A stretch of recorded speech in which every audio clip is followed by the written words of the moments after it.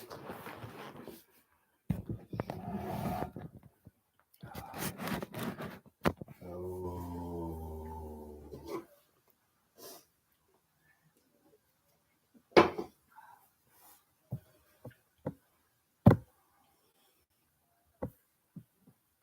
can't remember the last time I fell in love.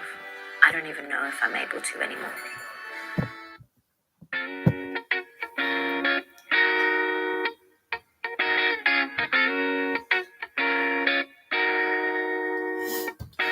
I'm plane at LAX with a dream, my cardigan. Welcome to the land of fame excess. Am I gonna fit in? Jumped in the cab, here I am for the first time. Look to my right and I see the Hollywood sign. This is all so crazy. Everybody seems so famous. My tummy's turning and I'm feeling kinda homesick. Too much pressure and I'm nervous. That's when the taxi man turned on the radio and a Jay-Z song was on. And the Jay-Z song was on. And the Jay-Z song was on. So I put my hands up to play my song. The butterflies fly away. Nodding my head like yeah. Moving my hips like yeah. I got my hands up to play my song. I know I'm gonna be okay. Yeah. It's a party in the USA. Yeah. It's a party in the USA. Get to the club in my taxi cab. Everybody's looking at me now. Like, who's that chick that's rocking kicks? She gotta be from out of town. So hard with my girls not around me. It's definitely not a Nashville party. Cause all I see is the letter. I guess I never got the memo. My tummy's turning and I'm feeling kinda homesick. Too much pressure and I'm nervous. It's when the DJ dropped my favorite tune. And the Britney song was on. And the Britney song was on. And the Britney song was on. So I put my hands up to play my song. The butterflies fly away. Nodding my head like yeah. Moving my hips like yeah. Got my hands up to play my song. You know I'm gonna be okay. Yeah. It's a party in the USA. Yeah. It's a party in the USA. Feel like I've been on a flight back to my hometown tonight. Something stops me every time. The DJ plays my song and I feel alright. So my hands up to play my song. The butterflies fly away. Nodding my head like yeah. Nodding my head it's like yeah. My hands up to play my song. I know I'm gonna be okay. Yeah. Oh, hey, Shadow. I was going to take a drink and I saw her texting, so I went to say, hey, Shadow, but I got 10 off my tooth. I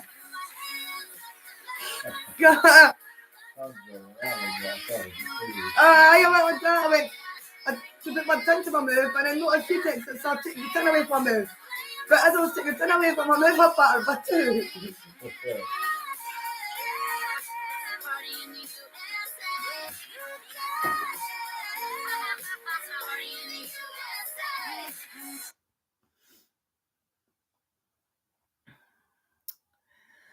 What's going on next? No. No, I didn't want that on. Right, alright, that's how you bin stuff. So, bin that song. Bin.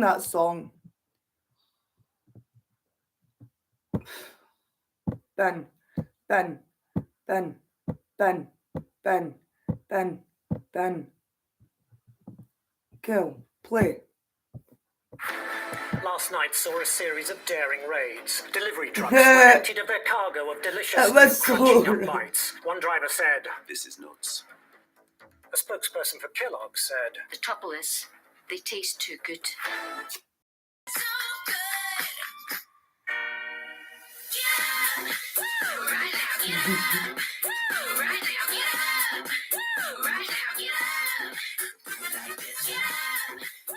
Right now, get up. Woo. Right now, get up. Woo. Do it like what? A beautiful girl.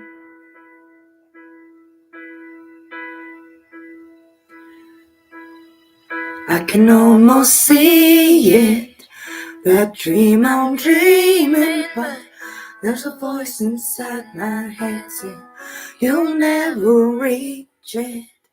Every step I'm taking, every move I make feels lost with no direction. My faith is shaking, but I gotta keep trying. I gotta keep my head held high. There's always gonna be another mountain. I'm always gonna wanna make it move. Always gonna be an uphill battle. Something's gonna have to lose. Ain't about how fast I get there. Ain't about what's waiting on the other side. It's a climb.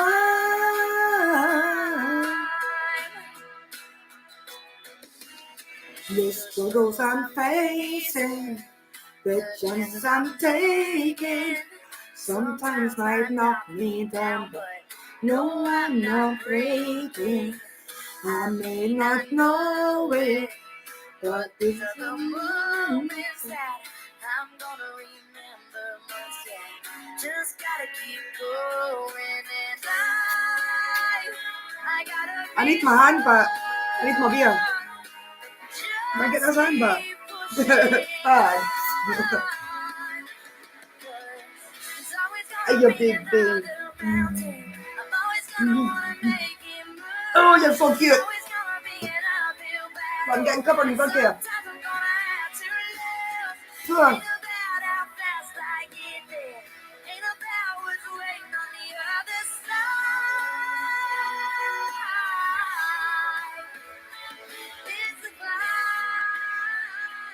Oh, I got your dog here goes everywhere.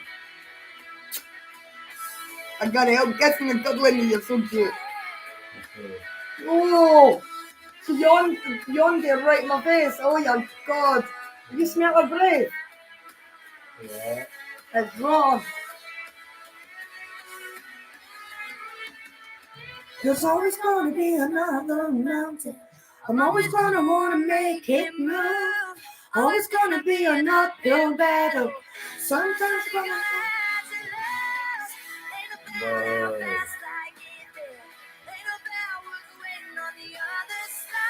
Whoa.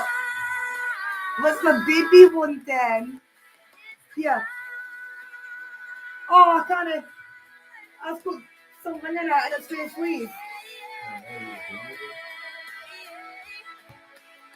Anyway, this is my first can all day, so I'd rather keep it anyway. You joked at it, look. No. Imagine what happened. But it's the first can of the day. Look. Chris. You kidding me? I collect them all up there when I'm fucking drinking. And before you say it, that's a fair one. Right. That's my first one all day. I've actually not been in the mood for drinking until about 10 minutes ago when I opened this. I still hear your voice when you sleep next to me. I still feel the touch in my dreams. Forgive me my weakness, but I don't know why. You're cute. Without you, it's hard to survive. 'Cause every time we touch, I get this feeling, and every time we kiss, I swear I could fly. Can't you feel my heart beat fast? I want this to last. Need you by my side. 'Cause every time we touch, I feel the static. This is my first beer.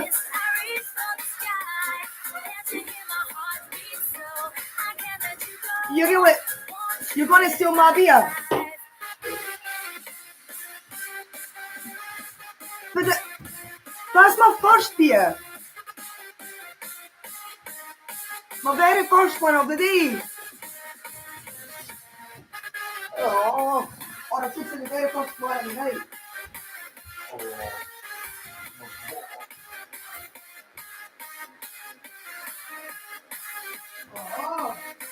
I wasn't pleased that there's just fluff. And it was water within there. Can they repeat water?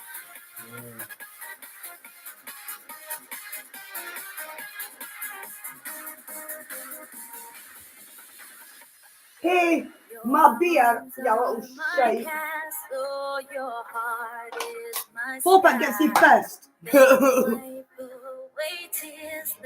Still my very first beer, doggy.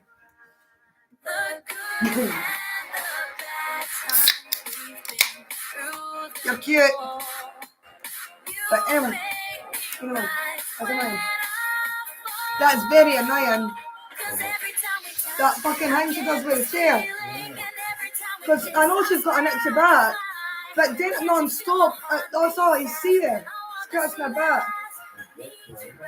Come here. Can I check your skin? Can I check your skin? Come here. Come here. Let me see you.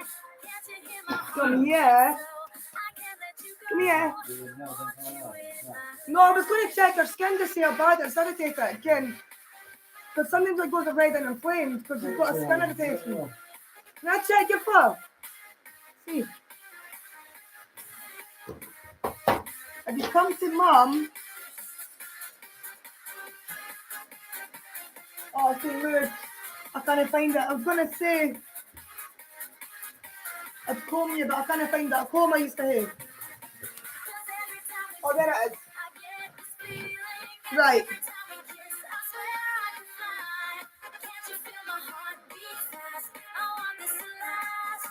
Come here. Come here. Come here. Come on, then. Right, let's see. Oh! What?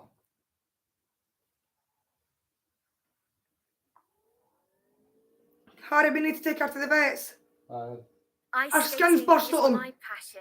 Whether Yes, I have come my here. period or not, I feel free to move as I want to. Try Always Platinum, designed for protection with up to 0 leaks, 0 odor, She needs to go to the and vets. 0 bunching. She needs to I get feel free, that fixed. nothing and no one can limit my movements. Always Her Platinum. skin at the rewrite tail. rules. I see it now. But go on, don't do that, no, because you're going to make it worse. Stop.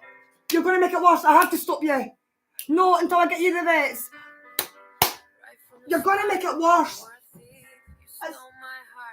You've probably ripped it on yourself doing that. Stop. Please. I'm doing it for your own goodness. Harry has ripped it on and it's all watery.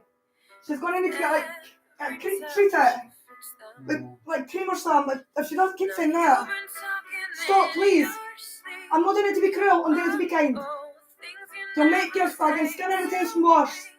You're bursting your skin out on doing that. No wonder you're getting irritated. Because the more you rub your skin every day, the more you're ripping your fucking skin out them. Stop it. You're really hurting yourself. You're really hurting yourself, Bella. And then you're going to cost us money. Well, you. Because I've not... Well, I was going to ask for help. Then now I've not got the money for it. The new. But you buy me the beer. You buy me the beer. Harry. I wasn't meaning for you to pay for it and I mean to pay you back. No, I wasn't meaning that at all. I wasn't meaning that at all. And anyway, the many times we went to the vets with the dog, right? And you've said to me, pay me back. Then when I've got the money, I've got to pay you back. And you go, no, doesn't matter about the money. So don't you bother. Because, well, you're acting like I didn't offer to pay you back when I do. No, I fucking do. You're just fucking away with the fairies now. Harry, the many times I've went with you to the vet and offered to pay you the money back. And you're like, no, keep it. You'll need it more than I do. Don't you fucking dare. You're gonna make that worse. I slapped it on Bella. can't do anything. I know, but Harry, she's done it herself. Her skin, it's all blistered and it's all red. The skin is watery. She's doing it herself though. You're doing that. If you done that constantly with your finger, right? If we stood here, no, right, and done that all day, all night, constantly, your skin would go red and inflate. Don't. No. Let that heal up. Once you let that heal up, your skin irritation will go away. Stop. No. I'm telling you. I'm putting my foot down. I didn't realise you were making that bad.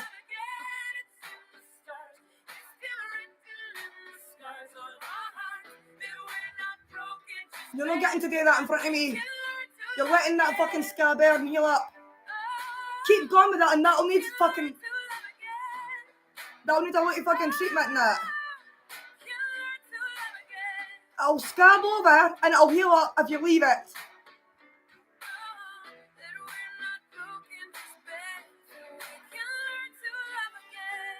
You're doing it yourself.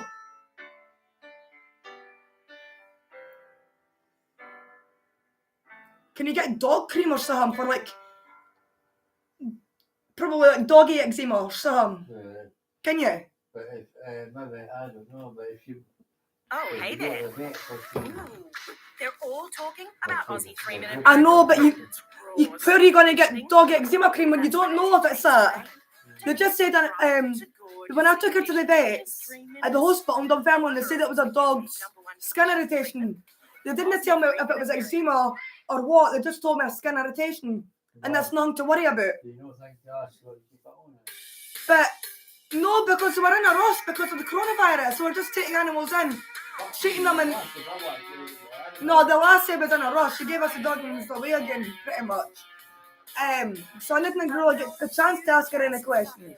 She was really busy. The hospital was packed. There was fucking people outside in the vets, everyone with their animals. So I didn't get a chance to ask her. Well, stop shouting at me then, and I'll not shout at you. Because you're getting into that bad habit of shouting yourself, you didn't realise. And when you shout, I shout over you. Okay, so you're a rocket scientist. That don't impress me much. So you got the brains, but have you got the touch? Now don't get me wrong. Yeah, Stop scratching your skin. No.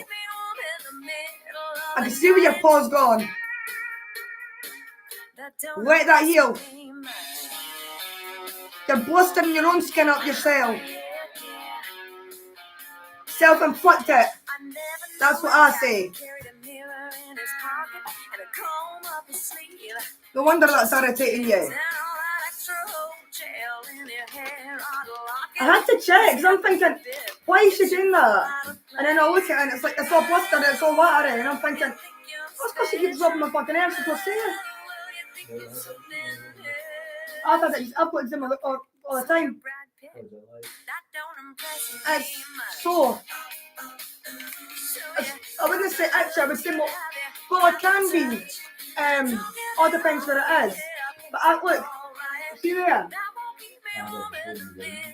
I went to the doctor, so I was like, what is this under my nose? I've had this since I was young, and they went, that's eczema, and they gave me, see that cream that you've got up there, they gave me that. They told me to keep putting that on. It did help for a wee while, I took the redness away. But then once I stopped using the cream, because that wasn't like on a prescription, it was just like, here, take that sort of thing. Once I run out, my skin under my nose went, oh good, she's slitting. Hopefully, if she stops doing what she's doing, that water will go dry after maybe half an hour to an hour. And then maybe in a day or two it'll start to scab over. Okay, so you got a car. Well, it's also to you, but I can't read it. I know, but Harry, she's caused her skin irritation herself by doing that.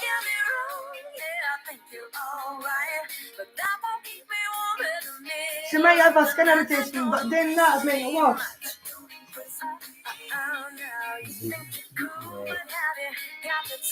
Now, don't get me wrong, yeah, I think you're alright, but that won't keep me warm on the long, cold, lonely nights.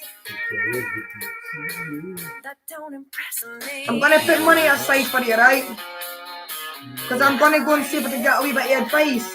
But even just getting a wee bit of Harry, put money away just to get advice. Bella, stop scratching it. No! You need to get advice.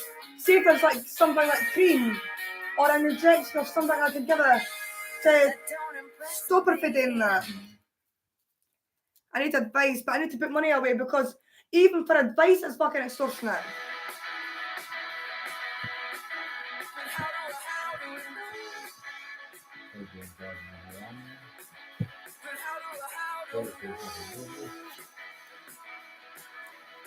If I could stop her just for a couple of days so I can get the advice.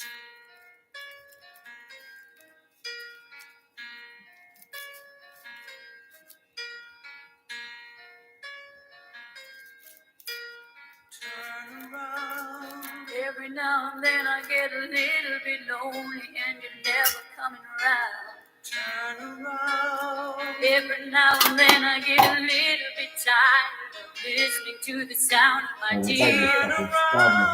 Every now and then I vets, get a little bit nervous but they're meant to be there to ease the pain in your animals, not rob you, but they do it.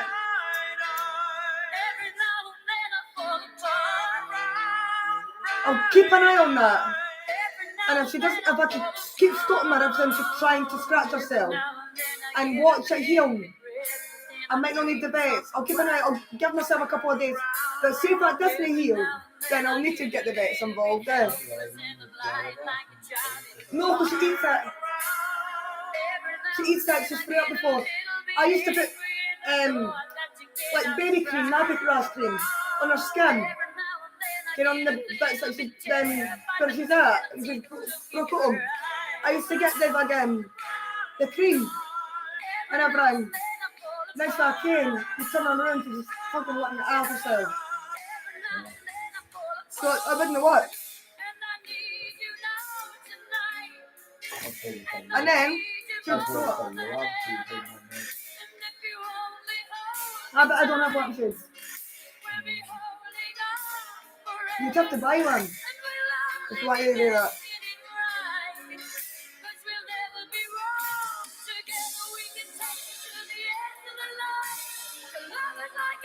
I'll keep an eye on that, like. That's actually got me really bad and infected or scratching all the time. But it's definitely self-inflicted. As you can see, she's always rubbing herself against her. If we'd done that, we would do the same with our skin. If I can get that to heal up, I'll not need the vets. And I'll save myself good few fucking pounds of money, like. That can go towards fucking Jimmy Chooches.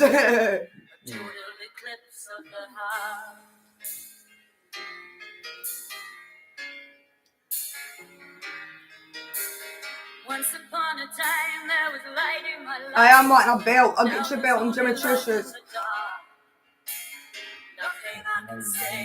Oh, I would love your belt, by the way.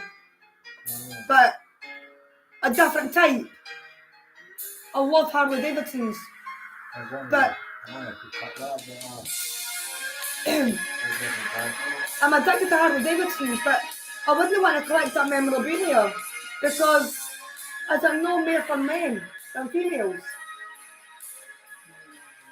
Like, you can collect some Gucci stuff and Jimmy Choo stuff, but collecting Harley Davidson's, you know the memorabilia is that? It's up there. On the telly.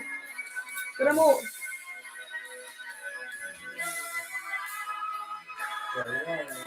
Well, no, I didn't want it. I wanted to press the select button. No, so press the select button. It's going to come out. Press the select button. Right, I'm not reading it now. Every now and then I know you'll always be the only boy who wanted me the way that I am. But I do like Harley Davidson. Every I love the bikes. there's no one in the universe who The bikes are beautiful. Yeah, but I want something Every now and then I know there's more. nothing any better That is nice. that I just wouldn't do. But if I was going to collect it, I would collect them too. But I want to see the ones with the wings. I want that. As a belt. As a belt buckle, and the ones with the wings. And not just belts, so other stuff, eh?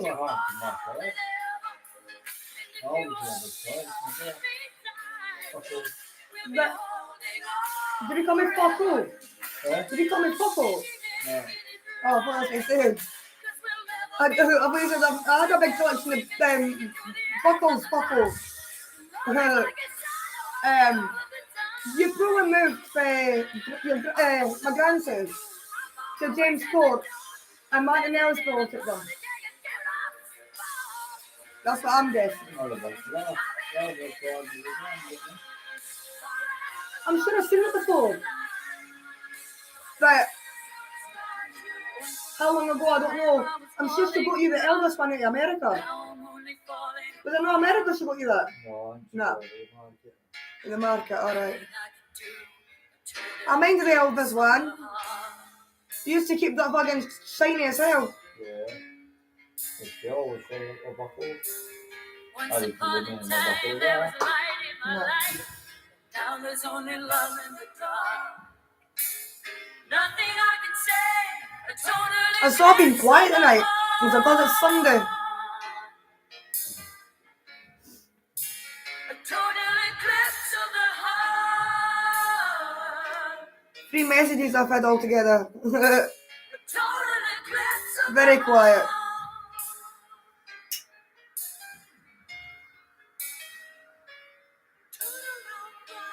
I am desperately wanting Jimmy Choo shoes. And a belt.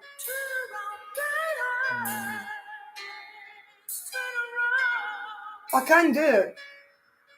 Right? If I wanted to. But when you've got animals to look after and you've got yourself to look after, it's hard, eh? But if I really put my mind to it, it'd probably take me about a year and I'd be able to afford a pair of Jimmy Choo shoes. If I really put my mind to it, though. But I'd love a pair. I love a good I wouldn't wear them, right? Yeah. I wouldn't wear them. I'd keep them as that come memorabilia. Is it memorabilia? Yeah. I'd keep them for that. But I still want to own one, like a pair of them.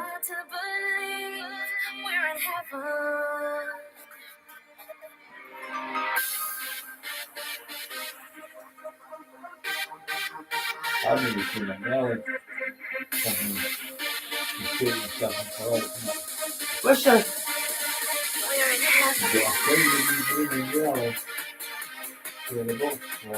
volunteers a child? Oh, cute. I should.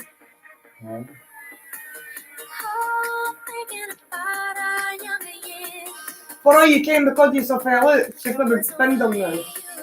Do you not think she'll do that?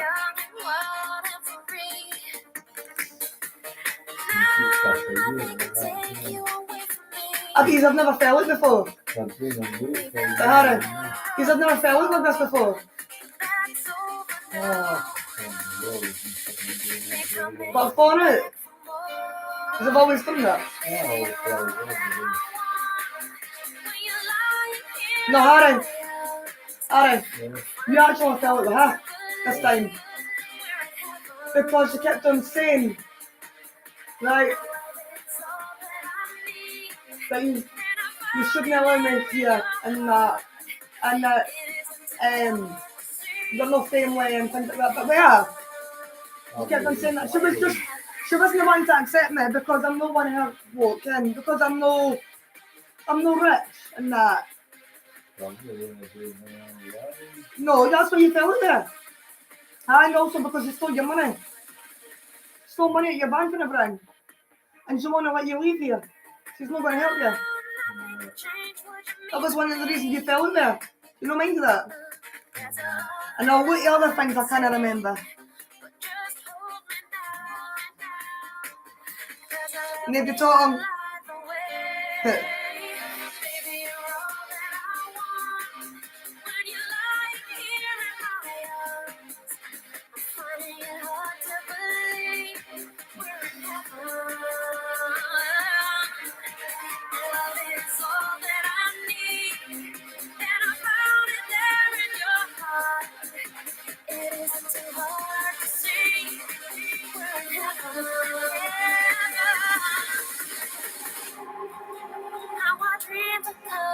True through the good times and the bad,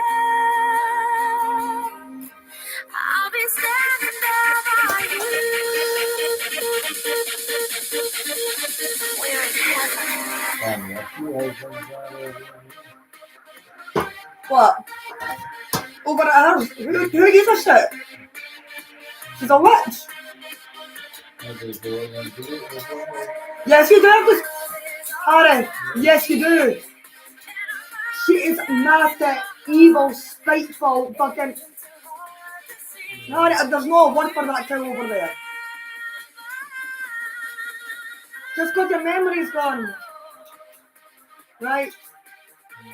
I'm not going to lie to you about things, right? Your memory might be gone. But I'm being honest with how nasty she has been. And I got to say, no, stealing off you and everything. That's unforgivable. She took money off you. Out your bank. Aye. How was she? Yeah. Because you and him, you share the same bank, like, you've been putting money into a bank account that her name's been on as well. You took the name off, but you still left that bank account, you've left a bank account with no money in it. But you'll need to shut that one down, because you've already got a new bank. I'm not going to say too much, because obviously I'm doing a live. Right. I mean, I'm not going to say too much about the banks. I'm doing too much. I don't care about speaking about the cow, but about money. Okay, I'm not going to speak about things like that. I'm not going to go too personal with bank details or bank things or anything. But I don't care about talking about the cow, like. Never like that, man. Never. Darling, don't be afraid. I have loved you for 1,000 years. I love you for 1,000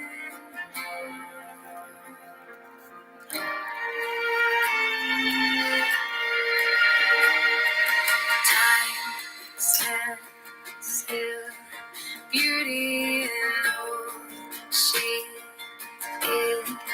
I will be brave. I will not let anything take away. Standing in front of me, every breath, every hour has come to one step closer.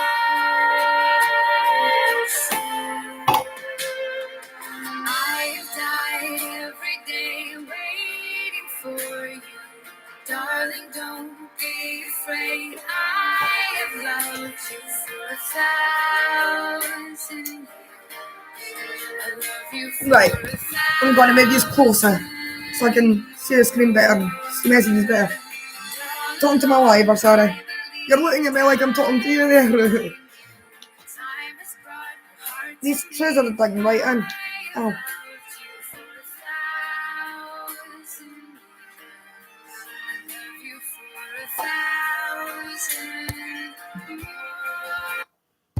It's so quiet that on the live today. So I'll watch this. I'm still there. Well, I'll wait on people coming on. Awesome. If it happens. Are those wood? Oh, they're wood. Wow. They're something, aren't they? Yeah, those are really cool. I mean, usually see those are iron. What's up with this little pedal car? I made it. Did you really? It's pretty cool. So these wheels are off a baby buggy? Yes. What was your inspiration? My dad had a 23 Jordan Playboy Roadster. Oh, no kidding. Yeah. So your dad was a collector too? Yes. That's where it came from. Yeah, it was, really. Me and my dad, we'd go on weekend jaunts or something. We'd always go by the same gas station. I'd say, now that car back there, what is that? He'd say, that's a 50 Buick. And I just learned cars just that fast. And pretty soon I said, hey, there's another 41 Plymouth. There's another Buick. And I got to where I could just name every car on the road. Would you sell this thing? I just can't do it. I made that old pedal car for a really good reason. Just right after my divorce, and I didn't have any money, and I couldn't seem to get a job. Everything just seemed to be going the wrong way for me. You got that? But you're obviously, Harry. Look what you're bloody drinking. It's not going to bloody help drinking that ginger beer. You can never sell that then. As soon as he told me that, I was like, there is no price. Pardon me. You're right. That's a keeper. That's a nice whistle. Nice steam whistle. Yeah, that was something my dad collected, steam whistles. It's got one chamber, but good size. Would you sell this? How about 175 for that? I'll do it. I like it. This is one of these kind of picks today. There's so much stuff in here, you're really going to have to search. How about that? That's all Packard stuff there now. That was roast. I'm saying pit, you know how it is. Pitted. $150. Into my ball was one. There's a lot of auto parts, but there's a lot of stuff below. Whoa, look at here. This old cool. Always wanted a ball to go. This isn't just walking by and shopping today. I've always wanted to own Jimmy Choo and Gucci stuff. Piece of gold and a lot of rust. Motorcycle, Harley Davidson, amps. It's a good piece. Late 20s, JD era or something. This might be the only motorcycle piece in this whole building. Harley Davidsons. All right, we're doing it. You'd be fucking hangs. I would love to collect them. 15 years ago. Did you play the saxophone? Yes, I did. Yeah. And then how about this? Oh, yeah. It's a nice one, isn't it? The shining star here in the middle of the pile of rust. This is a Cadillac Goddess, good ornament. It's early 1930s. Very cool. Been replated. Couple $100. Make it $250 and it's yours. I'm gonna do it. Okay. What about the Victrola there, or what's left of it? Make me an offer on that. This phonograph is beyond crusty. It's $75. All right. This is the kind of thing I can rent as a prop. You and I have been blessed. Yeah. When you walk through this much stuff, you know you did something right. What? The thing that goes in the end of the car? All right, aye. Now we're not getting any fuel day. Down to reality. I've got to go through this. Right, I don't care what you're on about, but and bring it home. Hey, I need you to get the gas can behind there because I think what's happened was. Oh, right, aye. I think I get you now. Didn't hook it up properly. You got it up? Yeah, it's okay. We're gonna run a fresh line up to the gas can and see if we can get this thing fired up. Perfect. All right, let's try it now. See if we can get this thing rolling. You ready, Johnny? Yeah, I'm ready.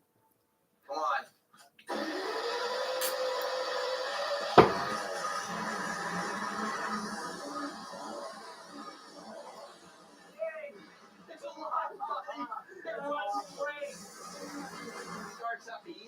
Please like and subscribe to my channel.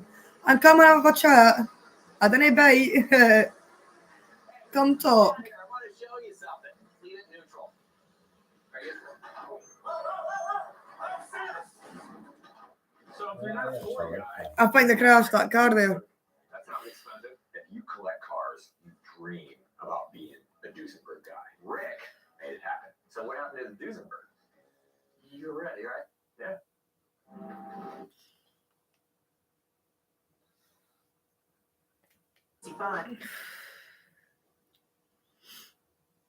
Maybe at all.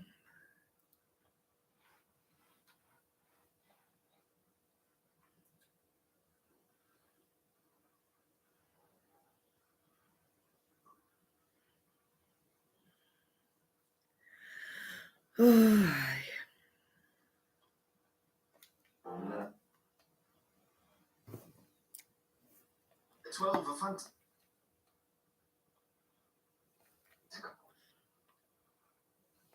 And 2, it's a double bill of porn stars. Join the great gang as they buy and flog some incredible items.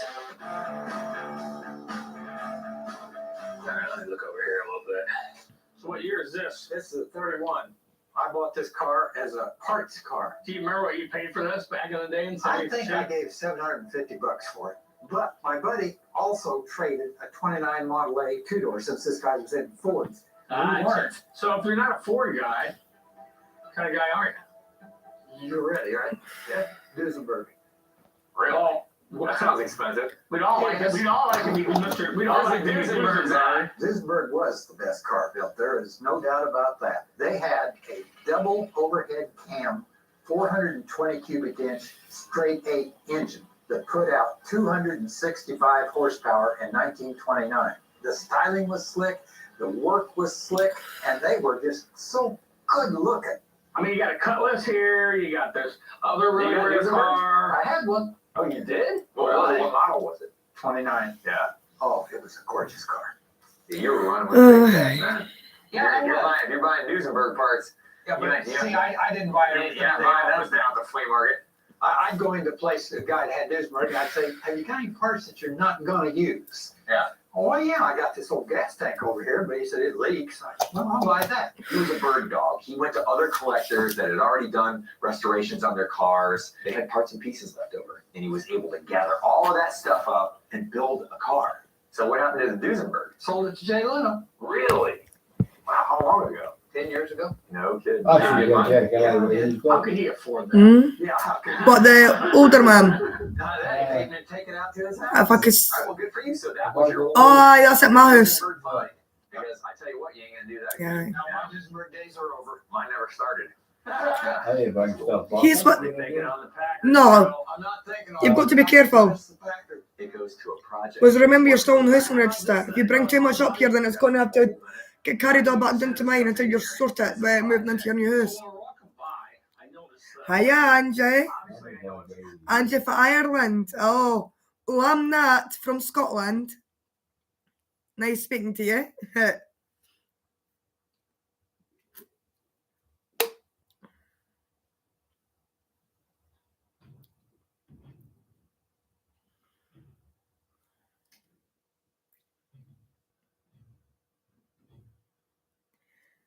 How are you? I'm asking Angie, how is she? Oh. I went, how are you? And you went, like I'm talking to you.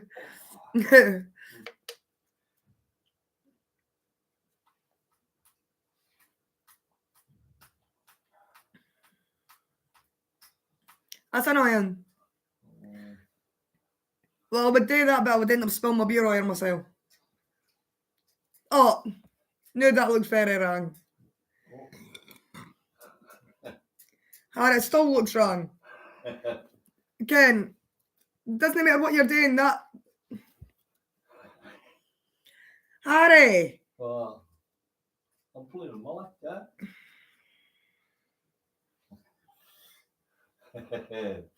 Really? 2 weeks ago. And...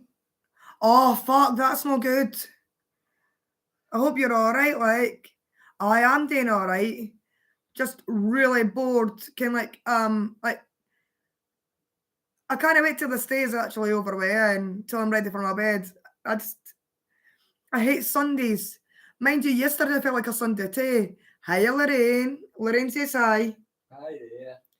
But yesterday and the day has been the most boring days ever. I've been so bored. What day is that? Sunday. This is Sunday. Pishy Sunday is so boring. Oh, dear. All day. No, Harry, it's half day fucking Sunday and half day Monday. How do you like Sundays? Neither do I, they're fucking pish. Fuck all the day on a Sunday. Never like Sundays. No, I've always hated Sundays because you always had to go to your bed early on a Sunday for school in the morning. Like, your mum would put you to bed at 8:30, 9 o'clock for school in the morning. We had to be in for a bath. For a school on a day. On a Sunday, so you only went for a bath once a week? My mum would put me in the bath every 2 days. Like, I would be in the bath, miss a day, be in the bath, miss a day, be in the bath, miss a day. I was constantly in the bath. All right, that's good then. I'm glad you've got antibiotics. You're right, aye. Parks. I've heard of it. I can't remember what that deals with, eh? And the evenings for 4 hours.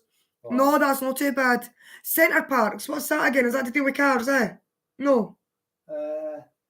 Can't mind what that. some kind of shopping, I know. I've heard of it. I have heard of it. They advertise it on the telly sometimes. But I can't mind. I'm the same, I can't mind. I can't mind what it is, eh? But aye, 4 hours in the evenings, that's not too bad, like. I'd love to get a job, but my health just is declining now, eh? Oh, the shite. Mind you, I've had bad health for years. And it just gets worse.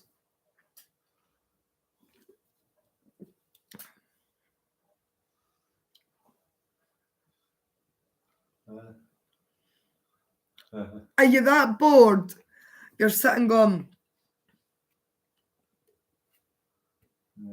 With your lighter. I'm going nuts. You are going nuts. Literally.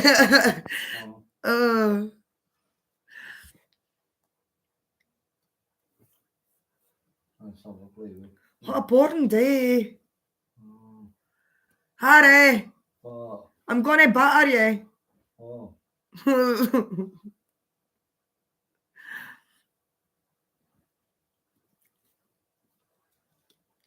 It's a leisure complex. All right. Family's going on holiday there.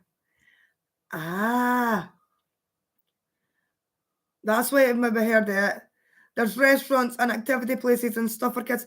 So like a caravan holiday place. That'll be like maybe like a caravan. Have they got caravans there and that?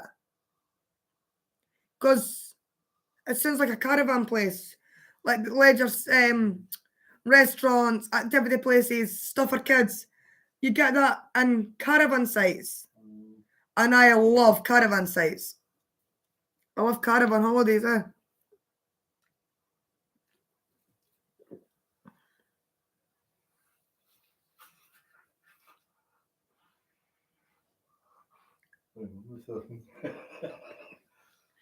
You've got me Forgan. Yeah. And the drawer bin in that bedroom. Yeah. Playing your move, Forgan. They have wooden lodges. People stay in no caravans here. All right, I don't know. So, just the wooden lodges. Oh, well. Lovely. I'd love to hear a job like that. Caravan park or a lodging park. Can to be able to work there or own a lodge or a caravan there. It'd be good. Game I would love today.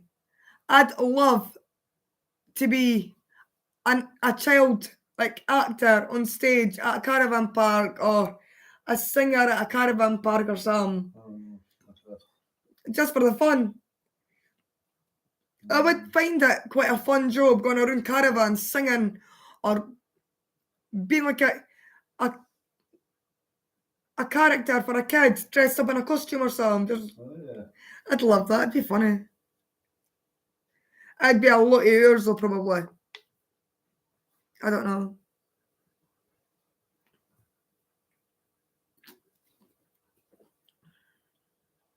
Mind you saying that, if you dress them in a costume all the time, you start to sweat in it. I'd like to go stunt, but Aye. Please like and subscribe to my channel. It always gets more livelier when it gets to this time of night, when everybody's settling down. I've noticed that.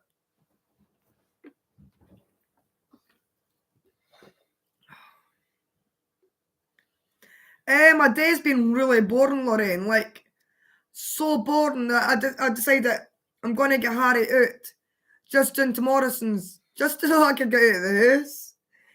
It was all right, like.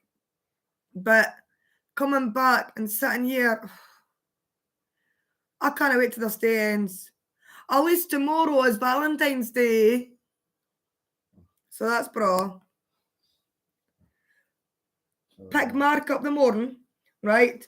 But we need to go to the petrol garage and put petrol in your car before we go pick Mark up.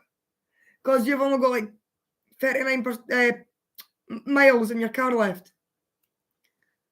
You're better to put petrol in and there. The restaurants and the shops. Have you know? So yeah, it's pretty new for you then. Still good job to hey. Harry. I'm not in it now. I was talking there and I heard myself wheeze. Oh. Do you hear it? Oh, I definitely. Yeah, I had to get out. It's been so boring. Yesterday felt like Sunday as well, Ken. Didn't feel like a Saturday for me. I felt like yesterday was a Sunday. And I feel like yesterday was a Sunday, and obviously the day's a Sunday. So it feels like a whole 2 days Sunday. A whole day, 2 days Sunday. Just, I'm bored. If it was hot, Harry, if it was the summertime, right, and I know it's pitch black, but I would actually go out for a walk. I don't care what time it is, but if it was hot, I'd go for a walk. My whole life, you mean like that?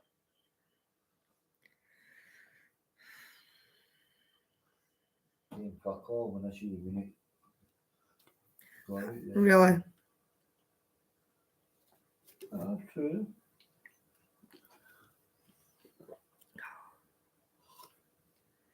I could literally pull my own hair out. Wow.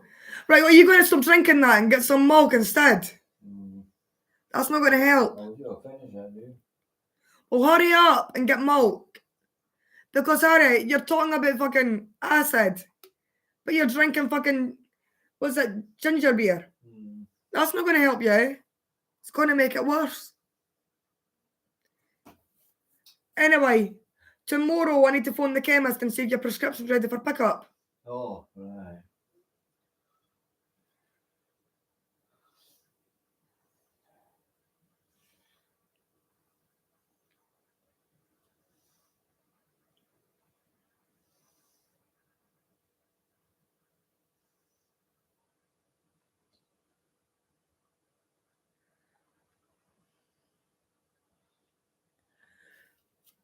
Oh, right.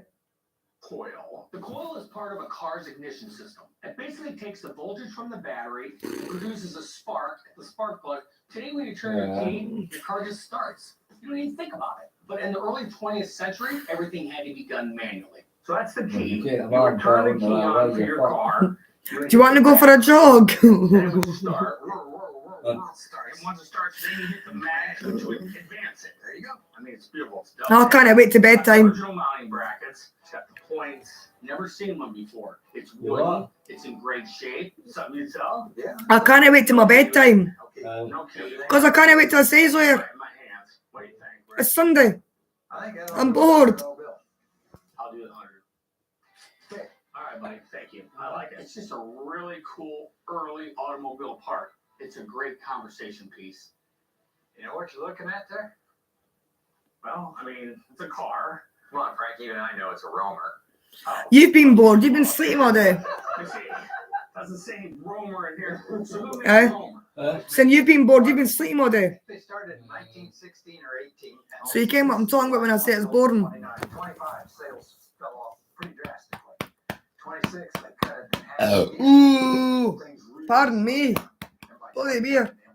Two cars. They decided just to finish this car up and call it quits. And that was it. In 1929, the Model A Ford was king. Would have been hard for them to compete. I agree with you, Frank. But this didn't compete against the Fords. This car competed up against, like, Cadillac. So more luxury, So kind of a little bit smaller. It's straight 6. What's in it? It's a straight 8. So it would get up a little bit. Yes, it would. Oh, yeah. It's a Lycoming straight 8. If you're going to buy a luxury car, you bought a Cadillac sedan. If you want a Cadillac Roadster, You looked at the Romer cars. This was a car that competed like a Corvette would today. When you think about American cars, you think about the big three: Ford, Chrysler, General Motors. But back in the 20s and 30s, there were a lot of small car companies still trying to compete. Romer was one of those cars. So what are you thinking on it now? Are you going to sell it? I gave it to my daughter, Okay. but I don't think she wants to sell I don't blame her. The Romer is not going anywhere. What do you think something like this is valued at? it. I turned down $20,000 for it. He's got someone in the family that thinks as much of it as he does. It's not like you go out and buy another one. That's what we all want as collectors. You guys got a claw hammer? Throw me a hammer. I'll get this sign down. See if that'll work on. Throw it up. All right. All the cars I have in here were a project. Like this one right here, 1929, Model A.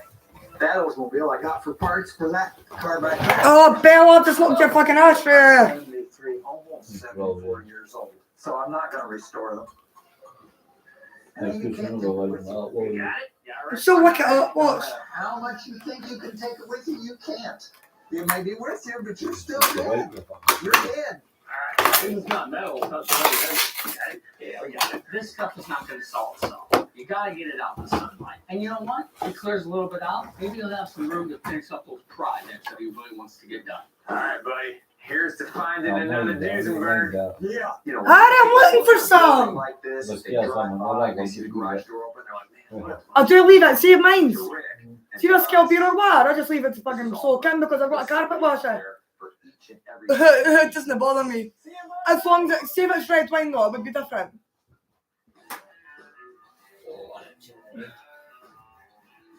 City.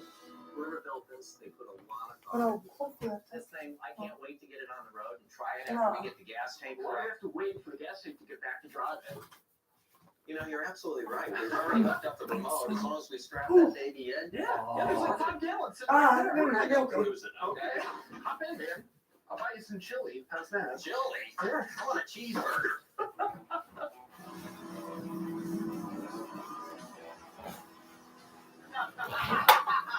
Oh, this is cool.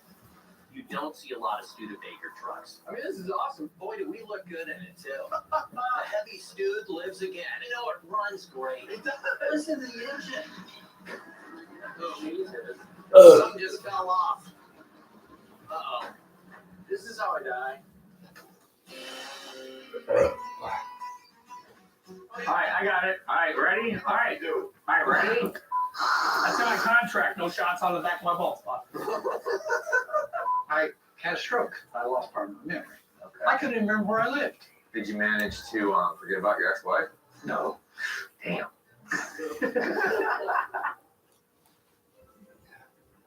Stay with us next on Sky History or head over to Sky History 2. Right.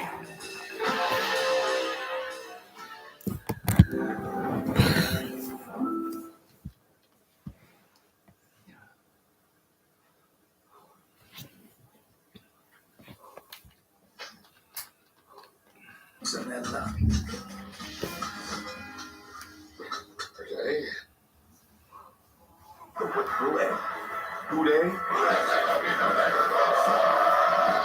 They're the Bengals. Whose house?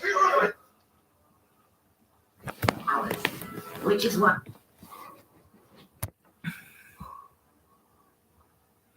Listen to you, please. Also stream on my phone.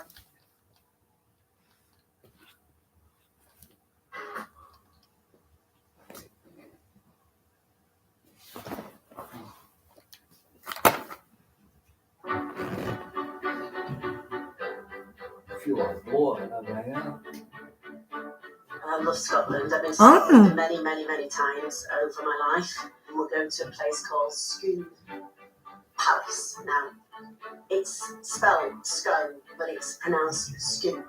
So you've got to be very careful about that. It's very famous because it's where all the Scottish kings were crowned. So you can't really get more Scottish, really. Here we are. This is spectacular, isn't it? So we've got one of those windy drives that the country house likes to have. But this is a really long drive.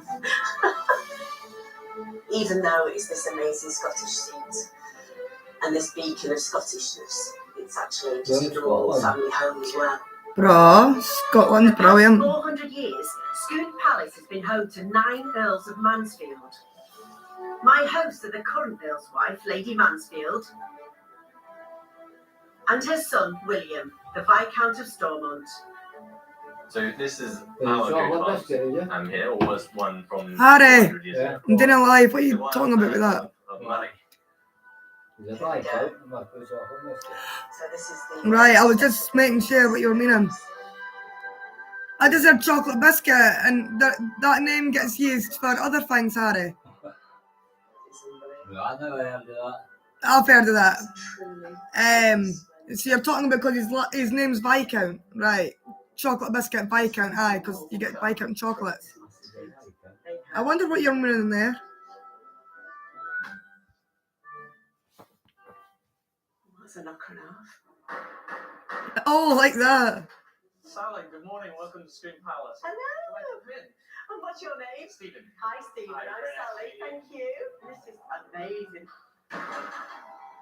Wow. Palace is a sprawling Gothic mansion with 125 rooms. 125 rooms. With priceless heirlooms. Staterooms are open to the public, but for my sleepover, I'm getting full access to the family's private home.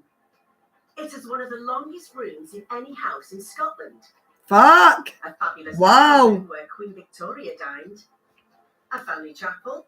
19,000 acres of farmland and forestry, as well Wow. as beautiful landscape gardens.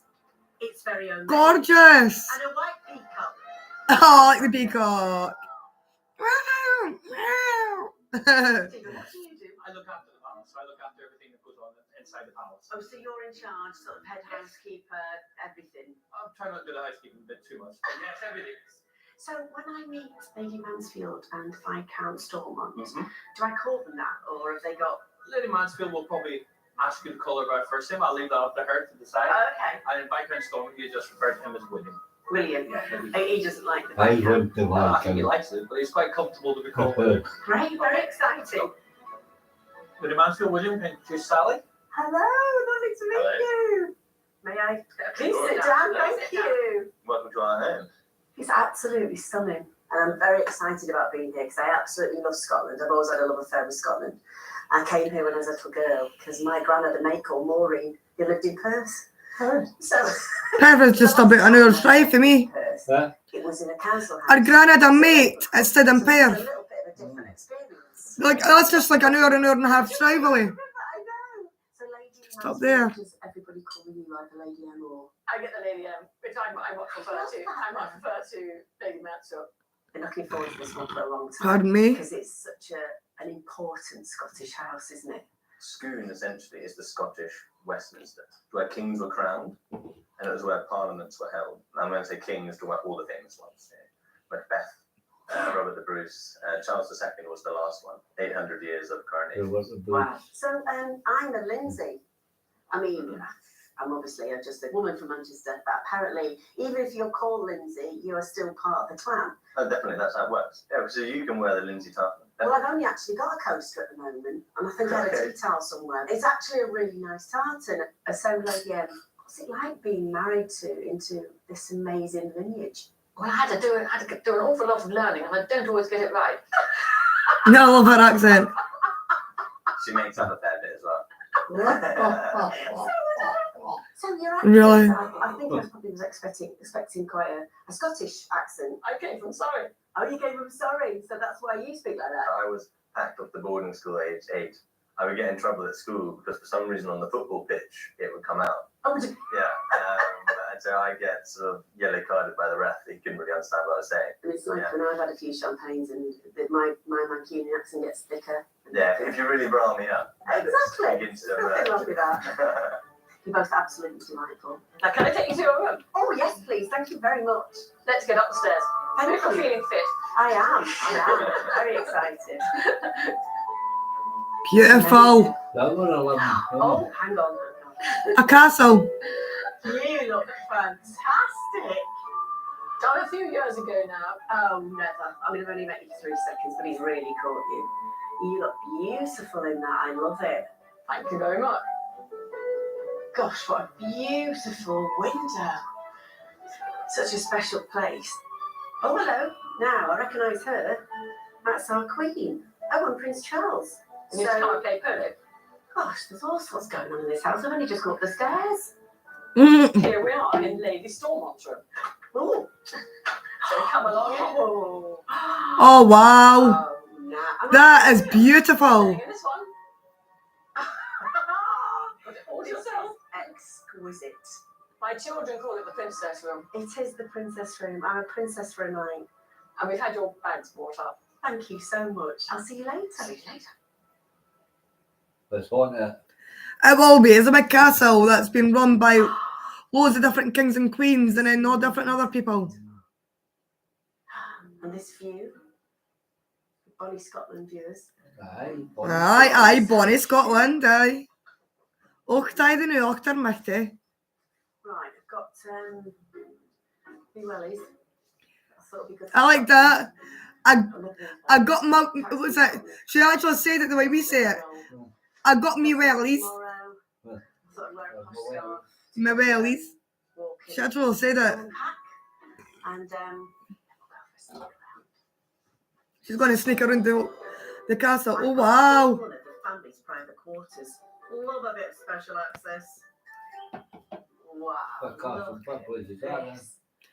Castle in Scotland somewhere. Can you imagine walking in a room in I wouldn't have came where. Scotland. Everything's just beautiful. No, they can. On this floor alone. It's just somewhere in Scotland, yeah. It's not actually said where, I don't think. Individually designed and decorated. Gorgeous. I'm exhausted already. You could turn the castle into a place. Scones Palace, is it? You could probably turn that place into a hotel. I like it. Let's have a look at Like book some of the rooms out for as a hotel. Look at this. Just have a look at that ceiling. That's like the most beautiful example of Gothic revival. Oh, we've got George III on the wall there. And his snazzy disco outfit. Looking like one of the Bee Gees. Oh, that's a gorgeous picture. Oh, look. There's the Queen again. And there's our Lady M just behind them. So, Queen obviously loves it here. Yeah, I get why she loves it here. Beautiful. Coming up, I make a surprising discovery. We found out today that sporrans are essentially just handbags. And the art of roaring.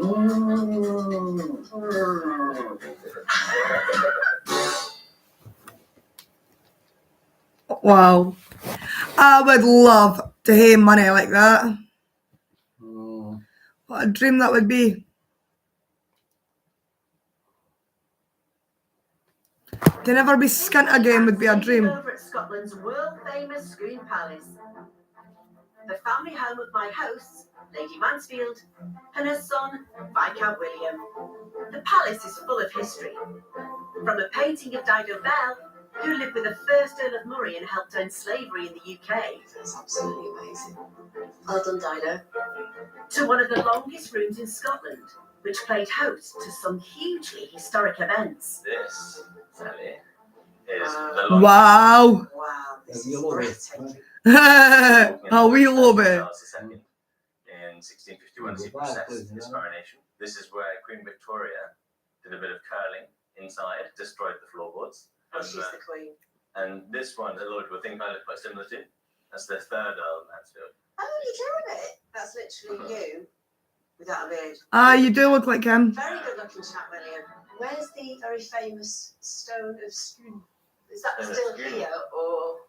Sadly, There is Scone about been here for in quite a long Scotland. time, but obviously a key part of our story. Perth, alright. Out there, a replica. So it's literally only about an hour's drive for us then. The stone was taken from Scone by Edward I and spent 700 years in Westminster until it was brought to Edinburgh Castle in 1996. If you were not crowned, sitting on the stone of Scone, you were not king. Wow. And it's actually true to this day that as a British monarch, if you are not crowned on the stone of Scone, you are not king or queen. Oh. So even our Queen Elizabeth II sat on the stone of Scone at her coronation. That's fascinating. I love it. These rooms are open for everyone to enjoy, but having William as a guide, I get special access to parts of the palace very few people get to see. Oh, This looks very medieval. And the opportunity to ask him about managing this huge responsibility. Not a bad Oh, view, they're eh? quiet then, user. Breathtaking. So that's Perth. And you can see the River Tay. And this is the sort of historic parkland. It's beautiful. This is unbelievable. Do you know, you see all this land, William, and you're such a young lad. Does it ever go, oh, this is... I'm slightly overwhelmed. It does, actually. There's a lot of responsibility. I had a weird one, actually, earlier. I was with my now fiance, walking around the front of the palace. And I suddenly looked up and just saw the side of the palace. And I just had this sort of weird moment. I was like, that's my responsibility. You're in the strange position of inheriting a huge amount of responsibility. Yeah. And having kind of leadership placed upon you rather than necessarily earning it. You live a weird kind of dual reality where one day you are living in great privilege and, you know, wonderful furniture and whatever else, and the next minute you're in the basement, literally with your thumb against the pipe, screaming for help. I'm gonna die.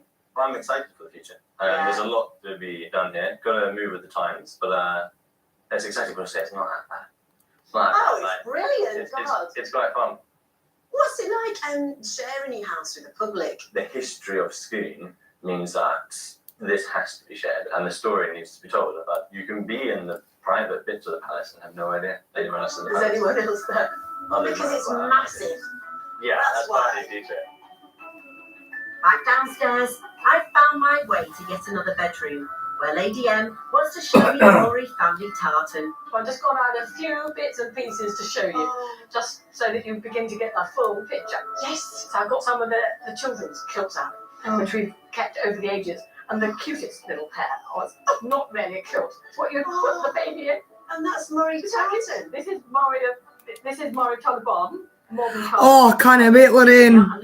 I really can't wait, like, looking forward to it. Tomorrow's Valentine's Day, so I just want to get my hands on them now. Isn't that cute? Get my goddos and my kisses. And stop doing a Bella. So these are sporrans, I imagine. So this is the old sporran with the Murray stars. Can I have a look? Yes, do. We've got a chain. Oh, wow. Look at that. And it's a great place to keep your mobile now. Oh, yeah, of course. But I don't know what they kept in the old days. Package on the back. I think actually there you go. Keep your mobile in there. Excellent. So we found out today that sporrans are essentially just handbags. Boys' handbags. The boys' handbags. Look at that. That's a really good handbag, that. And now your dagger. Just in case somebody That's your goes. duck. That's your duck.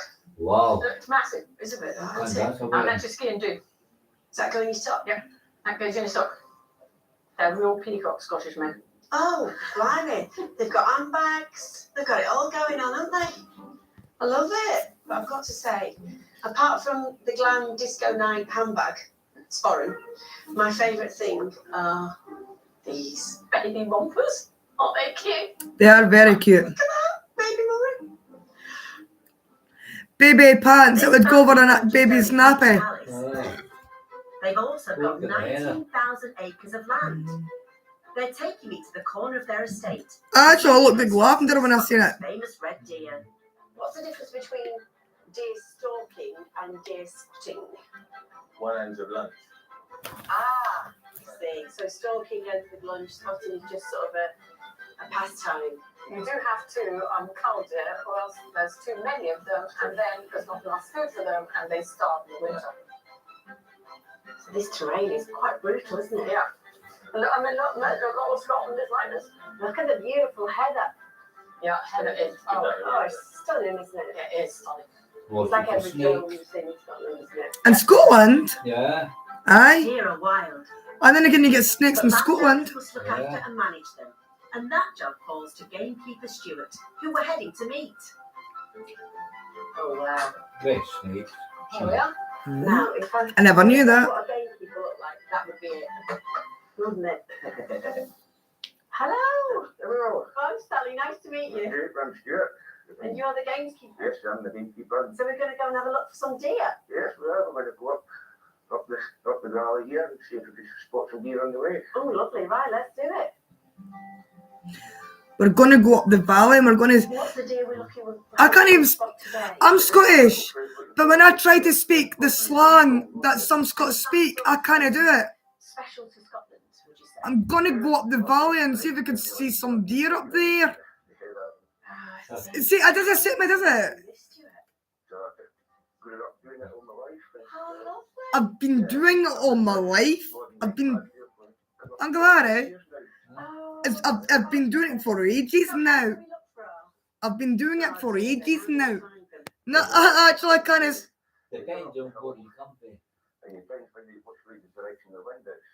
And you've got to find out which way of the wind is. The wind is. All time, you've got to find out which way the wind is. I noticed, because that is really Scottish. Oh, time, I'm Scottish and I cannot speak that way. When I got there, I had a lie down. A lie down, yeah. Much easier than lie down. I had a lie down. You lay down.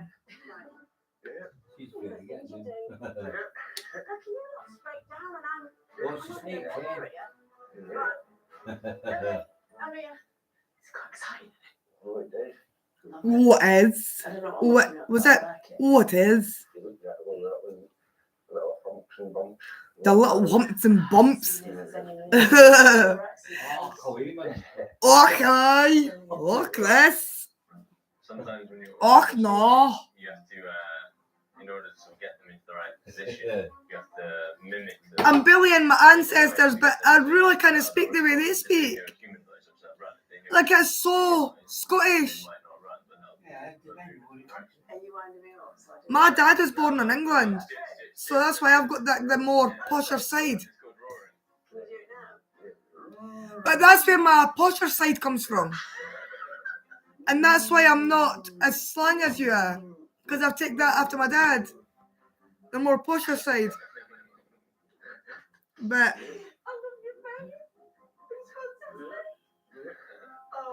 He was born in England, but Harry, he was brought up in Scotland. Obviously, my nan and grandpa, sorry, they didn't like getting called gran and di. My nan and grandpa moved to Scotland and they stayed in Camden and they brought my dad up there. But he was born in England.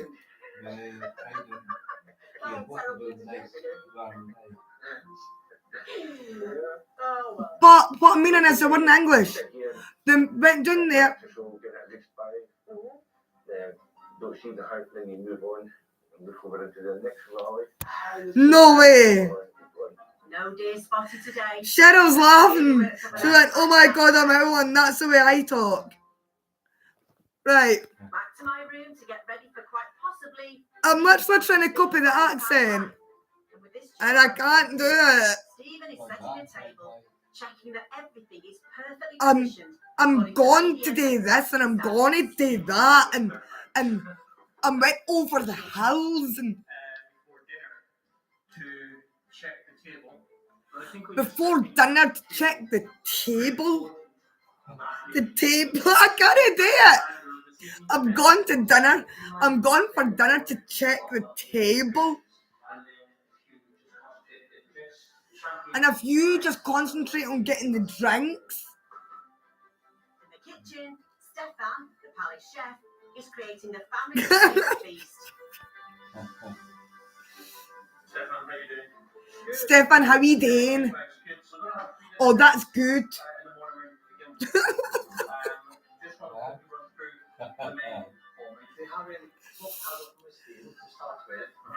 Do you have any whiskey to start with? No. Do you have any whiskey to start with? With? I can't do it. Do you have any whiskey? Oh no, I'm actually getting with the way I'm speaking slang. It's actually getting the... I'm putting up the accent there. Do you have any whiskey to start with? That's better. There, that's my way. My way. Oh God, I'm picking up their accent. God, that is hard to speak that way.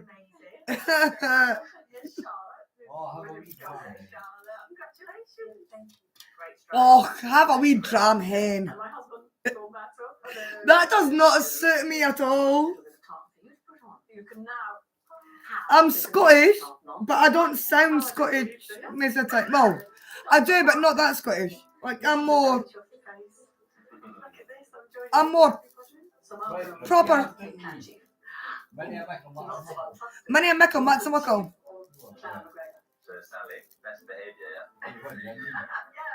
Well, if you've got a lot of pennies, it'll make a pound. Or is it something like that? Like loads of pennies make a pound, something like that. Many a mickle, so you've got loads of mickles that'll make a muckle. Yeah? Did I get it right? I think that's what it means. You've got many mickles and Max a muckle. I think. That's what it sounds like to me anyway. God. My posh sleepover is in Scotland's Scone Palace. Scone Palace. VIP World Scone Palace. Yes, thank you. Tonight, I'm having dinner with three ladies. Viscount, an Earl. I'm going to try and say, tonight we're having a party. Scone Palace. Queen Victoria. I'm really posh Scottish. No, really fucking slang Scottish it would be. It's my language too, but I can't fucking speak that way. Hiya Tracy, I'm just taking the piss out of my accent. The accents change everywhere you go in Scotland. You get the poster people like me, then you get the really slang. No, Harry, compared to how I speak. Actually, I have done. I have done. See, in restaurants, I've got to edit. See, it's actually easier with a fork and knife, by the way. Just like you can. Easier. Me, I just picked the fucking up and fucking was it? No, that's, yeah.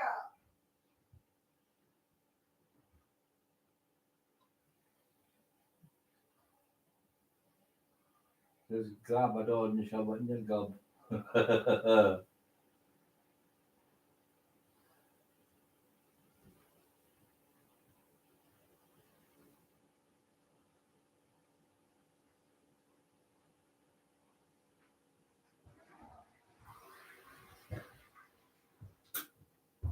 Oh, are you gonna go down the street and pick up some totties and some cabbage?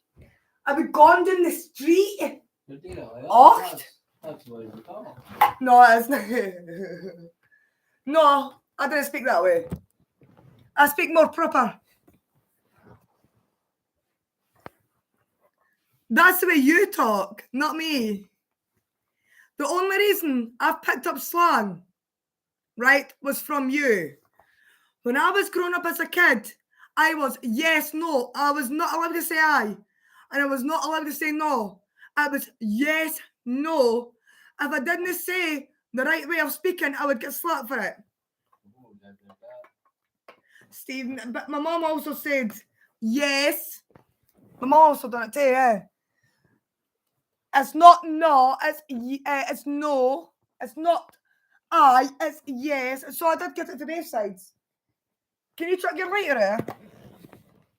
That's where I pick up the proper speaking. Yes, of course. I caught it. You will love Irish accent. I already do, aye. Always up for the crack. Brilliant. I'm trying to speak my accent, but because I was brought up posh, I can't pick that way up. And the only reason I've got a bit of slang in me is because I'm spending too much time with you and I'm picking your accent up. That's the only reason. See if I spend 2-3 weeks away from you, I pick my posh accent straight back up again. It's just a habit, kind of like, I can leave you and get my accent back. I do, when I'm not around you. When I'm not around you, I actually pick it up. When I'm not around you, I do pick it up, my normal accent. But you, with your fucking poshness, I pick your accent up. I've never, no, you know that, and even my gran, right? I used to go, yeah, and yes, not I. When do you ever see me, when did you ever hear me saying I until I met up with you, well, started fucking hanging out with you? I've only started saying I since hanging out with you. I've never used it. Yeah, and yes. I've got to, you're away with the fairies. If I'm not there, then who you got?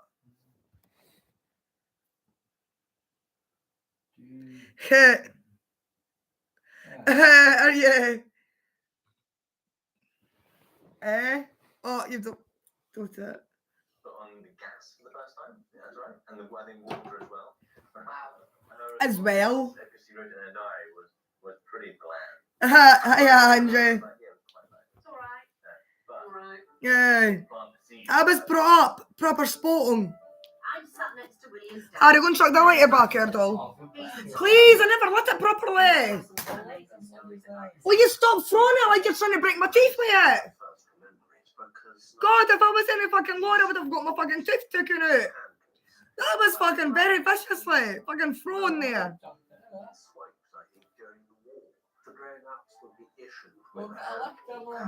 I do hate lighter, but I'm fucking missing. Fantastic. Ripping around here as a kid. Oh, wee parrot. I didn't like birds, I'm absolutely petrified of them. I didn't like parrots. Didn't like parrots. No, she's watching a thing called Where a Parrot, innit? No, I'm doing my live as well. I'm not even watching that, Harry. I just hear them talking in the background sometimes. I'm trying to copy their accent. I'm very lucky to have William as my brother. I think I've definitely been blessed in that department. Oh, an Irish parrot. I'd love that. Kim, I'd love to see a few people doing an Irish dance. I love the Irish dancing. I really love it.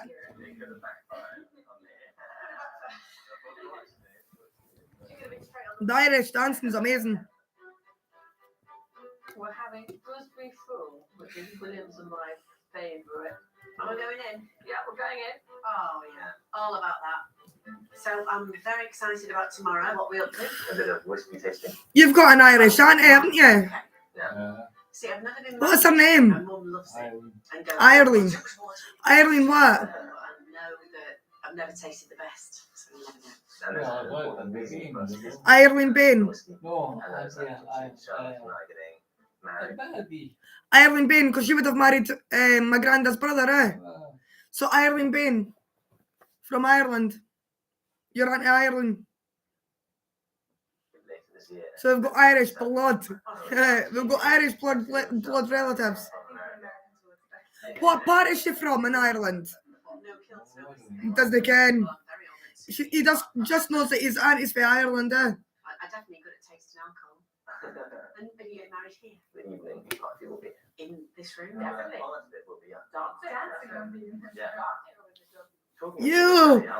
When the client's on your head. Oh my god, I just get kicked out.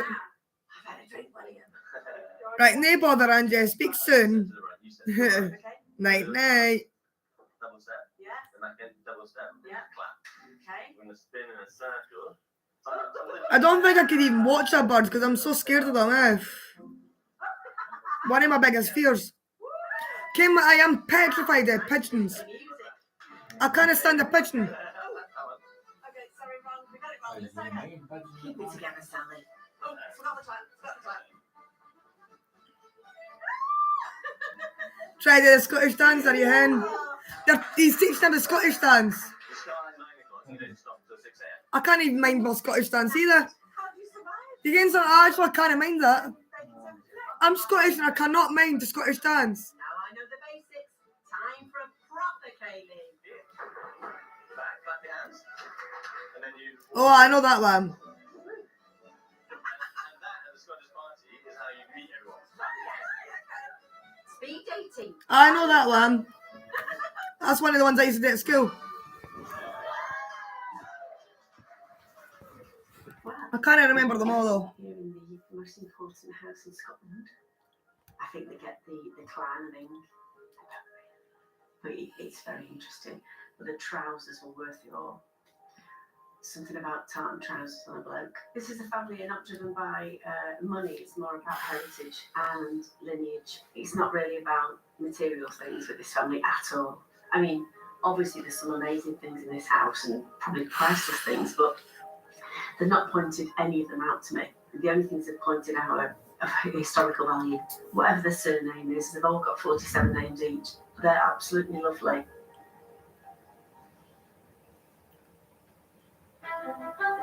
That's gorgeous, eh? The morning after the night before. I bet you that there's a graveyard somewhere in that site where all the historical people were built, but obviously through time it's been turned into like grace because the graves all would have sunk and then turned into grace. Pardon me. Absolutely. We got a wee bit of porridge here for you to give you a bit of a Scottish feel and you've happiness. Thank you very much. Okay, well, we'll enjoy your breakfast. I will enjoy it. Let's see you in a bit. Porridge and a scone. It's interesting to know that sort of Scottish. I love my porridge, but it's got the English way. I do not put salt in it. I put sugar in it. It's such an amazing place. Or I put golden syrup in it. I don't eat it with fucking salt. I have milk and sugar, not salt and milk. Ugh, horrible. Salt and milk's horrible. Scottish oats. I'm ready for the day. Lady M, a keen gardener, wants to show me the grounds. Oh, excited! I love a maze. So I'm going in. Okay, good luck then. Remember to send me a text when you get lost. Oh, she's a funny one, that one. Right, left again. Gosh, it's really high and you can't. Left here. Where do I go? What would you do? It's a maze. Okay. What would you do? Oh my god, I'm totally lost there. Oh my god, I'm totally lost. This is mad. Left again. I wish I'd left some breadcrumbs or something. How did you get here? I came in the back way. The hedge maze craze began in Tudor times. The Murray maze is from a little later though. 1992 to be exact. Designed in the family emblem, a Morris star, made to look like tartan. Love it. Well, that was fun. I'm so keen, but it was so much fun that. Well, let's get you back inside and get you tied up. Loved it. Thank you. Still slightly damp, we're off to another part of the estate. This time on the River Tay, famed for its salmon fishing. I'm meeting a man named Willie, who can show me the ropes. Willie. Everybody's called Willie. Uh-huh. King Stephen, my mum's first ex-husband, was called. His dad, Stephen's dad, was called Willie. A gilly is a Scottish term for a fishing guide. Was that? Okay. I never even knew that. Well, I've heard you the best, so. Well, thanks very much. You've got the best name ever for being a gilly, haven't you, really? Willie the Gilly. I know what I mean. Willie the Gilly. Let's go then. Yes, So that's right for going to the river. absolutely. They're a little Absolutely. difficult to walk in. But cumbersome. The largest ever salmon was caught near here in 1922 by Georgina Ballantyne. I'm hoping to follow in her footsteps. You're holding the line with your index finger. Yeah. Yeah. And then over your shoulder. And then let go at 11 o'clock. That's right. That was rubbish. told you it'd be rubbish. My goodness, you didn't have. Oh, We've got a fankle. You know what a fankle is? No. I'm so sorry I fangled it. So we've got a tangle. Oh, me. A tangle, a fangle, tangle. Is it all over?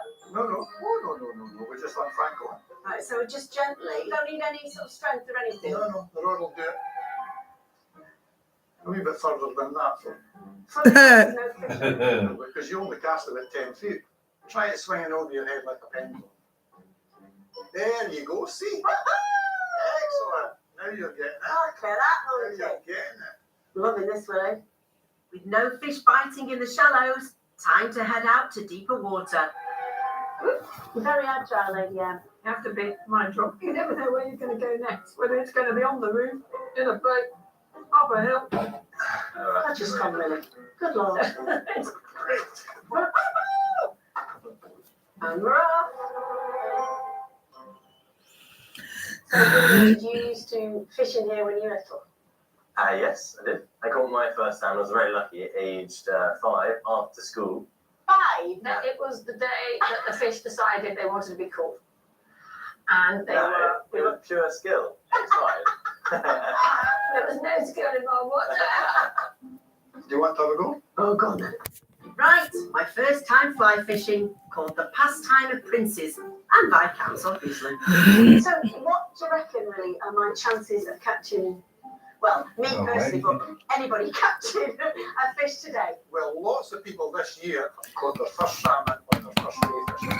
Really? 10,000 salmon caught on a tay each year. Surely I'll get a nibble. So, the rod tip up, across the top, all the way around. That's good. Excellent.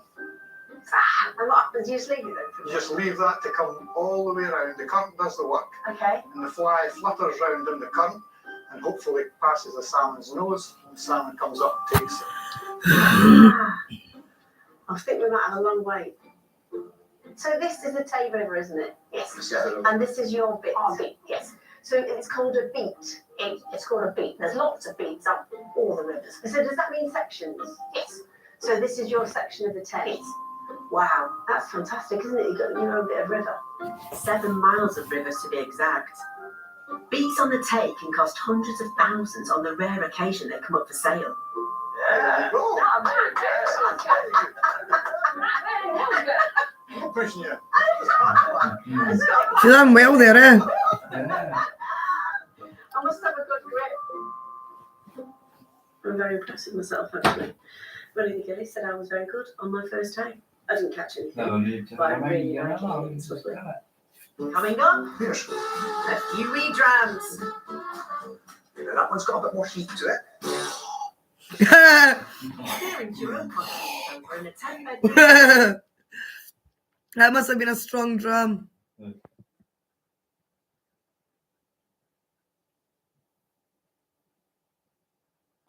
Aldridge Distillery, Glenturret.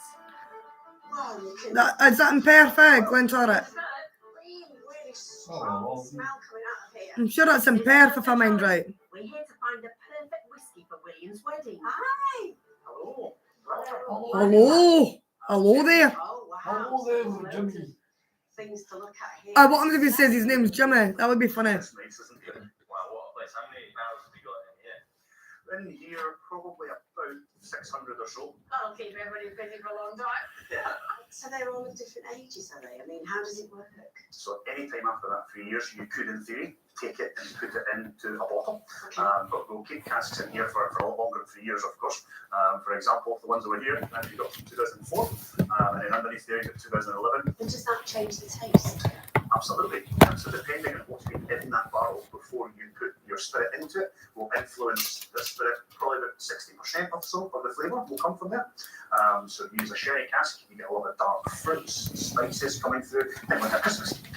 If you use a bourbon barrel, you'll get sort of nice, softer vanilla, kind of creamy, almost chocolate notes. If you use a wine cask, you get lots of that kind of orchard red fruits and stuff coming through. So what's the most expensive bottle that I can buy for a whiskey from you? So the most expensive bottle of Glenturret that we have is a Lalique Crystal Decanter, and there's only 320 of them in the world, and that's £9,800. I'd say I think we might need to sit down. We're not having that one, are we? We'd have to sell the peacocks. Jamie, we're here today to do a bit of tasting because I'm actually getting married in October. Congratulations. But I'm on a mission here to pick out a whiskey for our reception. I'm sure I can help you with that, William. No pressure, just a spoon palace, that's all. Absolutely. Well, let's go and have a little taste then. Yeah, okay. Let's do it. Let's do it. Jamie selected 3 whiskies he thinks will be perfect for William's guests. It's the bit everybody looks forward to. So the first whiskey we're going to talk about is our Triplewood. Triplewood is aged in 3 different casks. Oh. So it's a light, soft, little bit of fruit, bit of caramel, bit of ginger spice comes in there as well, but very, very soft and gentle. This is a whiskey that I would say, if you're perhaps having guests at your wedding that you say, oh, I don't usually drink whiskey, it's really easy and delicate, and it makes a cracking highball cocktail. And William, have you noticed we've got Murray stars on the bottom? Yes. Our family emblem. We kept the original Murray clan crest on the bottom because originally we were owned by the Murrays of Lochnagar. You get everywhere you lot. We do. How should I attack this? Because in my student days, it would be gone already. It would be gone already. Well, so the first thing you want to do is hold it up to the chandelier and look at the colour. So it should be clear. Then you can come in for a nose. Again, first thing, just alcohol you get. But if you take a couple of noses, you start to find that kind of sweetness coming through. In Scotland, we would usually say Slàinte mhath. Slàinte mhath, I've never heard of that. Give it a wee try. Yeah. See what you think. Nah, Slàinte mhath in Scotland. That's a new word. Never heard of that before. Good stuff. I didn't like whiskey. Well, you're in the right place to learn that. But whiskey's got so much variance to it that there's one for everybody. You just have to find it. No, I want to. It's Who's fucking mine? quite Moorish. And mine. It's very good. So this one is our 10 years old peat smoked Glenturret. Try it out and see what you think. And this one is 50% alcohol. 50%. Yeah. So try that one. Thank you. 50% alcohol. I've never tried the 50%. It's always 40%, so I'll try. I've drunk one where you actually taste the heat. The highest I've drunk is 43%. Yeah, that one's got a bit more heat to it. And that's your, obviously, whiskey that I got you at Christmas. I like that. I've been saying the highest I've drunk is 43, and that's the one I got you at Christmas. But that's terribly pleasant. Well, the final one we're going to try is our Glenturret 15-year-old. So this one is 55% alcohol by volume. I could spend all day. And then straight to A&E. Cheers, Slange. Oh. That's different again. Yeah. That's really different. Like I said, again, I'm just very imagining pleasant. you go, No, I'm going to give you my She'll get name. pissed. I'm going to go for the peat one. It's beautiful. The taste is of Scotland, and it feels like walking through your gardens, but also because of the barrels are American, and so's our Charlotte. So I think it's got to be this one. But Did she say she was American? Yeah. East is of Scotland, and it feels like walking through your gardens, but also because of the barrels are American. I'm American. Charlotte. And so is Charlotte. But it's not me I that don't writes want our you to gardens, but also because of the barrels are American. And so's our I'm Charlotte. American. So I think it's got to be this one. But it's not me. I'm American, and so is Charlotte. I think I I agree. don't think I do like sort of the marriage of Scottish elements with American elements. Well, I'm tremendously happy that you've both. It was. I do like the Scottish elements, but the American. Oh, there you go. Excellent. She's American. She lives in England, but she's American. Thank you very much for coming, and good luck. Thank you very much. With the whiskey chosen for William. I didn't ken that she was really American. So she's come to. She's probably been born in America, Harry. She's probably been born in America and brought into England. And you could just feel it. And I want to say thank you so much. I think it's one of the most wonderful places I've ever been, and I've loved it. And your hospitality is amazing. It's very kind of you to say that. And we've done lots. We've kept you busy. Loads, I'm absolutely shattered. I've done a jig. I mean, It's it's a workout. You don't need to go to the gym. No, absolutely don't. No wonder you all look so great, you kilts. We've eaten the most amazing food. I've met a head of a clan and deer stalking and old Stuart's imitation of a rutting Who's stag. brilliant at it? I found out that I liked whiskey. Who knew that? And I found out that sporrans were actually male handbags.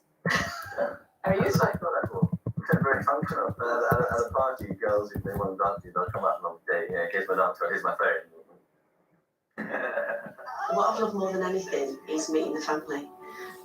Lady M is an absolute scream. I absolutely love her. Ah, she's brilliant. And William is a rightful heir to this. Sworn. Absolutely loves it. Spawn, what's that? Congratulations for the future. For you and your gorgeous Charlotte, and I wish you the best. And I wish you millions and millions of lovely little Murrays to wear those little kilts around this house. Hopefully another generation. Before you go tonight, you've got to sign the visitor's book. Oh, everybody signs the visitor's book. Did the Queen sign this one? She did. Here is the Queen's signature. How special is this? Wow. Very lucky. It came here in 2012 at our last Jubilee. Okay, here we go. Brilliant. I'm very proud about that. William and Charlotte and Lady M and the Earl have had to live, breathe and carry on this legacy all the way through their lives, and it's a big job and they do it brilliantly and they really believe in it, and it's, it was lovely to be part of it for just a little bit. And Sally rests her head on another cup. Kind of guy. First he's going to execute Catherine Howard.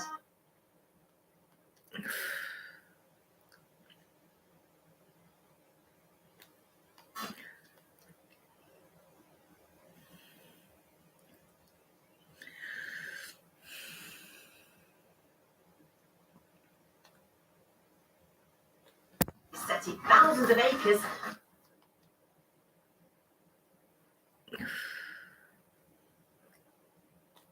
This is the first sleepover. We've actually been abroad, which is very exciting. Abroad, right, where are you? I've heard people sort of saying I've got to Mars, but I've never actually been here. It's looking pretty gorgeous, and apparently this is a playground of the rich and famous, but especially the British rich and famous. Marbella's mix of designer boutiques, golf courses, mega mansions, and the poshest ports to dock your super yacht means it's the go-to destination for the world's super rich. This area of the Costa del Sol has 3 of the top 5 most expensive streets in the whole of Spain. The first perception of Marbella is this 24-hour France people, but actually looking at it, it looks like a very, very expensive place. It looks very, very posh. We're going to go meet a couple called Hans and Helen, and this is not a holiday home, this is their actual base, so it'll be interesting to see how they live here as 2 Brits. Helen and Hans live in one of the most exclusive communities in Marbella. Legs together, arms in the air. With their 9-year-old daughter Isabella and their 2 giant schnauzers, Boomerang and Billabong. Hans was the founder of the telecoms company Orange. And Helen is a successful property developer, creating swanky homes in the poshest parts of the Costa del Sol. And this is going to be marble on the top now. Yes, at the end, because we have to cut many pieces, it's the best way to do it is marble.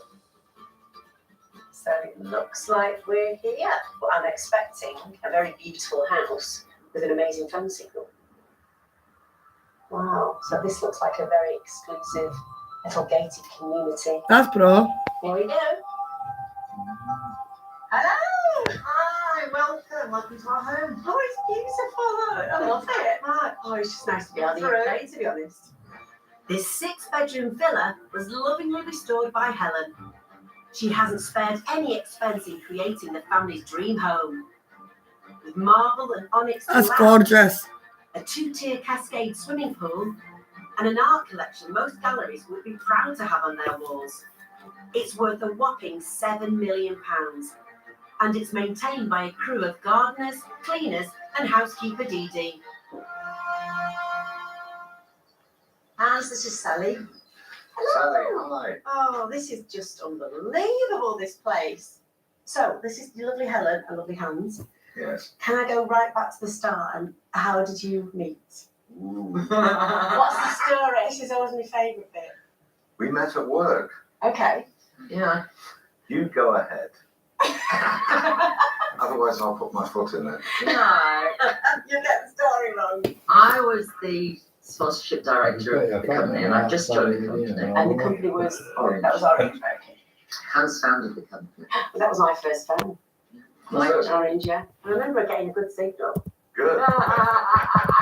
It would have been a bit of a flop if we hadn't. I was asked to go and meet the CEO. Little did I know, he'd asked his PA to give him 10 minutes with this girl who was going to talk to him about sponsorship. And then say his next meeting had arrived. Oh, you've been in or out, were you? Yeah. You're getting rid of her. So go on, what happened then? Jane walked in after 10 minutes, said, "Hand your next meeting," so he said, "No, I cancelled it." An hour and a half later, we were still chitty-chatting. So what changed when Helen walked in? It became very interesting. It was a very interesting discussion and argument. There was obviously a little bit of, attraction there as well, clearly. What's that? I guess there must have been. So why Marbella then? We were having a really hard time. We had a very large estate in England, and the National Heritage was just driving us up the wall. So Hans said, "Right, I've had enough of this.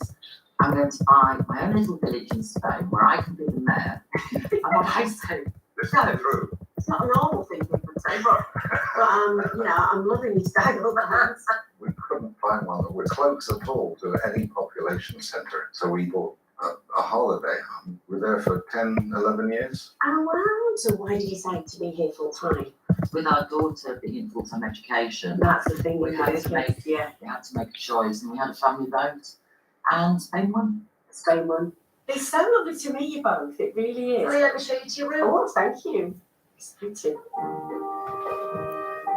These ladies we brought all the way back from Hawaii. Hawaii. Yes. Oh, they're beautiful. All our housemates had to choose one therapist. Is that one? They'll look after you while you're here, Nancy. Thank you. I like that.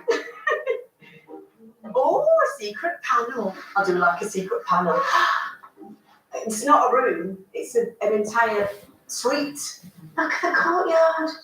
That's stunning. Wow, this is absolutely beautiful. What's going on here? What's this? Oh, my father was 5 times world ice dance champion, and these are some of his medals. It was what? No, it was what? 5 times world ice dance champion, a bit like what Torben and Dean do. Yeah. And so these are his Canadian OBE and the English MBE and various different. 5 times? There's a picture of them around there. That's unbelievable. That's my dad. Yes, Helen's dad, Lawrence Demi, was one of the most successful British ice dancers of all time. I'm absolutely blown away by that. Make yourself at home, Sally. Oh, if you really? need anything, let me know, and we'll catch up later. Thank you. Thanks, Helen. Bye. Just threw that one in. It's the first thing I'd say to anyone. Anyway, so, coming to Marbs, I've gone full kaftan-tastic. Got loads of them. So there's 2. I've got another one as well. Because I did ask actually, what do you wear in Marbs? And you wear kaftans. And thank God, when I opened the door, Helen had a kaftan on. So I'm fully kaftaned up. But actually, I'm having a nosy. Favourite bit. Wow. Pardon me. So this is completely glazed. This huge, huge party space. There's like this huge dining table, and then this like massive bar. And sort of a nod to traditional Spanish chairs. I'm so bored. These windows open, so it's like the inside coming out, because over there they've got this huge balcony. I've never seen anyone as big as that. Blimey. I think this is the best party space I've ever seen. It's fantastic. And it's actually really cosy as well when it's all closed up. So let's have a look in here. I think this is Hans' office. Blimey. So there's Hans with Maggie Thatcher. Yeah. Now this is quite impressive. Prince Charles with Hans. And then Hans. Even Darwin, Maggie Thatcher. It was the me. Nobody likes Maggie Thatcher, Harry. Lots and lots and lots of members in here. I hope Maggie Thatcher's rotting in hell. I really Sort of do. like a see-through wall. That's probably all first edition booze, I imagine. Probably won't last an hour. That's a party to me. Have a little look down here. All very sleek and very white. A chair full of lambs. I'll need one of them. Oh, hang on. Oh! Well, that's a bit James Bond, isn't it? So this is a hidden cinema room. This is fantastic. Oh, and the door closes on itself. It's a bit scary. Right, looks like I'm stuck here for a bit now. Oh, it's open again. It's got a mind of its own. I'm getting out before it closes again. Coming up. Cheers, everyone. We party Marbella style. Sail away, sail away. As Captain Lindsay takes to the sea in a super yacht. Look at me like I do this every day.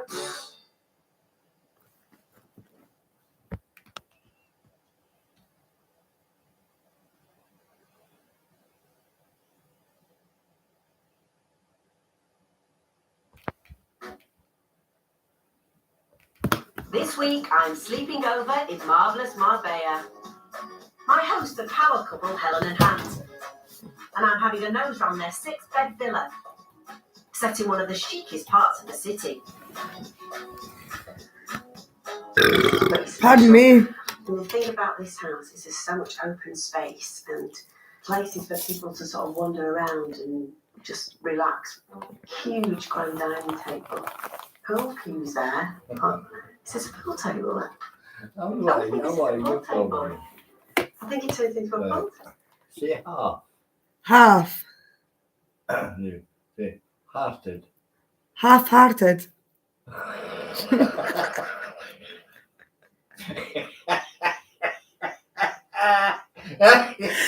That sounds like I farted.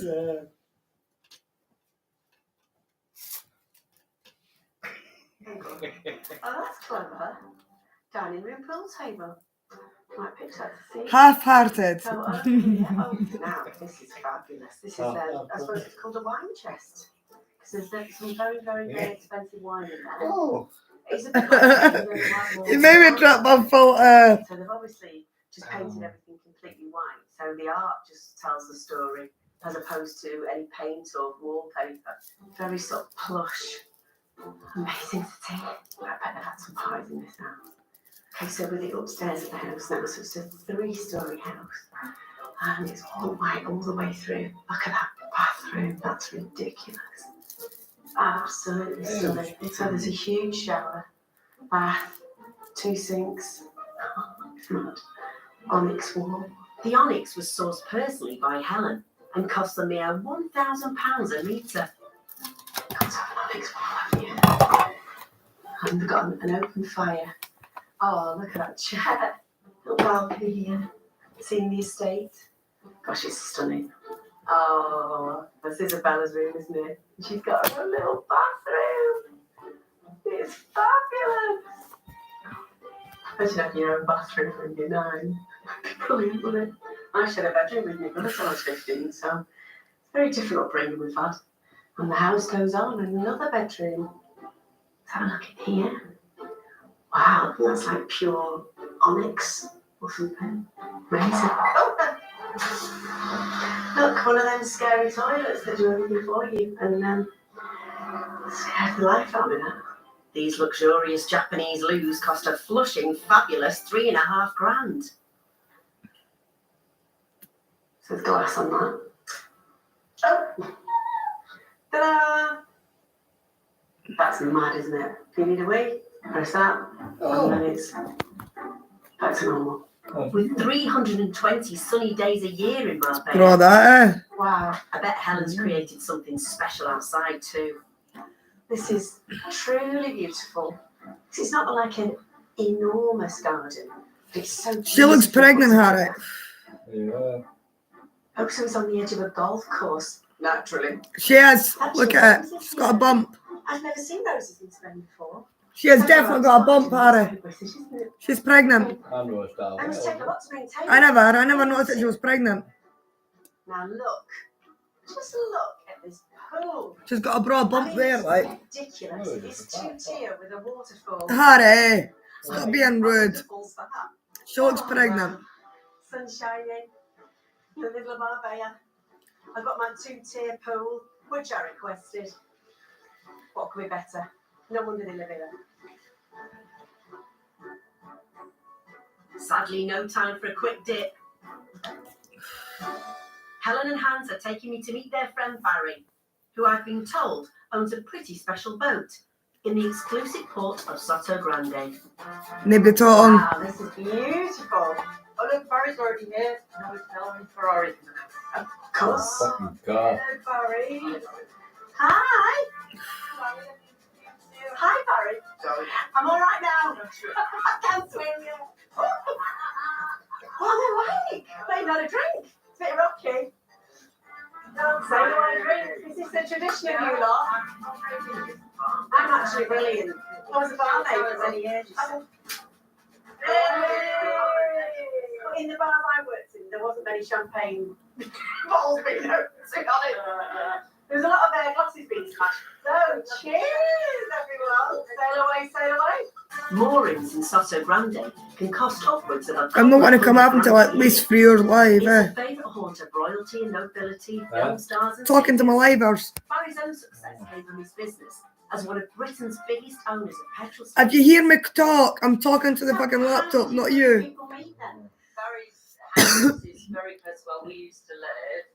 It's quite a small community of bars and restaurants in that area, and hence how we got to know each other really. Oh, lovely. Tell me about this beautiful marina. Someone buys some very wealthy Spanish guy. It's nice and private. Yeah. Down here, you know, with the World Cup, with the polo, there's horse jumping, there's some good shows down here. What's your normal day here? So you ring Barry up and go, well, should we go on the boat, and then do you go for dinner, or what happens? It can be party every week, just about if you let it, or nearly every night. You have to be careful. You have to work or have a job. Interest, yeah. You got to. If you don't, it's dangerous. Have you seen that happen? Like with people? Yeah. So where do you think the legend of Marbella starts? You know the history of the place? I think from the 60s. Was it? I think it was the place to go. Interested in. Oh, it was all the old film stars. Yeah, Portsmouth was a new development. Nice piano bars, nice bars. Yeah. Next to me, Audrey Hepburn used to live there. With a pee-pee. Tina Turner was there. The Roxette. Yeah. She was just below where I live. There's quite a few very famous artists in that area. So it's. I actually need a pee-pee. Oh, the beer's gone right through me.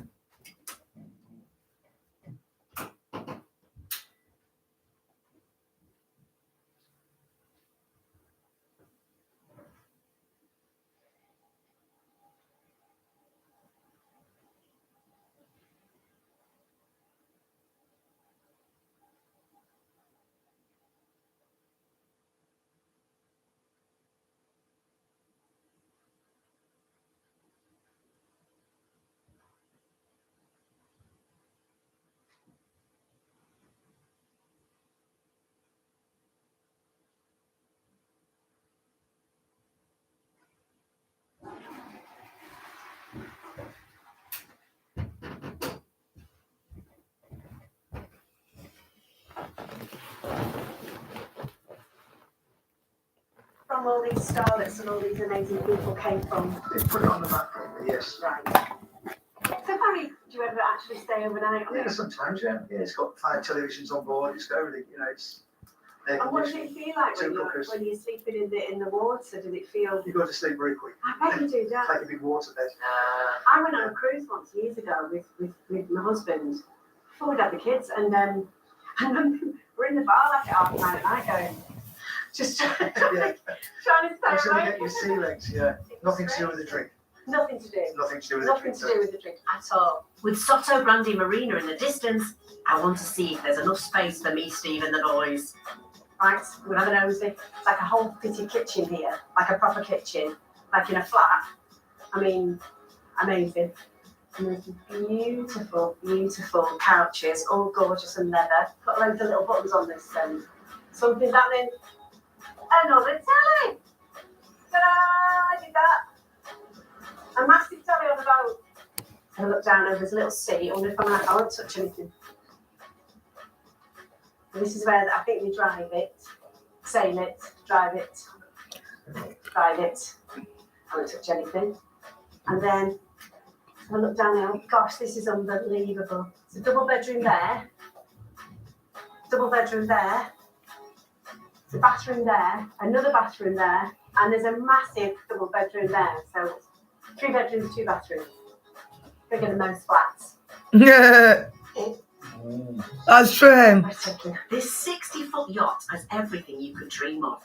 There's even crew quarters towards I've the got back. 2 bedrooms, 1 bathroom. It's set across 3 floors with a choice of 2 cockpits to steer from. An entertaining area is made from teak and maple. But all this luxury doesn't come cheap. This super luxe yacht would set you back a couple of million quid. Wow, this is amazing. And Barry's even got his own full-time captain, Jose, who's ready to set sail 24/7. Hello. Is there any chance you think Barry will let me have a little?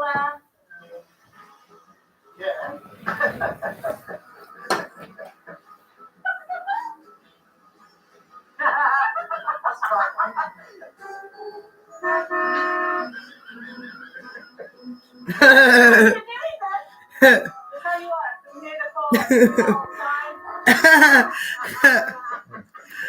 Oh, brilliant. I love her laugh. Is it actually doing anything, Barry? Oh God. She hasn't got a clue what she's doing. Oh, you don't fucking call so Sally. Lovely last name, Kangi.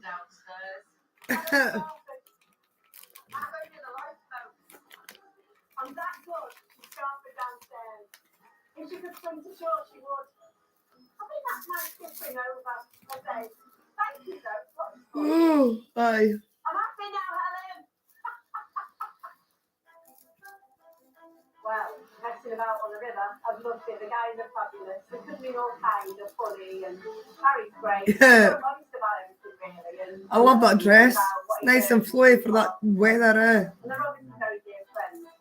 I mean, this boat, God knows how much it costs. It's beyond anybody's wild street, especially mine. I mean, it's mental. It's lovely to have a little bit of taste in it.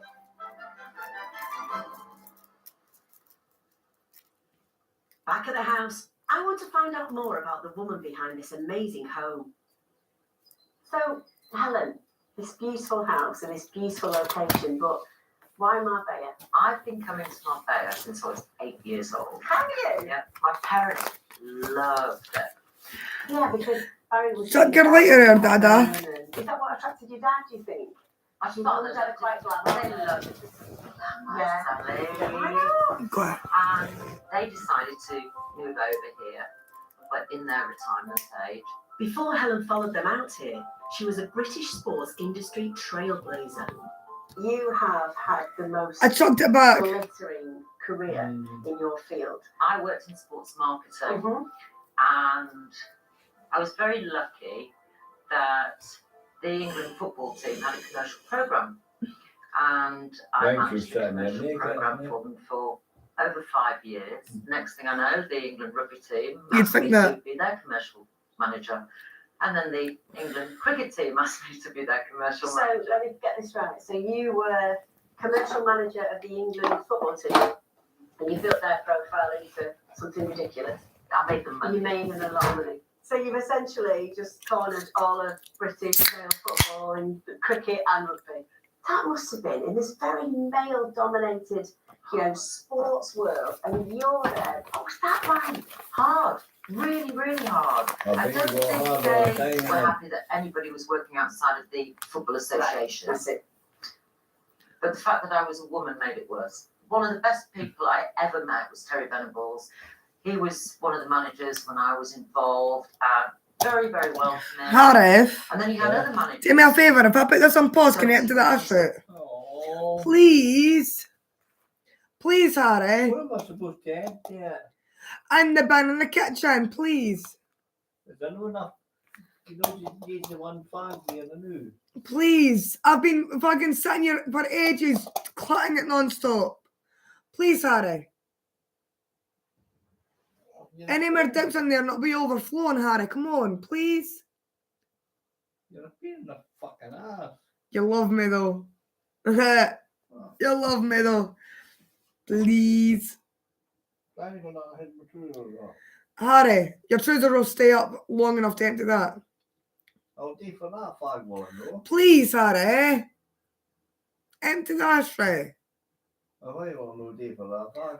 Because it's getting too full. Please, Harry.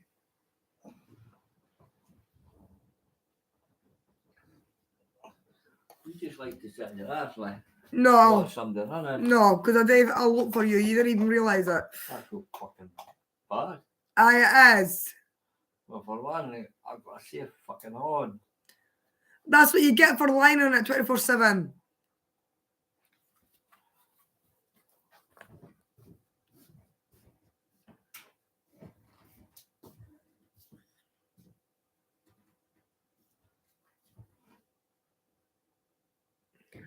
Oh, I can't get to the bucket.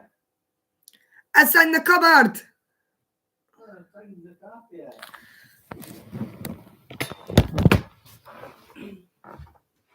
Wait, no! Oh, against the bucket outside. Move.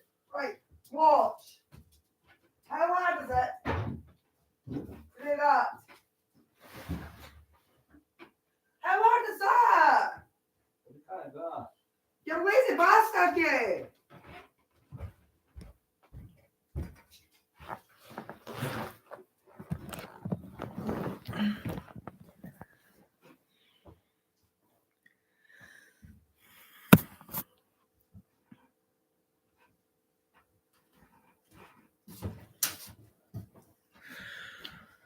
Maybe I'll just cut myself that. What? I'm in the bloody ashtray.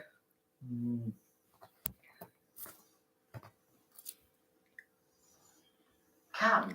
And so I had to fight just to be able to be there. And it was very, very difficult under certain managers. Yeah. So obviously this amazing sporting prowess runs in the family. Tell me about your dad. I honestly think, Sally, that the reason I ended up in the sports industry was my father. One day he went to an ice rink with a girlfriend and they ended up watching a British skating championship. And he turned around to this girl and said, "This time next year I'm going to be British ice skating champion." And he was. And my father became one of the most successful ice dancers of all time. And what was it like having this sort of famous Can you put the heating on? hero as a dad? What was it like? It was great. I got to go skiing with Tubman and Dean. Oh, so you better think of it. It's getting cold in here, eh? Coming up, new balls, please. Oh, fuck's around in here. As I try my hand at tennis. And Oh. get my host. I tripped her Bella's beer. And you're not going to have much money left, are you? I did clean it up. Head to Somerset. I did. Keep over up your road. In a I lovely look. mansion. Look. Oh. You'll enjoy a taste of the high life, spending 2 nights at Tatham House in Somerset, which can Oh, house wow, up to 20 Well, that's the beer I cleaned off your carpet. From an indoor pool and hot tub to an all-weather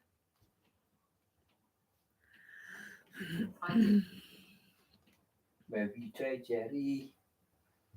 There we go. tea. I'm fucking frozen. I'm called myself, actually. This week, I'm in the wonderful world of Marbella Super Rich with my hosts, Helen and Hans. We're at Tennis Club, turned expat social hub, to watch their daughter Isabella's tennis lesson. This is nice. Hello! Anita, known as the Duchess of Marbella, is boutique owner and local celeb. Hello, gorgeous. I want you to meet Sally. Hello, nice to meet you. Nice to meet you. When did you two meet? I had a shop in Central Plaza. Oh, She yeah. bought her wedding dress from me. Oh, wow. She exhausted Chanel and all the other Chanel, that was it. and all that. So she came to the shop and ended up buying 3 dresses. Wow. And one of them I wore on my wedding day. Oh, And the other one I wore for me. how fantastic. And she's never left your side since? Isabella's starting to warm up with Ancal. Oh, good. Fabulous. Right, I'm going to let you enjoy your drinks. And I'm going to have a little go of this tennis malarkey with your daughter, running around and all that. It's all about you, Bella, but after that. Hi, Isabella. Do you mind if I join in? I've only played tennis once before, and I was rubbish then. Would you try to help me out? Would you think, yeah, brilliant, I've just been watching you with your mum. Thank you. Oh, I don't know what the hell I'm doing. Sally, when you do the backhand, you need to change your right hand a little bit. You put it back before. Yeah. See. Good. Oh, that was better. That was a good tip, Isabella. I like this. Oh, I did. Don't get tired, Sally. Don't get tired, Sally. We're a good team, Isabella. Match boy.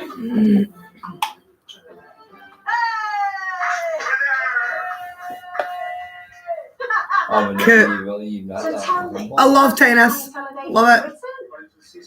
Most of the clients during the year, they come from many And this little one, she's brilliant. This is, believe it or not, this is my favorite player. You were literally whacking it over that net before. For such a small person, you've got some punch, mate. Do you know Helen and Hans really well? They've been coming in for a long time? I've been knowing them since basically I came to the club. 5 years and a half, been knowing them for 5 years and 1 month. And you were really little then? Yeah. Did you start playing then? I started when I was Seven. 7. When you could hold the racket. You let you hold the racket first. So they're sort of king and queen of this Kind of. this tennis club. Shit, I'm not using Bella's com. Involved with people like a family. Yeah. That's how they feel when they come over. They do. So that's It's lovely. I thank you for being here. Well, thank you so much. It's been lovely. The sun is setting on my first day in Marbella. Just time for a beachfront walk with Helen, Isabella, and my giant new best mate, Billabong and Boomerang. I'm a new dog owner, and we've got a rescue 3 years ago, and I'm obsessed with dogs now. It's like ridiculous. So these beautiful, beautiful doggies, what's their breed? They're giant schnauzers. Yeah. They're a German police dog, actually. Oh, wow. This town full of Ferraris and Lamborghinis, but you must get more attention with these two. A lot more. Everybody sees Lamborghinis and Ferraris every day. They don't see two giant schnauzers. No, they're just like, so people are just stopping in the street, just looking at us, and these two beautiful dogs. Uh-huh. So, Isabella, what do you think of your beautiful doggies? I like the dogs because they play with me a lot. Oh. Sometimes the little kids, if you take them to the park, for example, they would get frightened. Mummy introduces them. Literally, they just stare at them. They're like, well, they are just so distinctive, aren't they? I mean, this view is to die for, isn't it? It's been an absolute honour to walk these gorgeous dogs. Thank you, because they are beautiful and you've done such an amazing job with them. We're off for some dinner on the beach. Tough gig, but somebody has to do it. Would you actually like sushi? You like fish? My boys do. I love the California roll. Or the, my favourite as well. That's funny, isn't it? So, Guy, I've had such a wonderful day. Thank you so much. Can we have a cheers? Cheers. So please, you're enjoying my day. Oh, yeah. So the waves are lapping, the ocean here, all the families around, the dogs are out, even the massive ones that we've got. It's a really beautiful atmosphere. It's a fabulous, fabulous place to live. I totally get it. It's been a great day, really. The boat was brilliant. Barry was ace. Hans and Helen are a scream. They're lovely, and they really know how to live. Isabella's a gorgeous little girl, and she's very good at tennis. Very good at tennis. So I've had a lovely day, and I'm looking forward to tomorrow.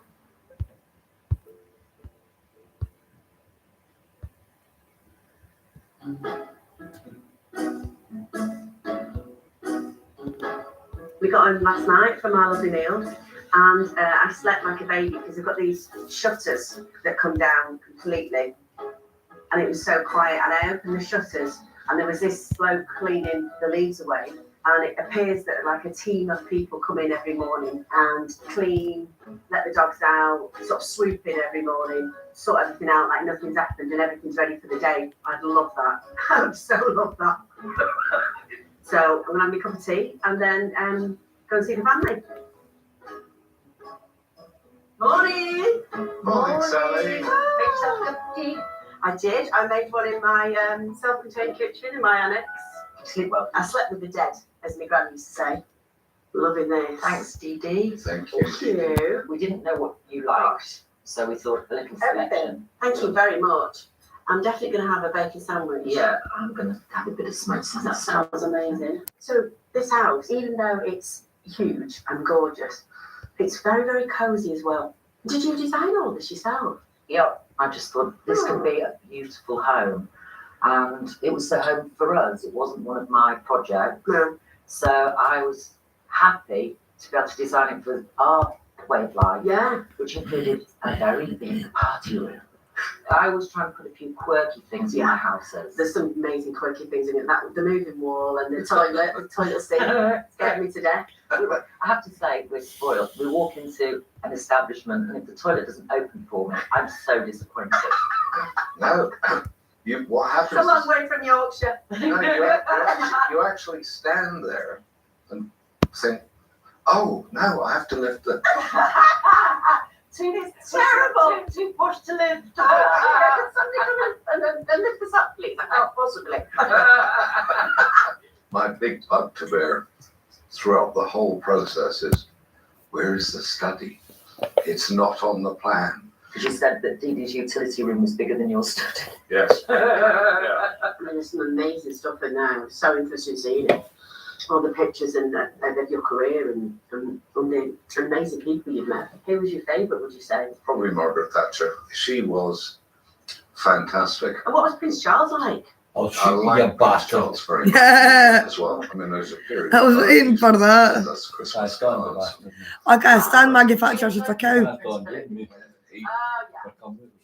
very first meeting You Tory bastards.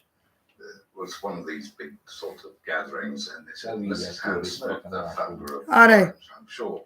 They're Scottish and they moved to Malaya, whatever you call it. But they're Scottish and they moved to Malaya. Brilliant. Anyway, we're sitting there. They're Scottish. Chatting, Aye. And I thought I would mind that. and it came They're up. not real I'm not fucking a Scottish, smoker. I can assure you. Well, they're not allowed to have smoking wherever we were. Anyway, when we'd finished the meal, he All of the rich arseholes. this was gentleman nice looked like a with Margaret cigarette Thatcher. through an ashtray. Seriously, he didn't smoke. Gosh. He was So so. by royal decree, you had your own tab. I love that. So what are we doing today then? I'm that excited. Well, we thought we'd take you to If they're on the rich, they won't even Oh, do what to see yeah. with my See where the area gets nice. And then we've got some friends coming over for a drinks party this evening. That sounds like a fantastic day and a fantastic night. Can't wait to meet all your mates. And let's crack on with the day. Off to the gallery. So what's this your lovely car? Helen wants to give me a tour of her neighbourhood on the way to the gallery. Roof on or off? Off. Off. I'm on the holiday. Yeah, let the girlies do it. That's quick, isn't it? Fantastic. It's nice because it's not too low down. I don't recommend that. I had this boyfriend once before, so we were driving to Wales and stuff was through. No, that's no arrangements. Did you? Where's my tent? Right, the Rolls Royce. Yes. Father was looking for Rolls Royces. And my mother had to take her car to learn, so I was learning to drive as well. It's so lovely here. This area that we live in is called the Sakia. The Sakia. Only made up of about 4 or 5 different roads. So we have 3 lots of security looking after all the houses. So really Well, that lovely area area. is known as the best area on the coast to live in. All of the rest of the left, leave on to the last piece of golf course, which is a very famous exclusive golf course. Okay. So this is my lovely dog groomer here. It's called Oh My Dog. She doesn't do any home calls other than my food. Because she said it's easier to come in. No, she can't come in the bath. Oh, that's so cute. We've got hot water in their dog house so that they can be showered. We're meeting Mary Fay, owner of one of Marbella's top contemporary galleries. Let's see if she can tempt Helen and Hans into adding to their collection. Hey! Hello! I mean, did you just Sally is a friend of mine. Nice to meet you. Sally. Are we shopping today? Why Yeah, shopping. I love spending other people's money. What are we looking at there? We're looking at Helen and Hans. Helen and Hans. The artist is Spanish. Hoffman then likes to create intrigue, mixing elements that the viewer think, oh, what's going on? What do you think? What about this one? I love it. I think it's intriguing. So, Mary Faye, you get to know your customers really well. Yeah. And you know their tastes. Yeah. I heard you went to Hans and Helen's house to Yeah. see who they were. I need to know what they like, what they have at their home, you know. So I have a feeling that she could like Jorge Hernandez because it's got this traditional, but at the same time very contemporary and very different art. So it was perfect. And I like Ursula Andress. I have a photograph of Helen that looks just like Wow, that. Helen, you're I so can lucky. imagine. It reminds me very much of the view from upstairs in our house. And that's Yeah. why I like it. Now, have you got a picture of Helen like that? No. Talk me through this lovely picture. The way he treated the painting, that with this cuisine, it looks like it was on a tank, you know, and it's very, very special. Your naughty's showing us that. Yeah, very naughty. Mary Faye knows we're going to really like this painting. I love it. I think it's beautiful. You've done extremely well because I can tell you now we're buying. Oh, sale. Sale news. Thank you, thank you. And can I ask you about this piece on the back? Well, this Oh, is wow, look at that. that's a painting of Marina Gadea. She's a Spanish artist from Cadiz, and she loves the sea. It just feels very inviting that you want to sort of splash into that painting. Oh, you're not going to have much money left, are you, with the being fair? No, I've got a funny feeling. And I love spending Mary Faye your has money. nailed- It's great. She's nailed it. I can get quite emotional about it. Yeah. I really like. Yeah. You kind of don't want to leave the baby behind. No. Right. What we going for? That one, Right. that one, that one, that one, and that one. Just like that. That's However, right. I also want those two and those two. Those two and those two. That is amazing. So that's 6 new pieces going back to Helen and Hans, and over 60,000 quid spent. Not a bad afternoon's work for Mary Faye. Mary Faye can shut up shop for the day, can't you?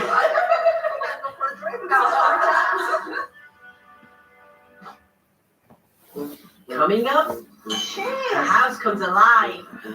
Let the party start. As it's time to party Marbella style. Experience your own posh sleepover in a 10-bedroom, all-ensuite mansion with indoor pool for a 2-night stay at Tottenham House in Somerset, courtesy of the Big House Company. Plus enjoy a dine-indulged 3-course meal cooked by a private chef on one evening too. So to enter for your chance to win, text POSH to 65555 or post your name and phone number to POSH, PO Box 7557, Derby, DE1 0MP. Rules and privacy policy at channel5.com/win. Good luck!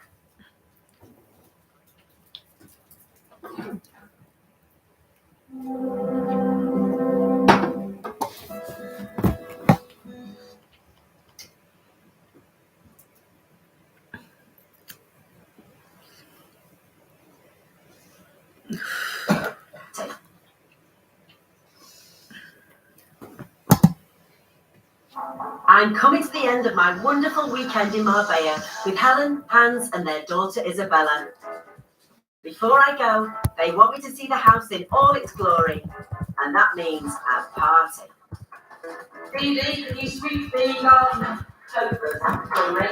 Look at the house. We're a party house. Tonight we have our caterers coming in to help with the bar. Not to mention an entire crew of people to make sure that everything runs smoothly. Dee, all the housemates on now, please, and the garden. Luba, can you make sure that the bar light is on, even though we won't be able to see it, because I'll forget about that later. We've gone with catering. Right, ice and extras in the outside fridge. Yeah. You know how these fridges work. You probably will need to go and get a board or lemon. Let the party start! Before the guests arrive, I want to find out what the Marbella Glitterati like to eat at these events.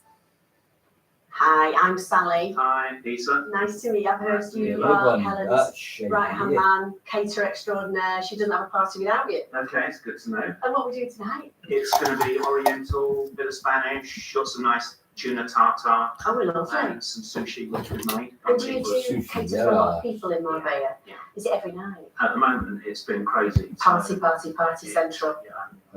So it's like the Roaring Twenties. What's the thing that people want over here? What's the sort of pinnacle of food? What's the trendy stuff? Trendy stuff. A lot of Russians that like to spend a lot of money. So What do they like to eat? Funny enough, salmon tartare, which I'm doing tonight. Okay. Sushi. Well, it's been lovely to meet you. And I'll leave you to it because you've got a lot of people to feed. To meet you too. Okay. Staff fully briefed. Let's get this show on the road. So, cheers, here's some great party. Cheers. Oh, I'm heading straight to the bar to meet host and fabulous barman, Luke. So, Luke, you're our glamorous assistant. You're barmaid with the stars. Hostess with the most. Hostess with the mostest. So, tell me all about Marbella. Absolutely crazy barman. Is it? Name it, yes, but it's the highlight. Is it? Definitely the And highlight. do you work every night? I do, yeah, 7 days a week. Host private parties for people. Sometimes you stay all night. Or? Yes, absolutely, yeah. I do as long as people want me to do. And do whatever people want me to do, you name it. Top off, Mickey Mouse, you name it. He's a one-man bar. He'll do anything. Anything for a buck. I love it. What am I expecting for tonight? Alright, so Helen and Anne's parties. Please like and subscribe to my channel. They dance the night away. It really is fabulous, fabulous. And come have a wee chat with me. How are you? What have you been up to? On the mic this evening, What are you doing tonight? a member of the 1970s band, The Fortunes, who have 4 top 10 hits to their name. So what do you do here? You're playing all the music here. You're literally Prince. You're playing you brought all your instruments. Well, I'm a friend of Helen's. I've known Helen for years and years and years. I love Helen and Hans. They're the greatest people in the world, aren't they? Oh, yeah. And how I met Helen was at playing at one of Anita's fashion shows. Is it Anita? She is the star of Marbella. She's like a fixer. She is the fashionista. I love her. And yeah, I was playing there, and I just saw Helen in the audience really enjoying herself. I can't believe that, Helen. Can't believe that. I thought, I've got to know this girl. I've got to know her. Yeah, they love you. They love you, Ricky. And it's an honour to meet you. It really And is. to you as well. Can't wait to tell my wife. Thank you. The party was great. Really lovely friends, from builders to billionaires, and Marbella was fabulous. I've never been before, and you can see it's sort of like a party place, and there's lots of socialising going on. And it's been lovely to be part of it. I just wanted to say thank you so much for having me. It's been fab, and I'll definitely be back. Can we say, Sally, it's been lovely to meet you. Oh. And we hope you do come back and you're welcome here anytime. See, Hans, you shouldn't have said that. It's just been such a lovely time. I mean, Hans, I've heard about you before, and because of obviously the fame of Orange. And I don't know what I was expecting, because I thought this sort of like captain of industry. You'd think they're a bit angry, and you're the most laid back, gorgeous man. And I just thought, I can't imagine you reprimanding anyone or sacking anyone. And you never sacked Eva, did you? No. No, you married me. You married that one. It was really fascinating finding out about you and your amazing career, Helen. And you're a like female trailblazer in the sports world. I think it's been an eye-opener to meet you. Obviously, you're this TV star, and you're just a lovely person to have in your house. Oh, thank you. Thank you For very us, I think we'd all agree. We've enjoyed it. Thank you. Cheers. I'll be back. I do cheers, but I don't have a ring. So. Sorry, I forgot that one. I've had a great time, and they're a great couple, and they've got a lovely kid. And if I come on holiday in Marbella again, I will be knocking on this door.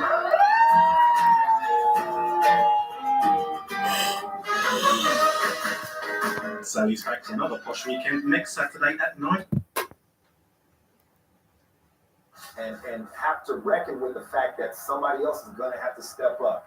This happens in big games, right? We talk about being healthy. We always said this team was full of stars, but if their stars go out, there could be a problem. Okay, it'd be interesting to see how they bounce back from that and how they adjust. Let's ask, which of the two head coaches, OC, do you think is going to be happier going into the locker room, given the way that the Bengals fought their way back into this? It had to be Zach Taylor. I mean, if you look at what the Rams did, they seem to have taken the game.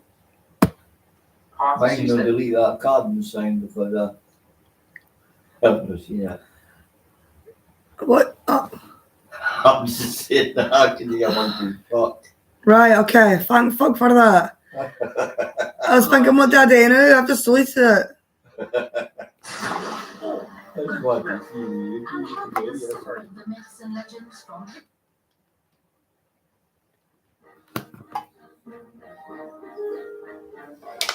Take a walk alongside one of Britain's canals today, and chances are it'll be an oasis of calm. I mean, look at this. Even in the heart of a busy city, you feel like you're a million miles away from the noise and the bustle. But during the 18th and 19th centuries, the canals were very different. Before trains and trucks, these were the liquid highways of Britain, transporting raw materials, finished goods across the country, and powering the Industrial Revolution. The first of these game-changing waterways was the Bridgewater Canal. It was built in 1761 to carry coal from the Lancashire mines to Manchester. At its height, it transported over 200,000 tonnes of it a year, fueling the city's exploding textile industry and turning it into a manufacturing powerhouse known as Cottonopolis. Nearly 260 years on, archaeologists are searching for evidence of how it kick-started this revolution and changed the lives of British people forever. It promises to be an incredible journey into our industrial past, and I'll be joining them as they unlock the secrets that have lain hidden for so long. And while the dig goes on, And I bet you, it's a guy that used to do fucking Time Team. Mind the man on Time Team. I bet you it'll be him. to the workers who gave their blood, their sweat, and sometimes their lives. Pardon me. The Bridgewater Canal began in Worsley near Salford, running 7 miles to Manchester. If you want to pinpoint the place where the Industrial Revolution starts, this is it. But if you're expecting the remnants of dark satanic mills, you're in for a surprise. Right, I'm looking around me today. It's horrible looking, yeah. I've come to find an industrial site, but actually it's not feeling very industrial at all. It's all really hidden, isn't it? It is, indeed. Project Director Mike Neville and his team are excavating the site next to the canal, so hopefully I won't be getting my feet wet. Please come and talk to me. Beneath this chocolate box village green, they're looking for evidence of a once heaving industrial yard that kept the coal and the nearby factories moving. Just 3 days into the dig, the clues are appearing.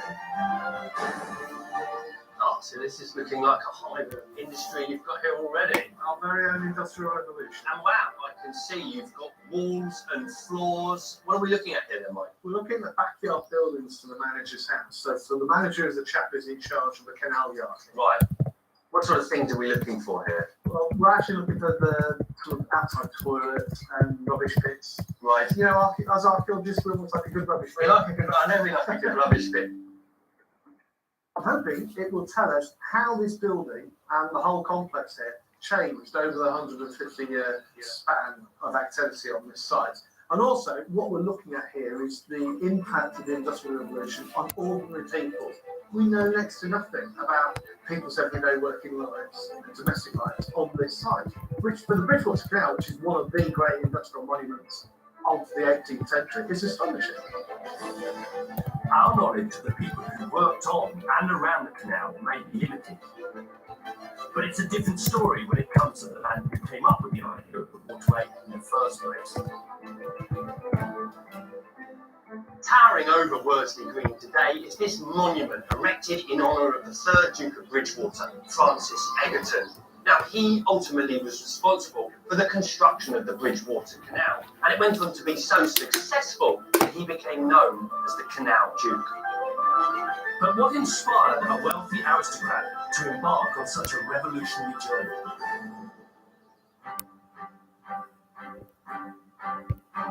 (1757).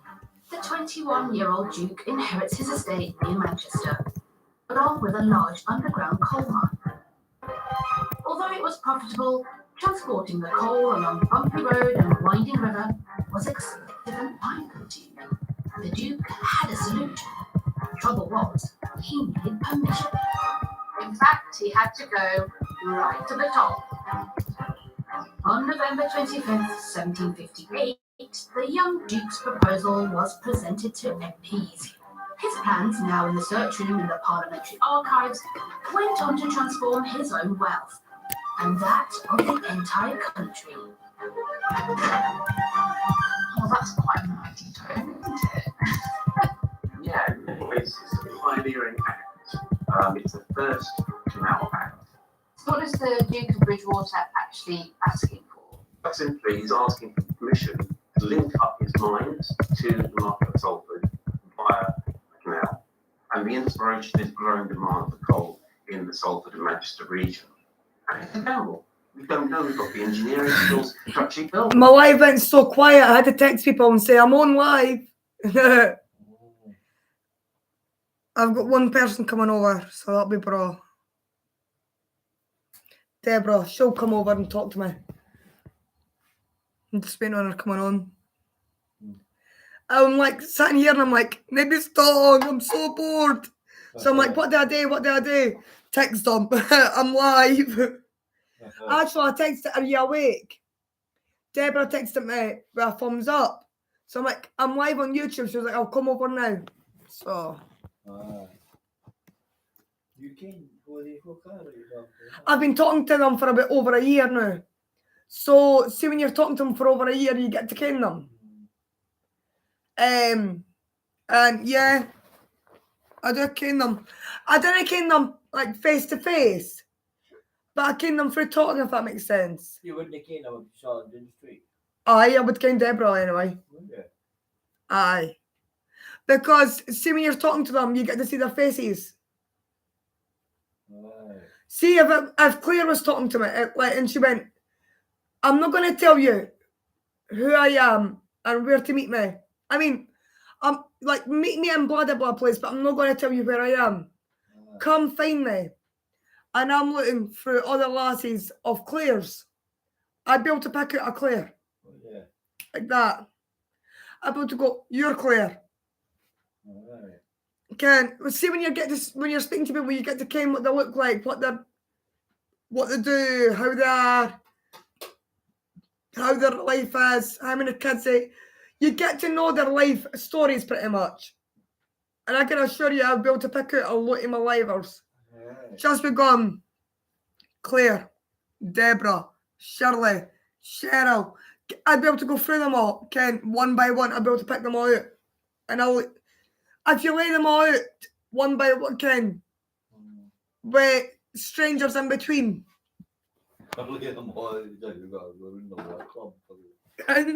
I mean, like, put them all in a row.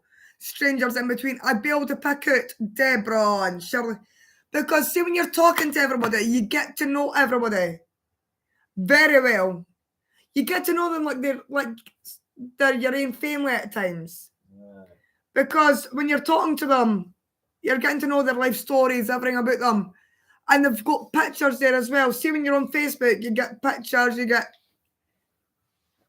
life, then they talk to you, it's like life stories. So you get to know them very well. So if that, everybody in a queue, I'll be able to pick out Deborah, Cheryl, Shirley, Claire, even John, Macaroni, Laura,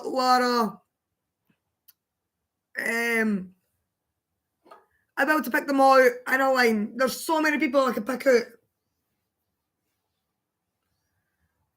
Lorraine, I could pick her out as well. You get to know them all though. See, when you're alive, you get to know everybody. You get to know your livers, eh? You get to know them very well.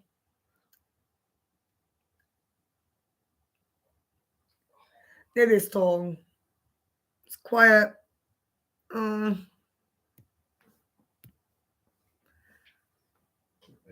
take, yeah.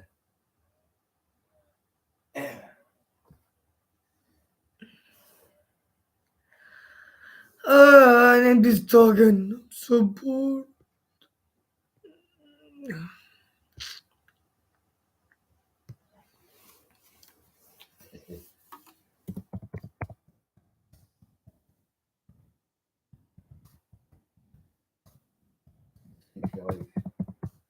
Like sliding with the best, you know. It's just somebody else. She does. She loves her Uncle Harry. So when he takes his act to Parliament, he has to convince I'll watch this until somebody comes and says hi. The Duke turned out to be a bit of a hustler. He knew he wouldn't persuade MPs simply by saying the canal would make him more money. So he used a different tactic. Right at the start, he's saying you'll be able to take coal to Salford, which is advantageous to the poor. So he's selling Parliament right off that this is going to help people. Surely that's not true, is it? Well, it isn't in the sense that I will do. But I'm just sitting here drinking them all now. it's going to hopefully bring coal at a market price. So one of the selling points of the Act Right. is I can get this coal more directly via a human cut channel than the river. The boats can carry far more coal than ships. See this time you go in the kitchen, where I take that bin. Volume, it eases price, so everyone wins. The spin worked. Parliament and the King were convinced. See here, the royal stamp of approval. Yes. There's George II there. Yes. So he can do it now, can't he? This is all real for him. Yes, it's got Parliament and all the sense. Harry, I could be sitting there with something off from our coffee and that just pulls up. Years, requiring every labourer the Duke could find. And as these were the days before machinery, they used nothing but pickaxes, shovels, and bare hands. These navigators, later known as navvies, would go on to extend the canal to Leeds in Lancashire and run Cornwall in Liverpool. Once it opened, the results were spectacular.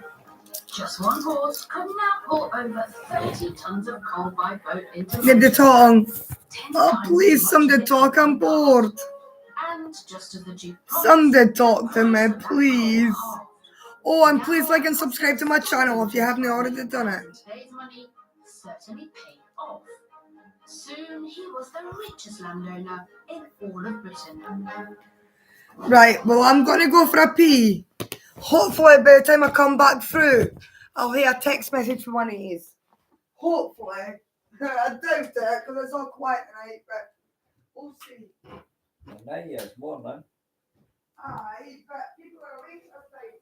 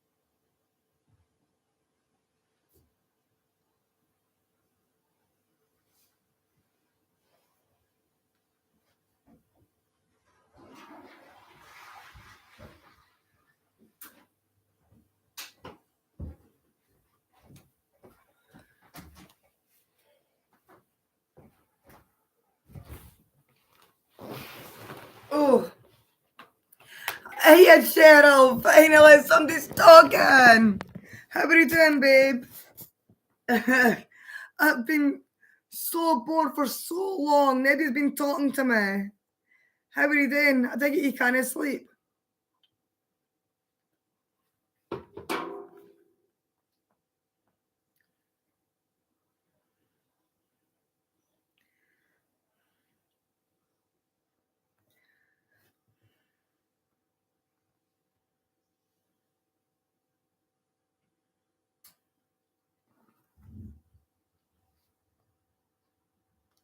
Sorry, I think what happened there. May have done very well out of the canal, but what about those who work for him? Back at the dig, we're seeing underneath where the manager of the canal yard once lived. Just digging down through what is the best part, about 18 inches of demolition waste, when all of these buildings were pulled down. I'm bored. Mindy's been talking to me the whole time. I've been bored. I've been literally begging people that's been watching me, please come and talk to me. I'm bored. Have a conversation. I didn't bite. Nobody's literally talked to me. And I'm sitting here. It's been so quiet. My favourite is this little tiny piece here. You can see we've got that nice little decoration. It's probably a plate, early 18th century. And what we do see in the northwest is the volume of pottery that's thrown away in the 17th and early 18th century steadily increases. That's got to be down to greater disposal. Yeah, but the great thing about where you found it is, of course, that it's in the trench where you're looking for exactly this period, aren't you? Yeah, we want to look at that changeover between. I don't know, I don't bite. Why not have a conversation with me? I don't understand it. He takes us right back to the canal's beginnings. It's so boring with anybody to talk to, Benefit from the new way of life it brought about. Coming up, You're at one of the holy grails of British industrial archaeology. I journey into the 18th century underworld. There's nothing like it before taking place. It's all happening here. And I learn about the tools of the early canal workers' trade. So that's where the phrase strike whilst the iron's hot comes from. I believe it is, yeah.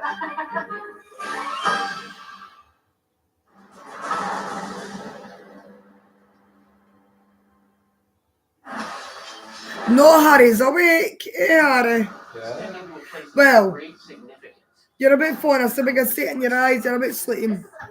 He's awake, but he's getting drowsy. So I'll not be long before he's sleeping. But the thing I keep saying is, how can you sleep at night when you sleep all day? How?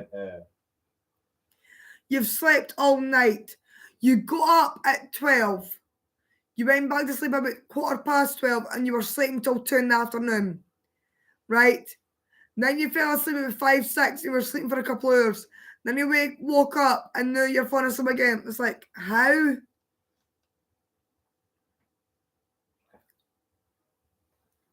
From here, the Bridgewater Canal carried coal to the factories. You've got a very shit life, Harry, like everybody.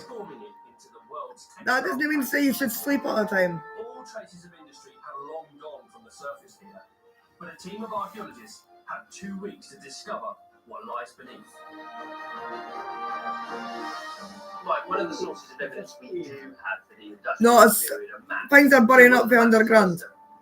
It's interesting stuff. 1765. I find it really interesting. I love this archaeologist stuff. Okay. Right. I think you didn't understand, right? The archaeologists, right? What they'll do is you've got a big, massive grassy area.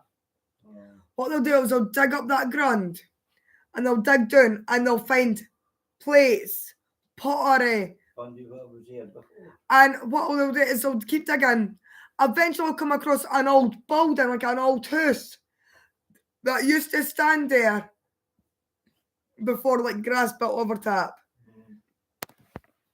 Which means like they're finding old treasures from way back in the 18, 17, 16, 1500s. It doesn't matter how far back it goes. They're finding fucking history. And I love it. Well, one at the top is from 1785, so only 20 years old. I couldn't do that. Oh, your mum's doing that, is she? Oh, I didn't like it because it worries me, yeah. It really worries me. I'm not going to say anything, yeah, but you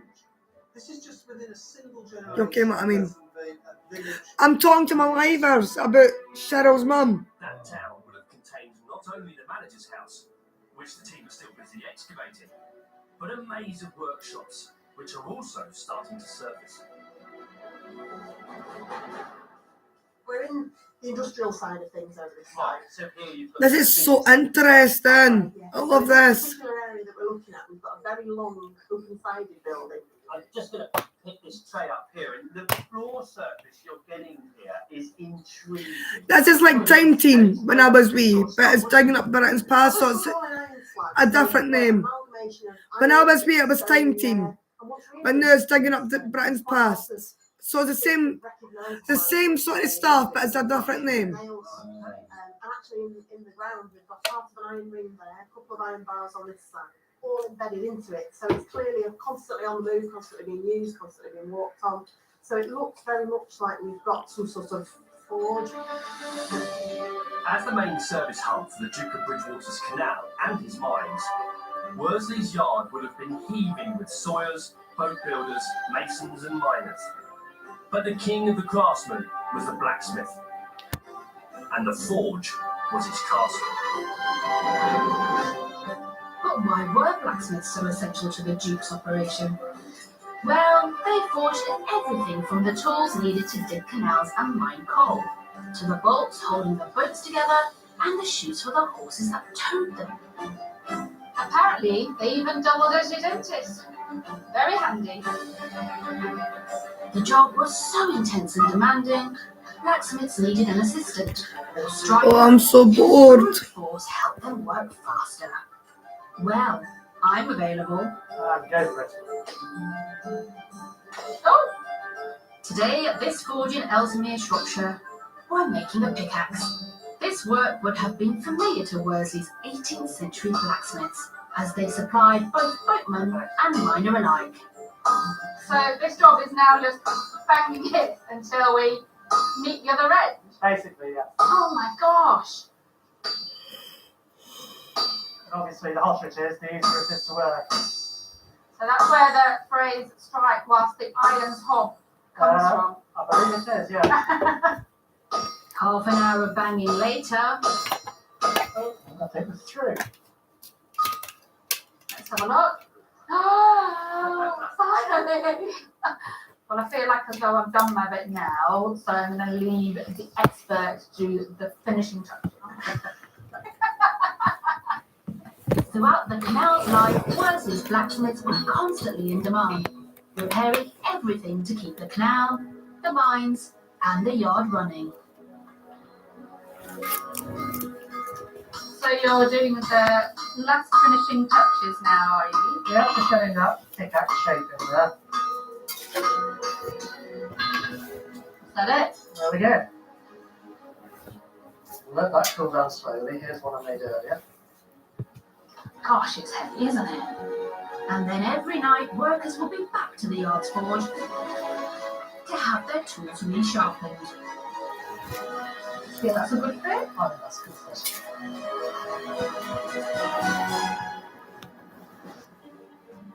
Back at the dig, the results of the blacksmith's labours are becoming ever more evident. We've got a hand forged nail, right? So I think that's come from the early 19th century. This is individual craft-produced item. And in terms of iron making, it's not until really the mid-19th century that you get large-scale mass-produced iron production. Now on this side, we know that there are forges and smithies in the early to mid-19th century, and that's exactly the kind of thing that the blacksmith is knocking out. And really, here on the yard is more for craft production and craft support. Yeah. It is for mass production. And I like that idea that there's kind of early pioneers of the Industrial Revolution. Resident craft in these rural areas. We usually think of the Industrial Revolution as being driven by machines, but this site's proving just how much blood and sweat also went into getting it underway. All that physical effort was focused on obtaining and then transporting one commodity, coal. And the source of that coal was here. You're at one of the home grounds. Really? Yep, this is the entrance to the Worsley Mines, with the canal actually running into the Anyway. And by the 1780s, we know that's Have I got any plans with Mark tomorrow? Oh, I've been trying to think all night, but I can't think of something that I could do,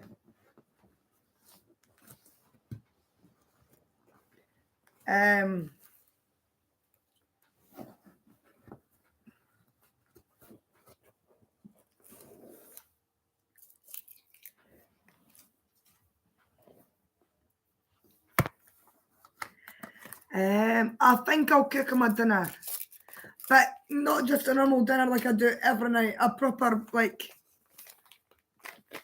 mashed potatoes, broccoli, cauliflower, and something like that, What did I do? And here in the morning. Yeah. Why? Why you didn't want totties and broccoli and cauliflower and something meaty? I could do it at home if you want me to. No, I'll do it at home. I thought you would have liked that, Harry. It's Valentine's Day. I was going to make dinner for me and Ryan, but I was going to make you a meal with it too.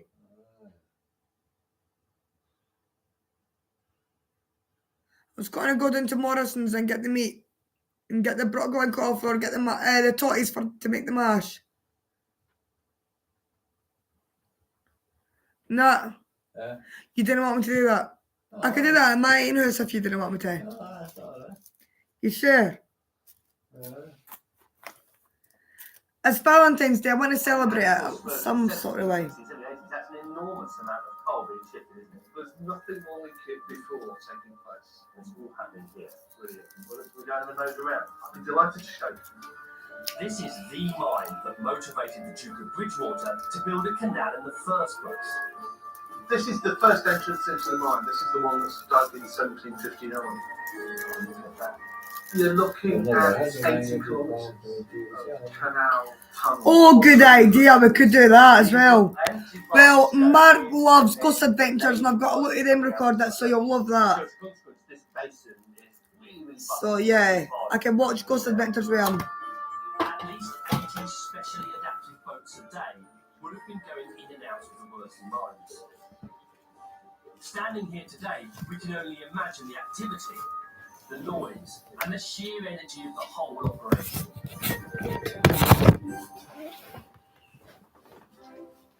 But we don't have to imagine the boats themselves, as there are photos. Better still, at the National Waterways Museum in Ellesmere Port, Cheshire, there's even a rare survivor. These boats have a special name, don't they?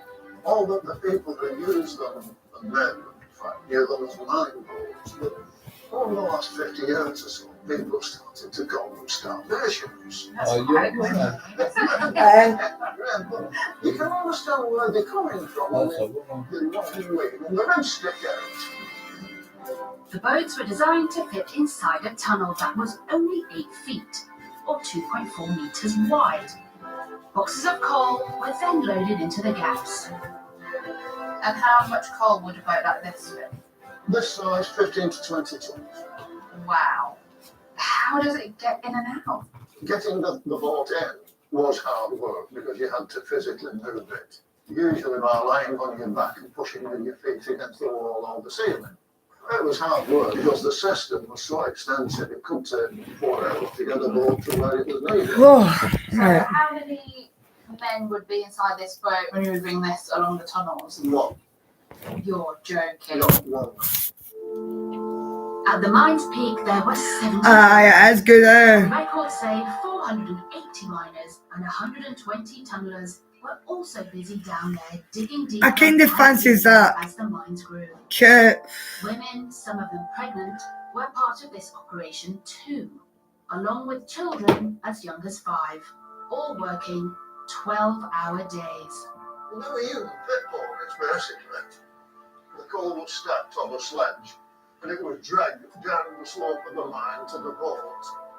The woman was in front with a belt with a chain and a hook to a sledge. And we're talking 200-300 weights, which is about 300 kilos. Gosh. And bear in mind, tunnel that high, they're on their hands and knees. And the kids behind were pushing. We have a photograph of one of the ladies who did this kind of work. Mary Whittaker, she was called. And for some reason, she kept her prep clothes. Why she kept them, we'll never know. But that's our Mary Whittaker. A human pet pony was in 1840. A man. That's a man, Harry.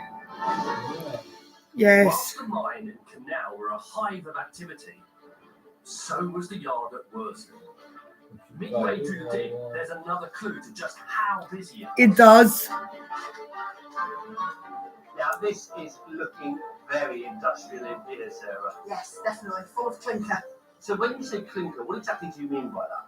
Clinker is this black stuff. It's byproduct of furnaces, and it's basically a mixture of ash, bits of stone, maybe bits of pottery, things that sort of all fall into the bottom of the fire and melt together. Right. And it gets used when it's raked out. Bella, not by yourself. No. Find this kind of material. Leave that alone. In terraced houses across Manchester. Keep doing that. You're going to the vets. Fantastic byproduct. You are going to the vets. I don't think so. Enough. But this is of a layer then that's sitting on the spot of that clinker. That's right, yes. It's a clay surface, we think that's probably the clinker's been used to level. This area has had quite a few different buildings on it, even over the course of the use of the yard. The clinker is another clue to how rapidly the development of the canal transformed Sleepy Worsley into an industrial hub. Local records show that, in the aftermath of it opening, the population doubled in less than 30 years. One visitor, writing at the time, even compared it to a hectic Port of London. Coming up, a working relic from those earliest days. This is real living history. And I find out what happened once the Worsley coal reached the cities and the factories. Wow, what a cacophony of noise that is.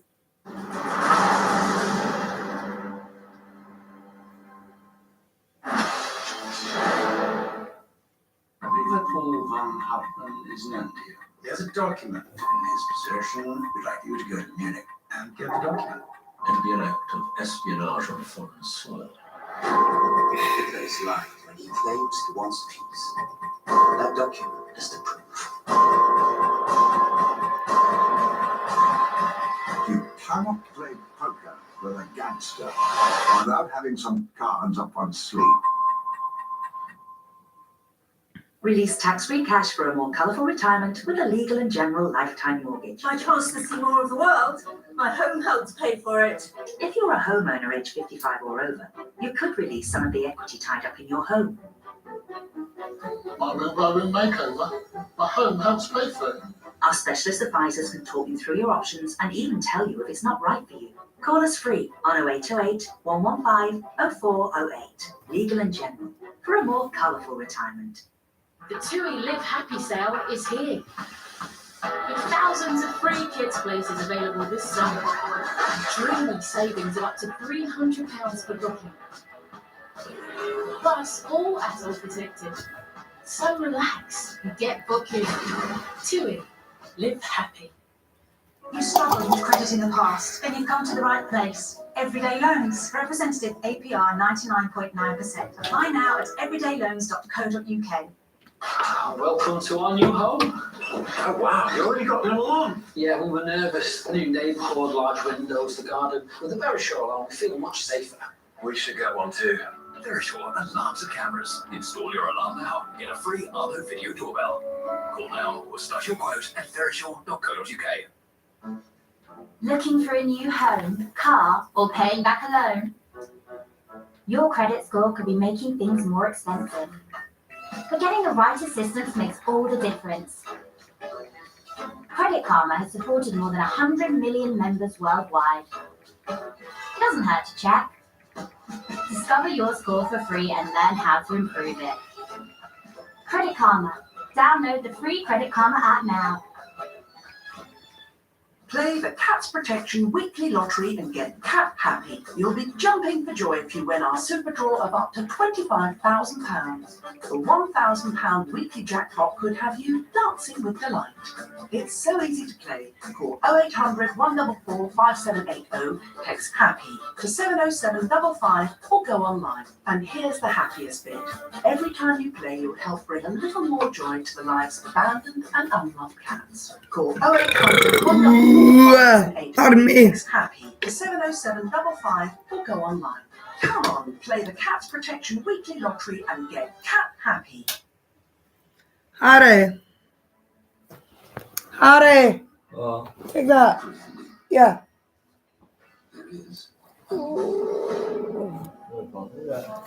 Okay.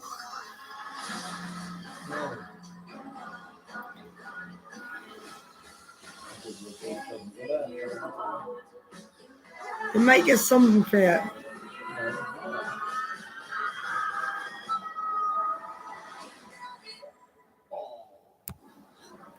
Are we alone in the universe? No. Pardon me. We're being watched by aliens. Pardon me. Tuesdays at 9 on Sky History. Pardon me. Pardon me. Bloody beard burps. At Worsley Green, 6 miles west of Manchester, a team of archaeologists are uncovering the story behind the birth of the Bridgewater Canal. It was the first canal in England to be built without following an existing watercourse. And its opening helped launch the world-changing event, the Industrial Revolution. The green itself once housed the canal's industrial epicentre, servicing the local coal mine as well as the new waterway. I'm going to have to share a lie, because it's nearly 2 o'clock, so I think I will do. But I'll be going here in the morning. Am I staying at yours tonight? I'm saying I think I'll wait here. Look at the time. Can you imagine me going home at this time of night? Plus, if I go home, I can't go and do my lives because I'm on the internet for it. Dating from 1761, this is where the original canal and mine boats would have been repaired. I'm going to go and check some. Around 30 times a year, which for a lifespan of 250 years equates to around 7,500 floodings. And it's just amazing to think that over the course of that time, this dry dock has been doing the same job, and it still continues to do that job today. This is real living history. The original boats would have taken coal to the nearby city. And following the canal's opening, the fortunes of both places became entwined. This shows us the yard in the second half of the 19th century, really at its peak. Right. So the whole point about Worsley is that the canal is taking coals from the Delft to Manchester. You have 566 megabytes. Nah, I couldn't go home. Manchester needs Worsley to provide that coal.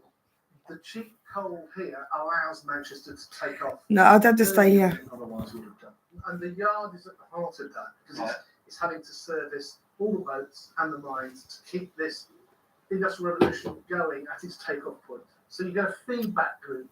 Yeah, that's amazing. Worsley's coal did much more than keep Manchester's home fires burning.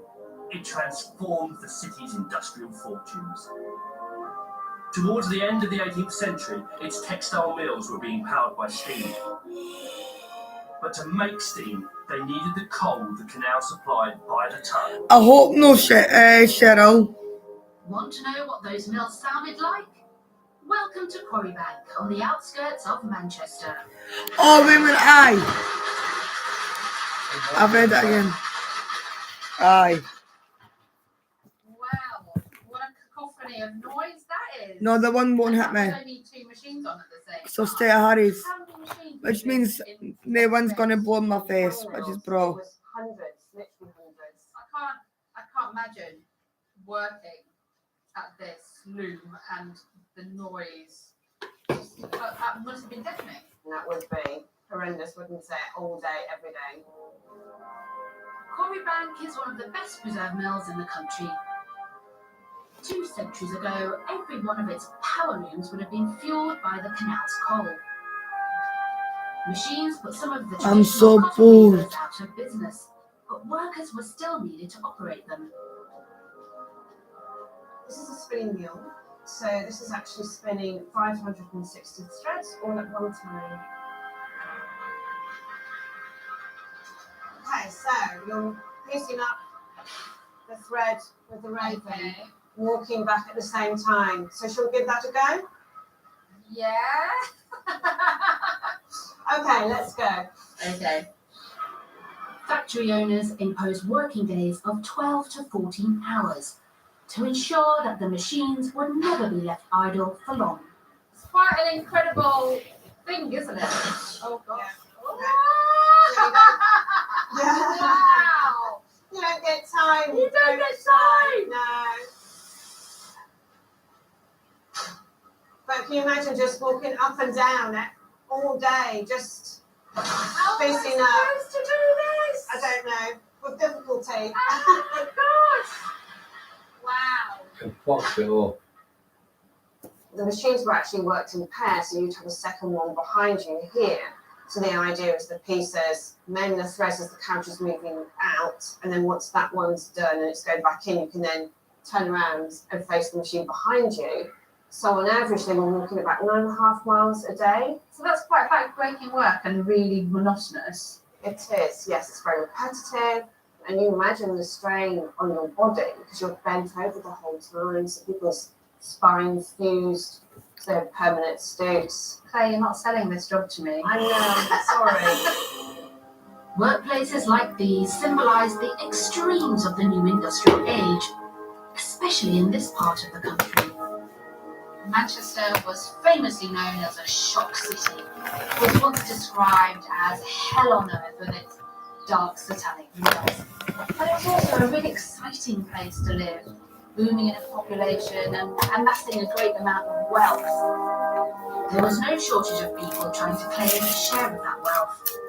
From a market town of 10,000 before the canal, Manchester grew into a city of over 300,000 by the early 1850s. It was the success and growth of its textile industry during that period that gave it the nickname Cottonopolis. Back at the dig, I'm finding out how Manchester's fortunes were feeding back to the people here in Worsley. Specifically, the manager who was in charge of the industrial yard right next to the canal. So I can see that things have developed considerably. Yes, we've really moved on. And we've Harry! I made you a roll up. What have you found? Oh, Well, we've got a cellar here, which is plastered, that's the fun. and we've got a dividing wall. You don't like this. Beyond that, a second cellar there. You don't like this. Two cellars, very posh, and Mike's found a point Exactly. one was used for. But you were saying to me earlier, why are you watching this? I think they're probably. You're meant to like this. That's what you're moaning about. You might have a cold cellar where Right. you keep Have your fag. dairy. Beer would be a good one, although later on in the 19th century, beer is frowned on in the village. Right, oh, I see. Temperance movement. Temperance movement. They might very well stash it in the cellar. Oh, exactly, yes. This trench is slowly revealing how the canal changed the lives of those who worked on and around it. And soon that change would spread way beyond Worsley. Yeah, you would knock it on. Bloody The Bridgewater Canal's success didn't go unnoticed. By 1830, there were another 4,000 miles of man-made I'm waterways so bored. as the country was gripped by so-called canal mania. They made commercial transport faster and more efficient than ever, making goods cheaper and increasingly available to everyone. Fancy a bit of tea? Yeah, go on. I always say yes to tea. Oh, there you go. Thank you. Lovely. But it's quite interesting, isn't it? Because all of this stuff on this table wouldn't be here without the canals, would they? No, because in the 1700s, things like coffee and chocolates and sugar, even the cups that we're drinking out of, were for the rich. They weren't something that ordinary people could afford, and they didn't have easy access to them. One man in particular was keen to bring household products, and especially his own, to the masses. Josiah Wedgwood, potter and businessman extraordinaire. Josiah Wedgwood saw the potential for what canals could do for his business. He'd seen the Duke of Bridgewater's canal be successful for him as a private venture, and he knew that if he could make costs lower, he could tap into new markets, the middle classes particularly, who can then start to buy factory mass-produced earthenware. Just like the textile entrepreneurs, Wedgwood built his factory on a canal, allowing him to slash his transport costs from 210 shillings per tonne to just 13. And where he led, other potteries followed. Looks similar. It's obviously not the same. It's obviously not as finely made. It is mass-produced. It's what ordinary people can afford them for the first time. So that's when we see the birth of the tea set. Everybody's got to have a tea set. Absolutely. Well, I've definitely dug up quite a lot of this stuff in my time, that's for sure. Crockery was all well and good, but you needed trees to serve on them. And thanks to the canals, a whole range of them were in reach. What I'm most interested in is this brown joy over here, and I do love a piece of chocolate. Go on, why not? But this is the kind of thing, again, that we've become used to. It was previously something only rich people would consume, and they would only consume it as a drink. It's only really late in the 19th century that the solid bar starts to become popular. But it's quite interesting, isn't it? Because you get Cadbury's chocolate, they're situated right next to a canal in Birmingham, aren't they? Yeah, and if you think of Birmingham, the middle of the country, it's nowhere near the ocean. So Cadbury's actually moved to that site. It's chosen because of its proximity to the canal. And it's that proximity that allows the raw product that make the kind of, the popular chocolate bar, the milk powder, the sugar, the cocoa, it's allowed to come in quickly, cheaply. It's being turned into a product and sent out again. Making me feel hungry now. Have a bit more. Yeah, Back at the dig, Mike's finding evidence of these goods turning up in Worsley households. Or at least the manager's household. This is when where, from the mid-19th century, right? The other day we were looking at stuff from the 18th century. This is now heavily industrialised, mass-produced ware from Staffordshire. That came out of the backyard just this morning. And it really does say an awful lot about how people's domestic lives changed in the 19th century. Everybody buying mass-produced pottery. Yeah, so something that in the 18th century was the preserve of people like the Duke of Bridgewater. Exactly. At the end of this first period of the Industrial Revolution, now anyone really can get their hands on this kind of stuff. It's that big story of the way in which the economy's changed and the way in which industrialisation changes people's everyday, minute domestic lives. Yeah, that's fantastic. By 1855, more than 1.5 million tonnes of coal and goods were being carried along the Bridgewater Canal. It's my Uncle Harry, Steph. But he's doing alright and Bella's doing great. I've not seen you in a long time. How are you doing, Steph? Coming up, the new transport revolution that would make the waterways redundant. So And I'm surprised how you've not been getting any notifications, eh? Aye, Harry, my Uncle Harry. Uncle Sleepyhead, aye, because you're always sleepy.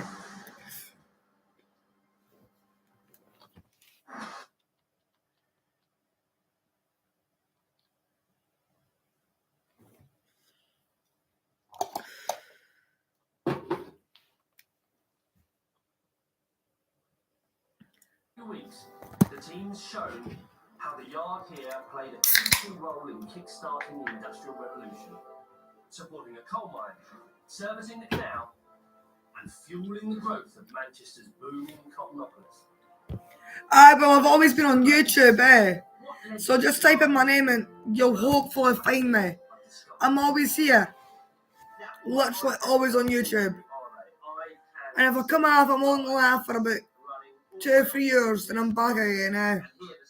I'm never off for much longer than about 2 or 3 years. Yep, you've got the ghost of the So yeah, you'll always find me on YouTube, like. Stood effectively in the middle of a railway line. Please like and subscribe to my channel. No, I would be run over. By the second half of the 19th century, Britain was producing over 10 times more coal than it did when the canal was built. As output rose, Worsley's industrial yard got bigger, and coal and equipment needed to be moved faster across the site. Enter the first, very basic railways. We picked up a gravel and cinder bed. So I think we've got Yeah, that is strange. And I wouldn't be able to do it because I wouldn't have a clue how to do it. So that I find that strange. You should get notifications. Cheryl does, I hope. I think Cheryl gets notifications. And I hope everybody else does. And I hope they should get. Sorry, I'm a bit tipsy. I'm doing my live. Canals had competition. Every time I talk to them, you're like, what, It's time to fire up the engines. The Middleton Railway leads. I'll come off at 4. On the same line since At my 4-hour live, I mean. making it the oldest continuous railway in the world. Oh, Welcome to the footplate. it's quite cozy, isn't It it? is indeed, yeah. So we'll put some coal in the firebox, Okay. and then we'll light it, and that brings the whole thing to life. Okay, well, I'm quite used to doing this job. Nice little shovel you've got here. Steph says hello. When Middleton was built, Alright. it's called the same type of Steph says hello. in Worsley. hello there. Transport coal into a growing city. So get your shovel, and then we'll put Oh, that is a nightmare. There we go. I have noticed I sometimes get a struggle with that. It's a pain in the arse. It drives me up the wall because everybody should get notifications or other stuff that we can, like, well, you can, I'm live. Right, so we've lit it. Yeah. And I shouldn't be hiding your messages. Yeah, no, we've got 3 or 4 hours to wait until we get enough pressure to move. So it's not very quick. Hiya, Benny. Benny. Railways I are mean, laying down the tracks for a new transport revolution. how are you doing? What effect did they have on the canals?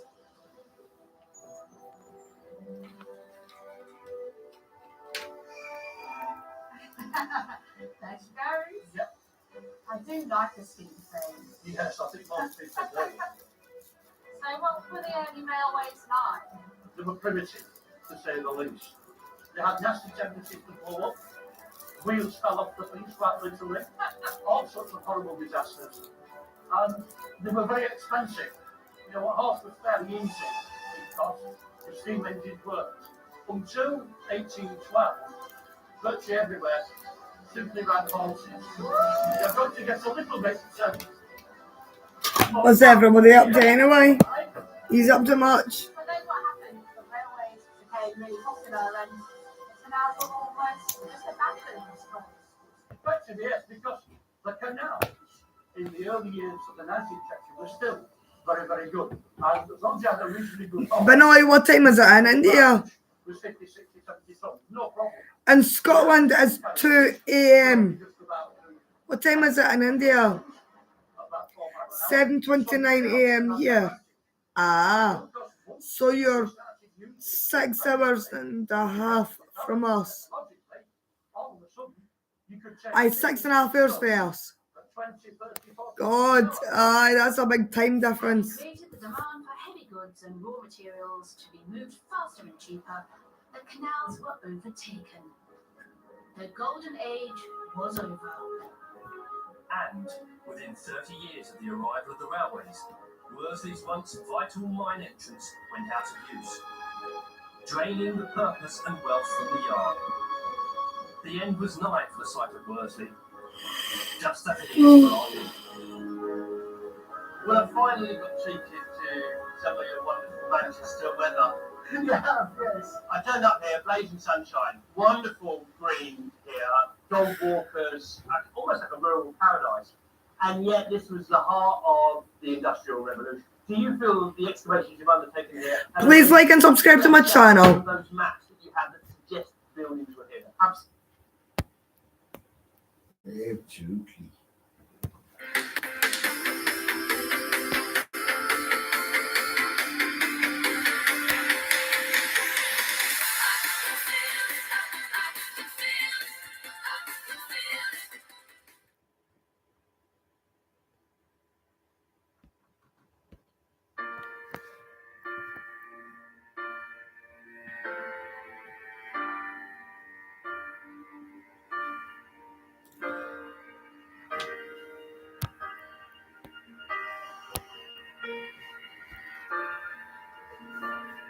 I've got cold, but it's a flu type of That is weird,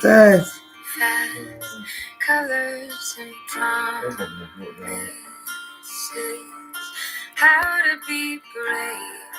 How can I love when I'm afraid to fall? Watching you stand alone. All of my doubt. Give me a tumble. You know what a beer or not?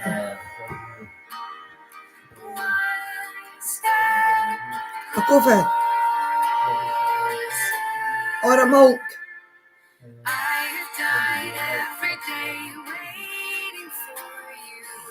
Good idea.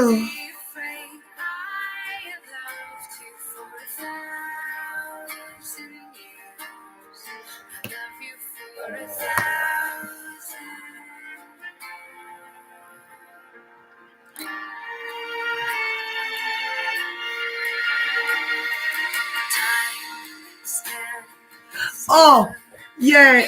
I'll go down to slow mode, but it's only at 1 second text.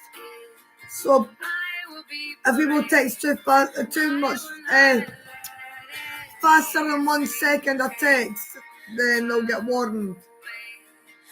I don't know, I'm not sure where it is, but I'll put it at 1 second. I don't know if I can go on live without it. I've always wondered that. If I can leave it out and just go live without it, because I didn't need it.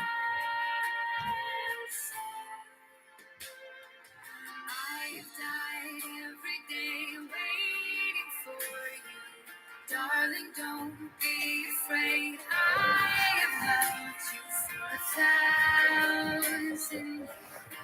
I love you for I've got pumped up legs too. Or your hand. all along. I believed I would find you.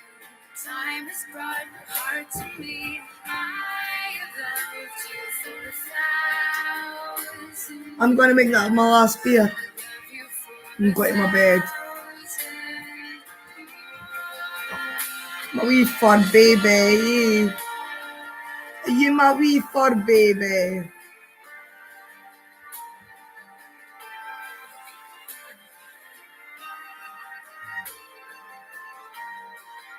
Yeah, I think it is something that stuff, but I always just put it to 1 second.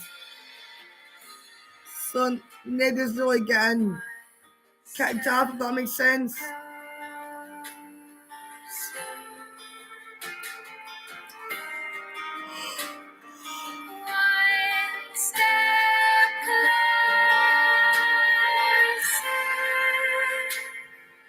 I've died every day waiting for you. Darling, don't be afraid. I have loved you for 1,000 years. I love you for 1,000 Bye, Benoy. years. And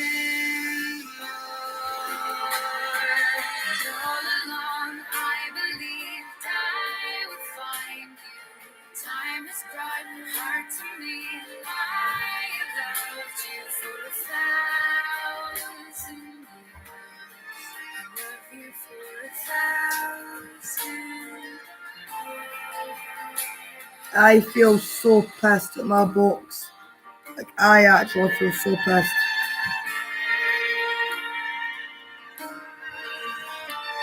Exactly. I've been saying to my Uncle Harry for a long time. Like, it was Christmas yesterday. Because it does feel like that. It feels like it was Christmas yesterday, And we're already nearly at the end of February. Well, today's the 14th. It's Valentine's Day now. So I've only got 2 weeks to go and then it'll be March. Can you imagine that? To my song, Ma. Look what they've done to my song. Well, it's the only thing I could do half right. Just turn it out all wrong, Ma. I think so, Brilliant.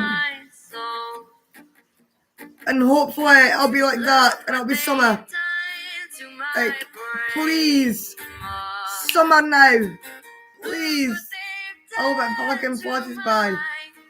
I really hope it flashes by. Chicken bone and they think I'm happy insane. Look what they've done to my brain. Wish I could find a book to live in. Wish I could find a good book. 'Cause if I That's what got my bed now, like. I've got a fake Annie beer. look what they've done to my song. Well, I've got a big beer belly.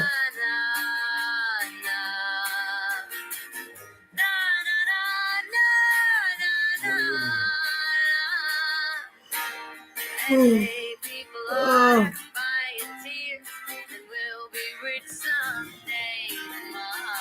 Harry.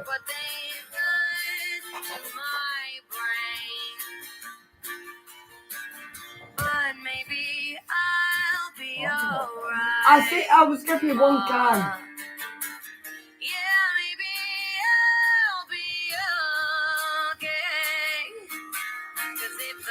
People are buying tears, then we'll be rich someday, Ma.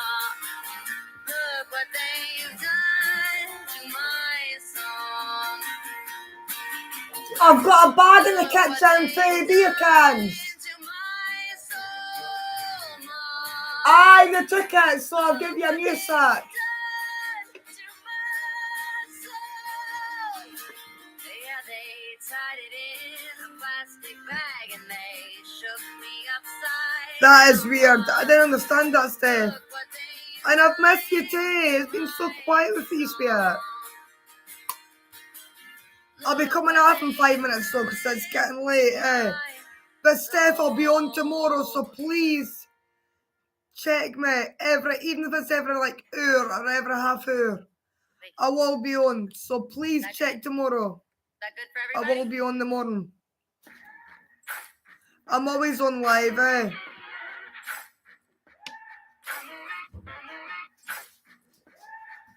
I'm coming off after my beer. Maybe I'm foolish, maybe I'm blind, thinking I can see through this and see what's behind. Got no way to prove it, so maybe I'm lying. But I'm only human after all. I'm only human after all. Don't put Aye, perfect. Keep checking. I'm always live. I'm not sure live every night. Every night I'm always live, But I need to come off and go to my bed. I'm pissed. I'm really pissed. I'm drunk a bit. I'm on my 8th can of beer now.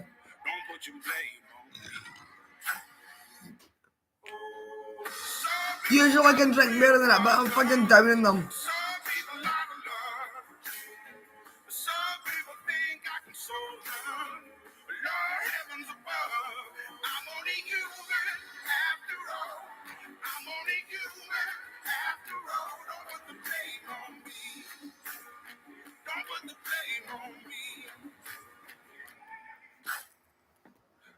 My opinion, don't ask me to lie. And beg for forgiveness, making you cry. Dominant players we've ever seen. Making you cry. I'm only human after all. I'm only human after all. Don't put your blame on me. Don't put the blame on me. I'm hoping Devil will sleep, but normally I'm not sleeping very well. But hopefully I'm feeling fucked. Like I'm really feeling really drunk. So like I'm feeling more drunk now than I did yesterday with the fucking 15 cans. And I've only had 8 cans a day, so I'm weird. But I think it's because I've been drinking them faster than last night, eh?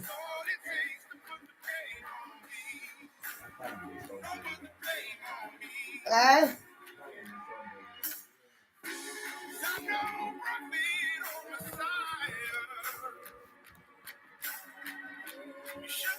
Because, well, it's better than being depressed, alright?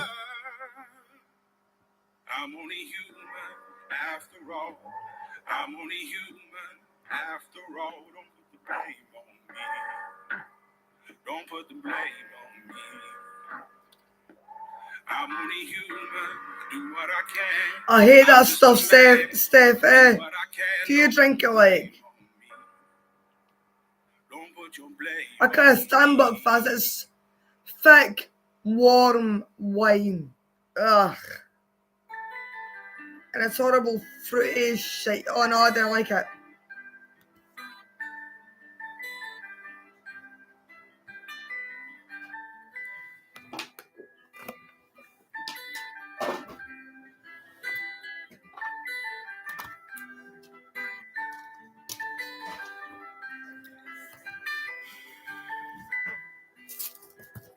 Well, you only need the light when it's burning low. Only miss the sun when it starts to snow. Only know you love her when you let her go. Only know you've been high when you're feeling low. Only hate the road when you're missing home. Only know you love her when you let her go. And you let her go. Oh my god, that's so bad, like. I'm not that bad. I love my alcohol, eh? I really do.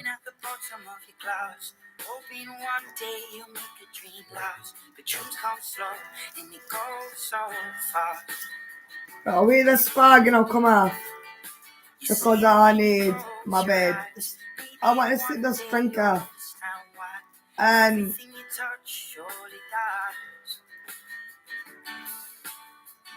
suffer the hangover pretty much. Oh, it's disgusting, Cheryl. Disgusting. Alright. Drink just fucking washes away your pain. That's the reason why I do it. That is the reason why I do it. I'm depressed and it kicks my depression.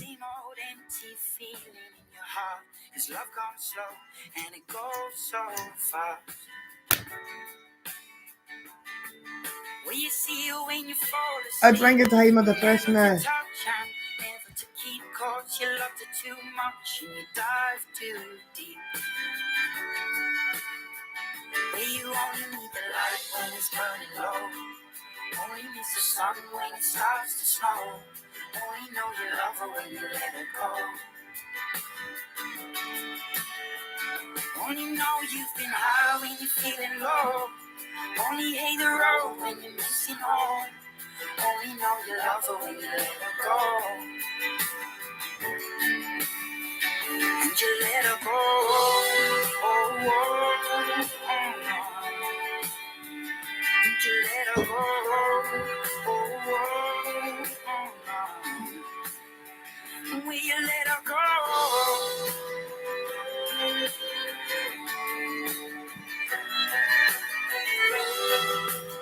I am pie-eyed. Look at that. My eyes. That's called this. Oof. I am pie-eyed. Like, to the max. I'm really pissed.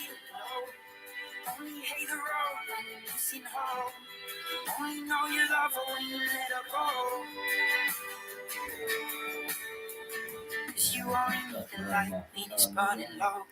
Eh? Only miss the sun when it starts to snow. Only know you love her when you let her go. Oh, I enjoyed it. I enjoyed myself, definitely. Only know you've been high when you're feeling low. Only hate the road when you're missing home. Only know you love her when you let her go. And you let her go.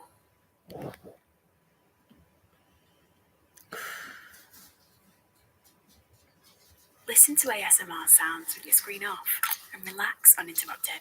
Try YouTube Premium. Oh, on I'm us. so pissed. Lone Star! Yes, came on. I look pregnant. I look about 5 months pregnant. Bloody beer. It's almost more than I can take. Baby, when you touch me, I can feel how much you love me. Poor It pies. just blows me away. Can I try one of them? I've never been this close to anyone. But I like pickles and I like cheese. I can see your dreams. I don't know how you do what you do. I want to try one. I'm so in love with Oh, you. God. It just keeps getting better.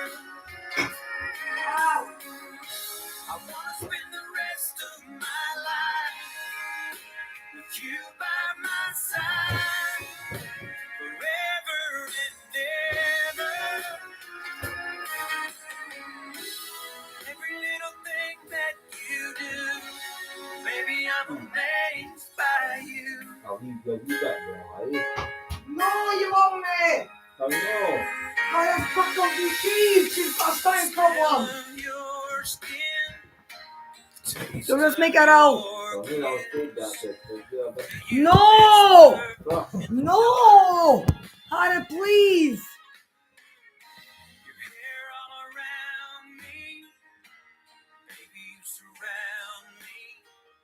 Oh, that's alright, Steffi.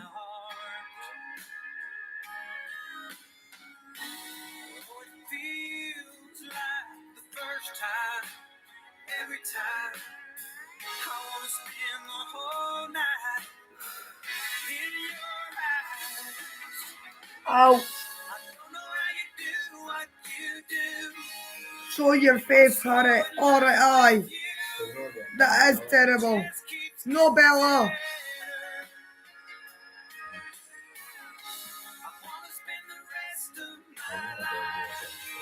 No, Harry.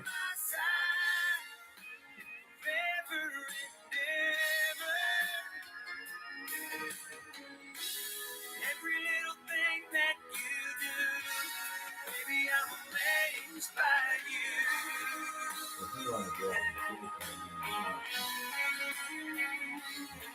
Lactose intolerant.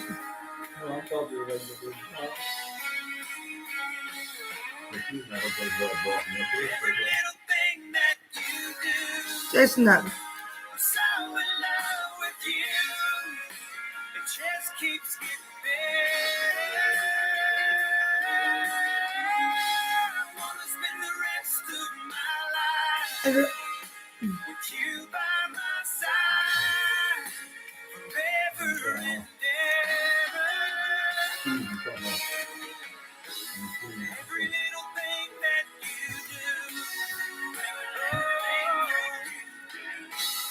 every little thing that you do, baby, I'm amazed. Poor spineless dogs. I don't know why. Poor supposedly poisonous dogs.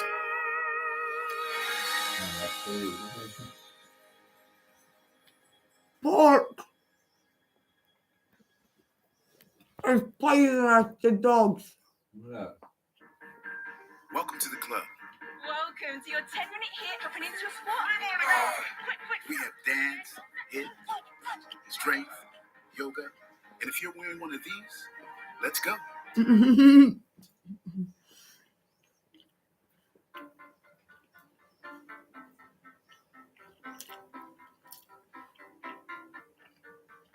We clawed, we chained our hearts in vain. We jumped, never asking why. We kissed, I fell under your spell of love. Oh, sleep tonight. I feel tired enough, but when I lie down, I'm normally awake. I can live a lie running for my life. I will always want you. I came in like a wrecking ball. I never hit so hard in love. All I wanted was to break your walls. All you ever did was break me. You break me. I put you high up in the sky, and now you're not coming down. It slowly turned, you let me burn, and now we're ashes on the ground. Don't you ever say I just walked away. I will always want you. I can't live a lie running for my life. I will always want you. I came in like a wrecking ball. I never hit so hard in love. All I wanted was to break your walls. All you ever did was break me. I came in like a wrecking ball. Yeah, I just closed my eyes and swung. Left me crashing in a blazing fall. All you ever did was break me. Yeah, you break me. I never meant to start a war. I just wanted you to let me in. And instead of using force, I guess I should have let you in.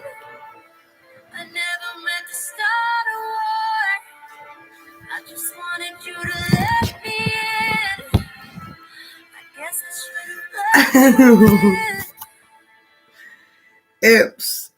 Did you see that? Ever say I just walked away? I will always want you. I told you. I came in like a wrecking ball. I never hit so hard in love. All I wanted was to break you off. All you ever did was break me. I came in like a wrecking ball. Yeah, I just closed my eyes and swung. Left me crashing in a blazing fall. All you ever did was break me. Yeah, you break me. Yeah, you break me.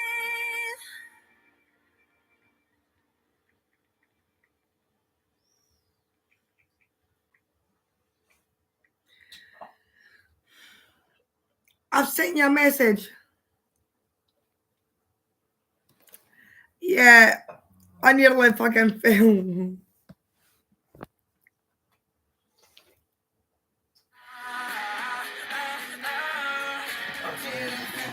No, it's not sending.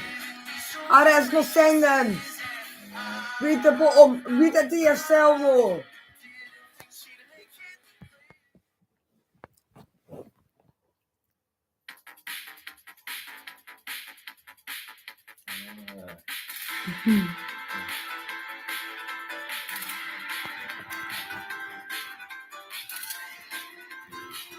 Let me see.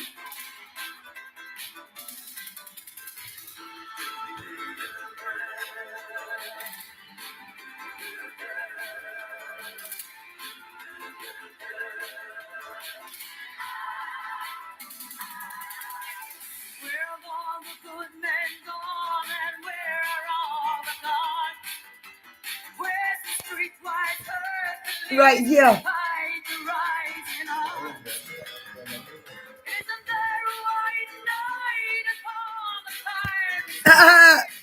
Like a wrecking bomb. Ew. Oh, I'm so fucking pissed. Oh. Look at this statement. Oh, I can sleep for a week. I ain't going to fun. Where's my 10? What?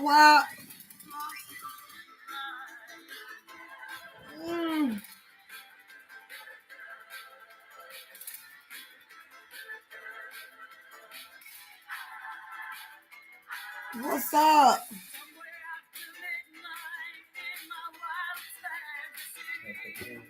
As a phone, aye. Right.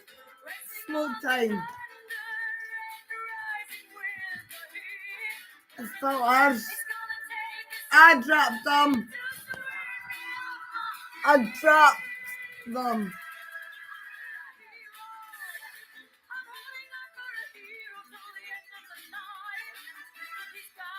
Filter.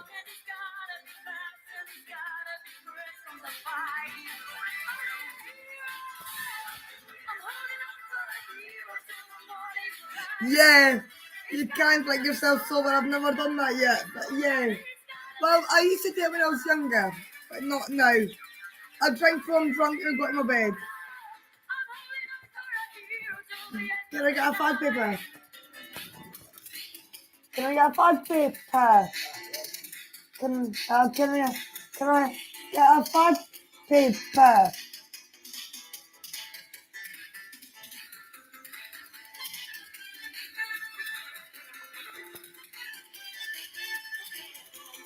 I can't find it.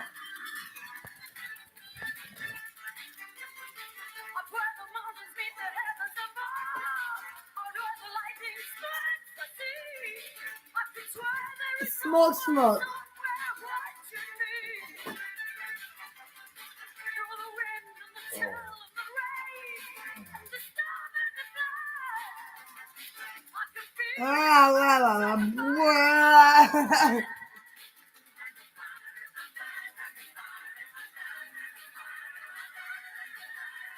I can't see what I'm doing. Take my time and I'll do it.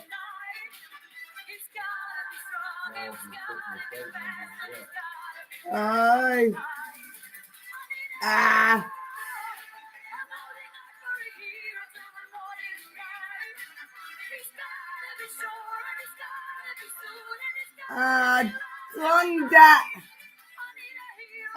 Done that. Where's the lighter?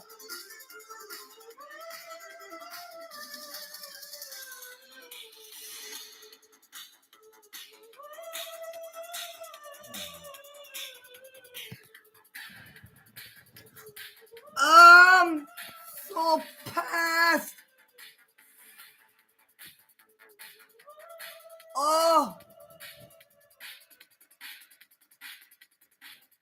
Oh, what am I doing? I've touched up my belly. This is Olay Vitamin C plus AHA Junior, and this is Olay Vitamin C plus AHA Senior. Brighter skin. I can't. Am I sparkling? Inside what? What can this cream do? It evens out skin tone and texture. It's Olay's new. They say it keeps. You keep Olay Vitamin C, now half price at Boots. Inside. I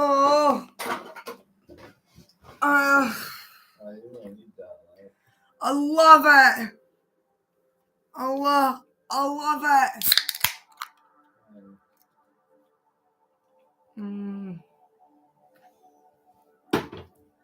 I need that big time. Yeah. What's my son doing?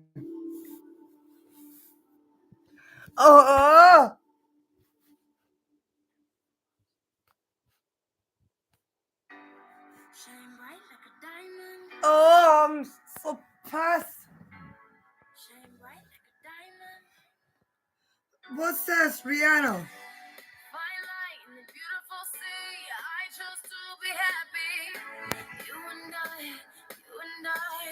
We're like diamonds in the sky. You're a shooting star, vision of ecstasy. Remember me, I'm alive, on the diamonds in the sky. Is that yours? Where's mine?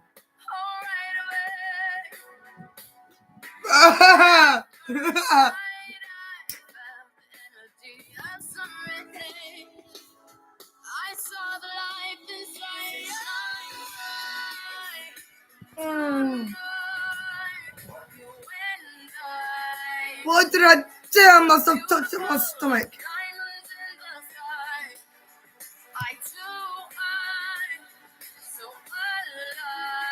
What am I doing? Beautiful like diamonds in the sky. Shine bright like a diamond. Shine bright like a diamond. Shining bright like a diamond. Beautiful like diamonds in the sky.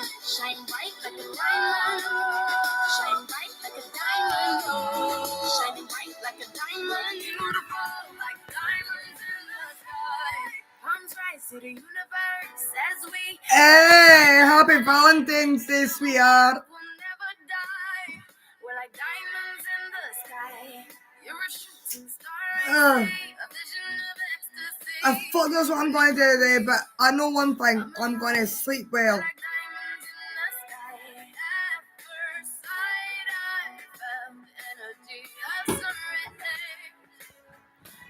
Can I get your lighter?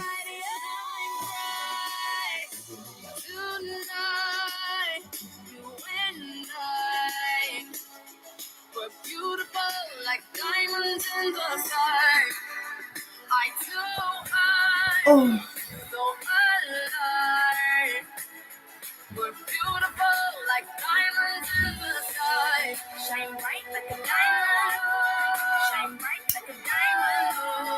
Shining bright like a diamond. Beautiful like Is that yours? shine bright like a Is that yours?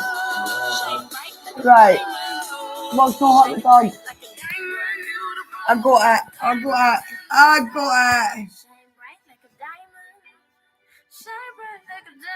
Oh, I've got the fucking burpees. Pierce Vegas.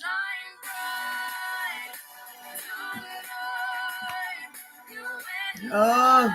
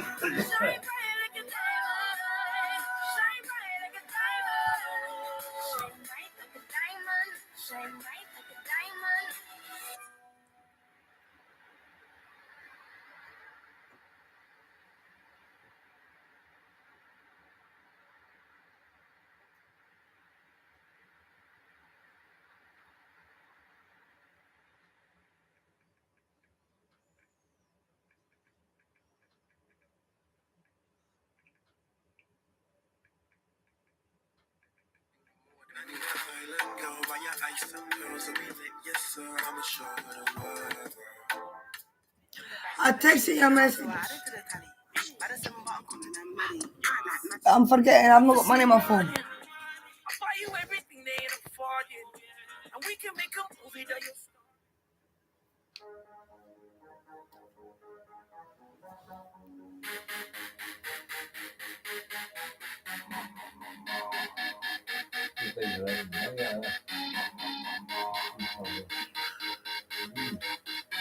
Write it back. Write a message back. Oh, that's so blurry. I can't see her there. Don't take this, please. Hold on, man. Make me reason, please. Stay with me. Intuition. And after he's been hooked, I'll play the one that's on his heart. I'll get him high, show him what I got. I'll get him high, show him what I got.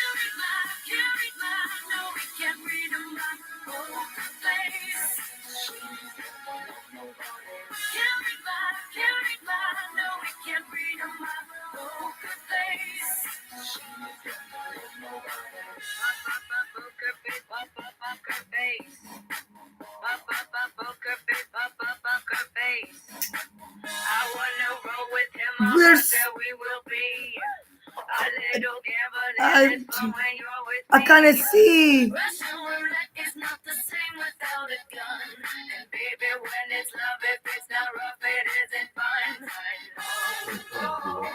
Hiya, can I take a photo? That's my phone. Wait, no, that's something else. That's something else.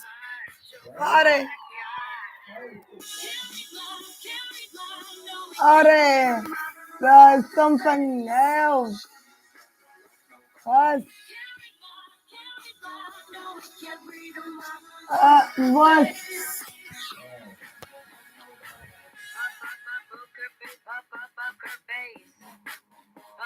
Why is that picture of Lady Gaga on my laptop?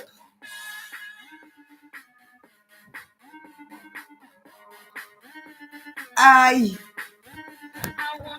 Because I love you. Because I'm buffing with my muffin. I'm not lying, I'm just standing with my lucky king. It's such a chicken, I'm the scene of the promises. No. Promises. Remember, come in my, no, I can breathe in what, she's got my wet nobody. Get me my, poker face. She's not one. Come in my, no, she should be a poker face. She's got my, come in my, nothing in my poker face. She's got my, Papa poker face. Papa poker face. Papa poker face. Papa poker face. Papa poker face. Papa poker face. Papa poker face. No. Anybody got a lighter? Yeah.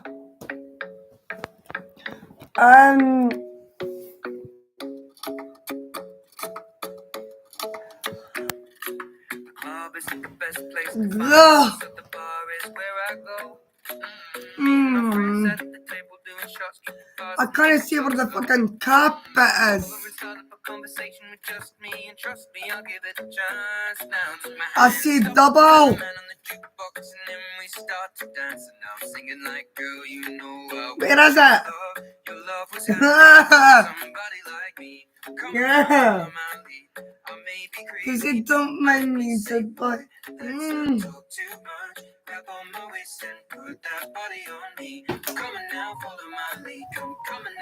what? I'm in love with the shape of you. Push and pull like a magnet. What? I'm in love with you. Last night you were in my room. Now my bed sheets smell like you. Every day discovering something. My phone's fucked too. Oh, I just noticed we've got messages. Morning, Uncle and wee Bill and everyone. Happy Valentine's Day. Happy Valentine's Day, and I could hardly see your writing, sweetheart. At least you haven't got to walk down the road tonight. You can't. You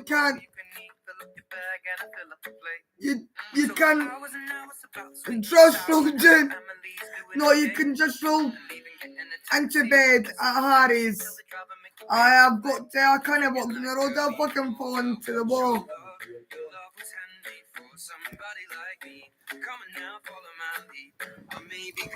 Oh, I can fall asleep where I am.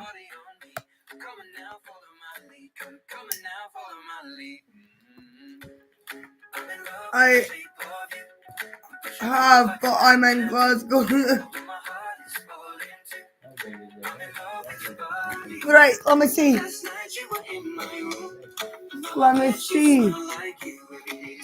I think it's that one. Yeah. I got it. I just thought myself. Kick the fucking still. Ouchie! Oh, good.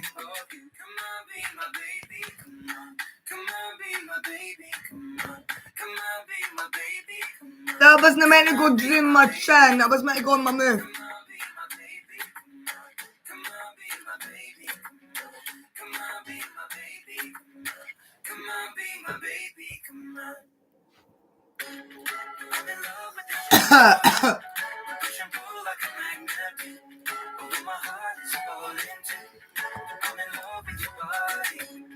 Last night you were in my room. Now my bed sheets smell like you. Every day discovering something brand new. I chucked that and it landed up there. No, I chucked it up there. The wall. I was trying to chuck that on the sofa. I was trying to, no, I didn't chuck it like that. I chucked it that way.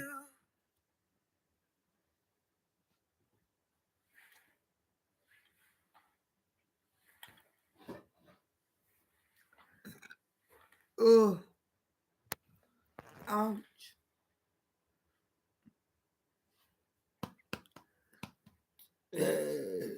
Pardon me. Pardon me. Welcome to the club. Welcome to your 10-minute hit of Peninsula Sport. We have dance, hit, strength, yoga, and if you're wearing one of these, let's go. Amy Winehouse, I love that babe so much.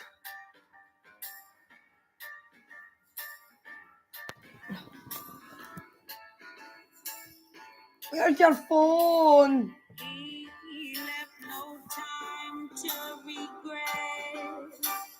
Kept his way with his same old same bed. Me and my head high and my tears dry. Get on with What am I doing? went back to what you know. So far removed from all that we went through. Oh, where's Harris?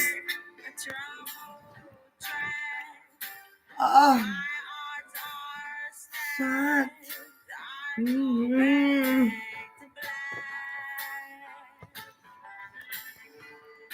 You only said goodbye with words. I died 100 times. You go back to her, and I go back to. I go back to us. Oh. Ah, you fucker.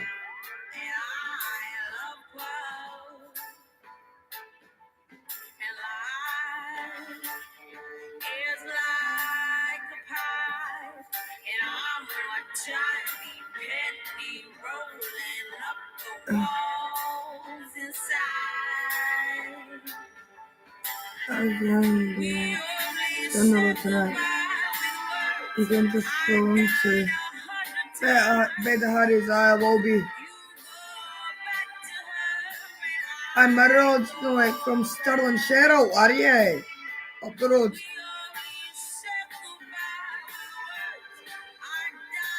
Down in Norfolk. Is that in England?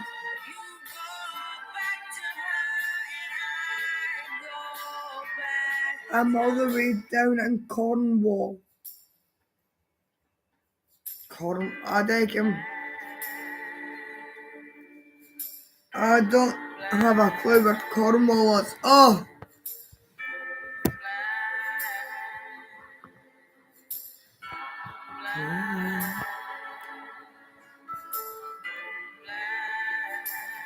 I said I'd come off after the last one, but I'll come off after this one.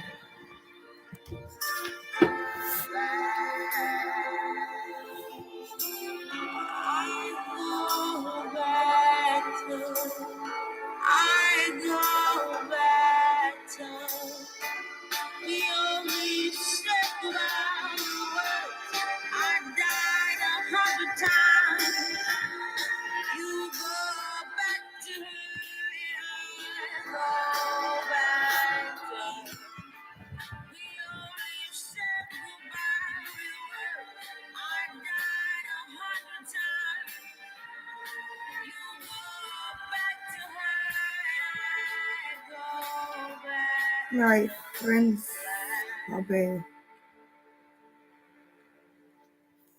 family from Cornwall looks lovely.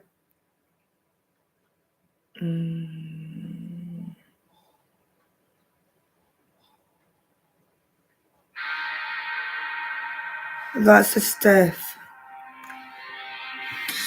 Oh. Best friend gave me the best advice. Oh. He said each day's a gift and not a given right. Leave no stone unturned. Leave your fears behind. And try to take the path less traveled by. That first step you take is the longest ride. If today was your last day, I spelled that.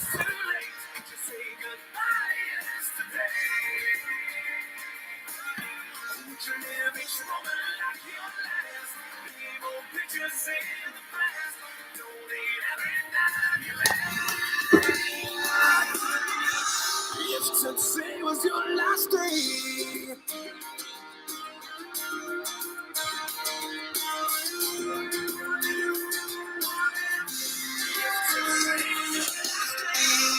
the case, the grain should be a way of life. Ah. What's worth the prize is always worth the fight. Every second counts, 'cause there's no second try.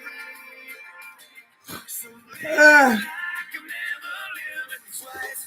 Don't take the free ride in your own life. If today was your What you doing? tomorrow was too late. Could you say goodbye yesterday?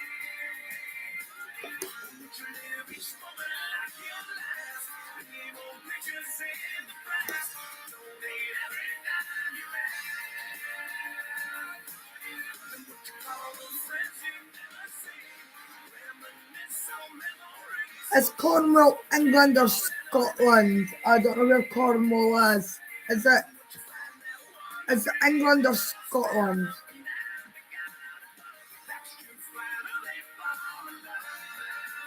Ah.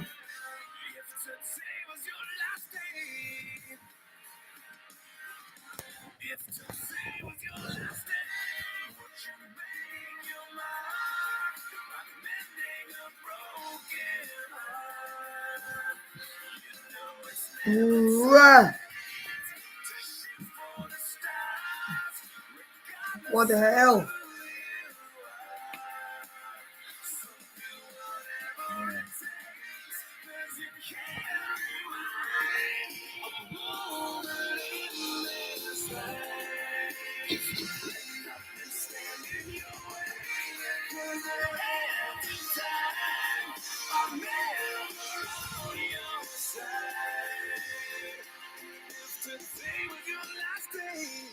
Tomorrow was too late. Could you say goodbye to yesterday?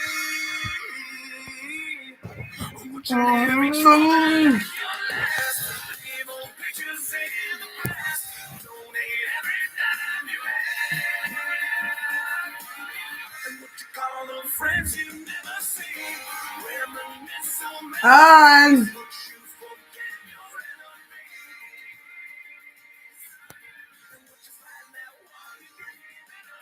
Where's my beer?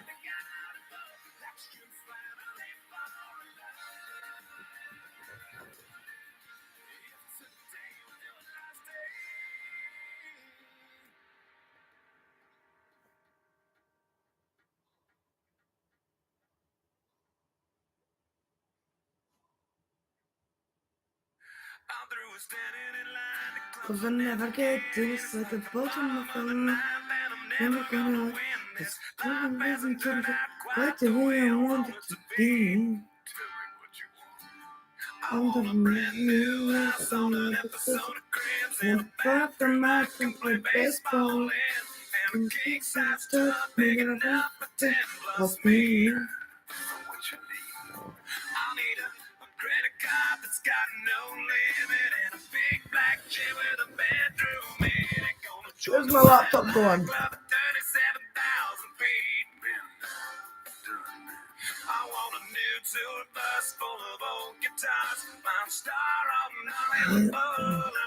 Scotland is freezing.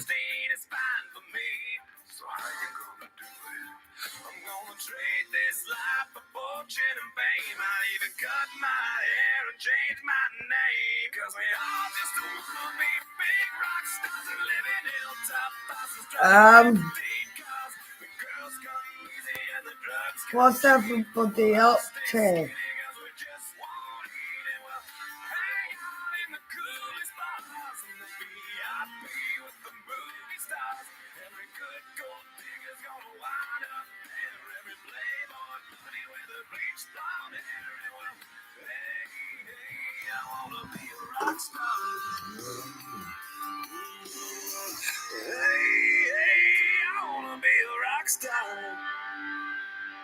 I wanna be great like Elvis without the tassels. Hire 8 bodyguards that love to beat up assholes. Sign a couple autographs so I can eat my meals for free.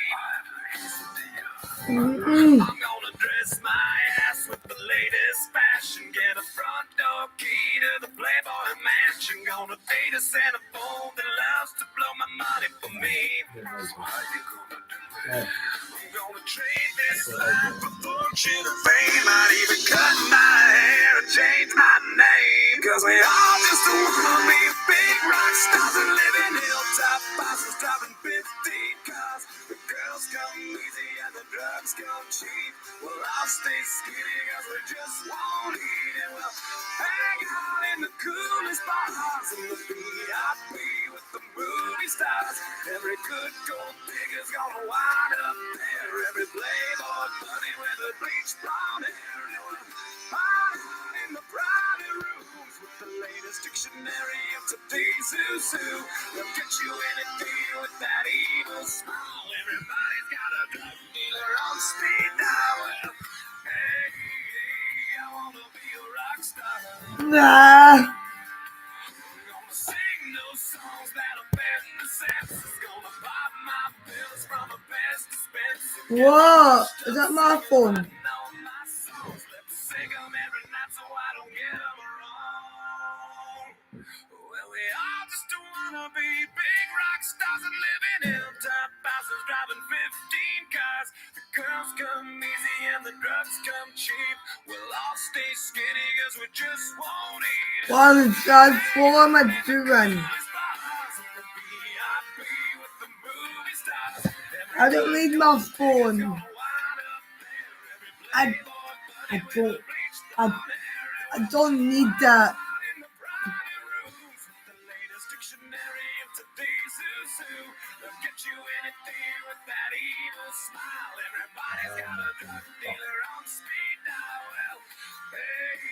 I'm gonna have fun when I'm coming off.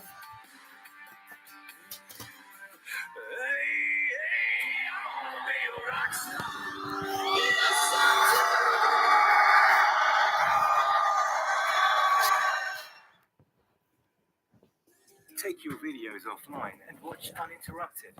Try YouTube Premium on us. No.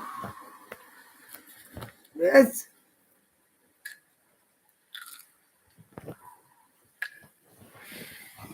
Can I get a fag paper off you?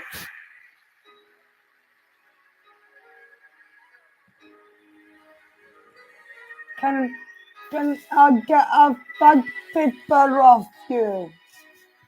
Where is it? Where is it? Where's the? I can get it. Pass it. Pass it.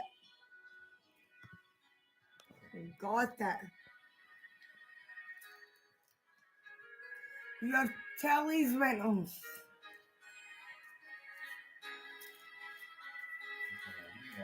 I'm gonna come off live after my smoke. I said it before, but I need to come off live.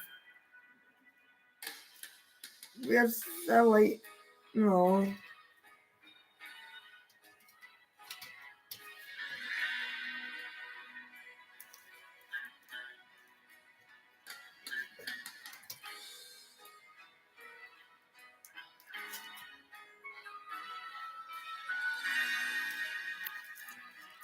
I can't eat.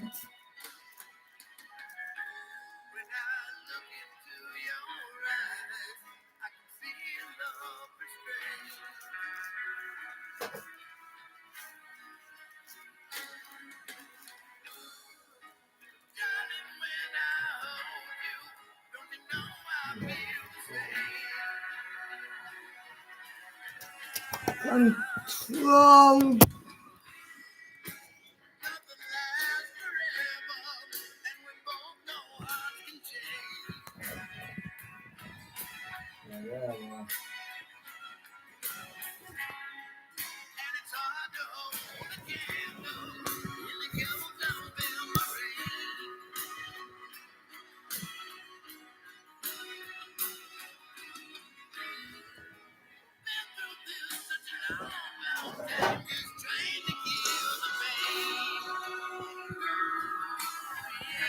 I gotta show your light.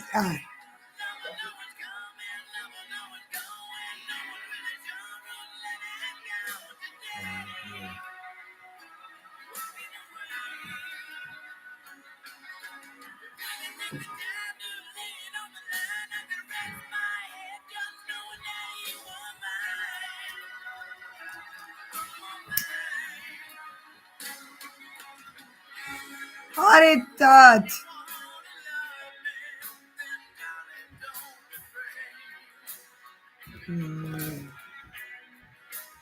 I love you.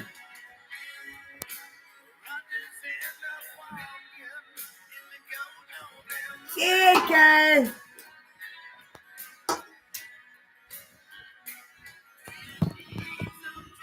Yeah. Chicken have condoms.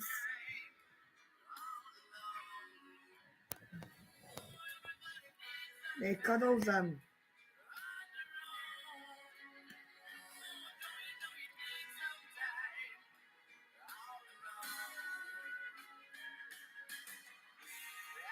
A little country on its own. I've never heard of Cornwall. Is it a good place or is it a bad place to live? What's my hair turn? Right. Turn right. It's gone. Turn right.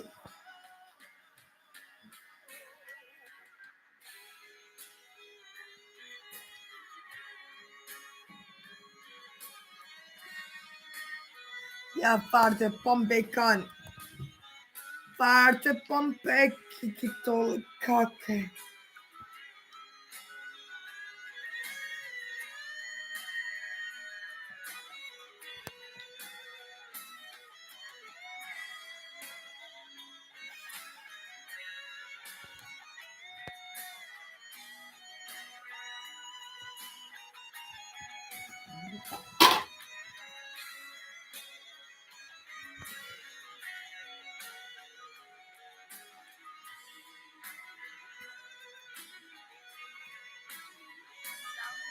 Right. I'm able to finish my fag.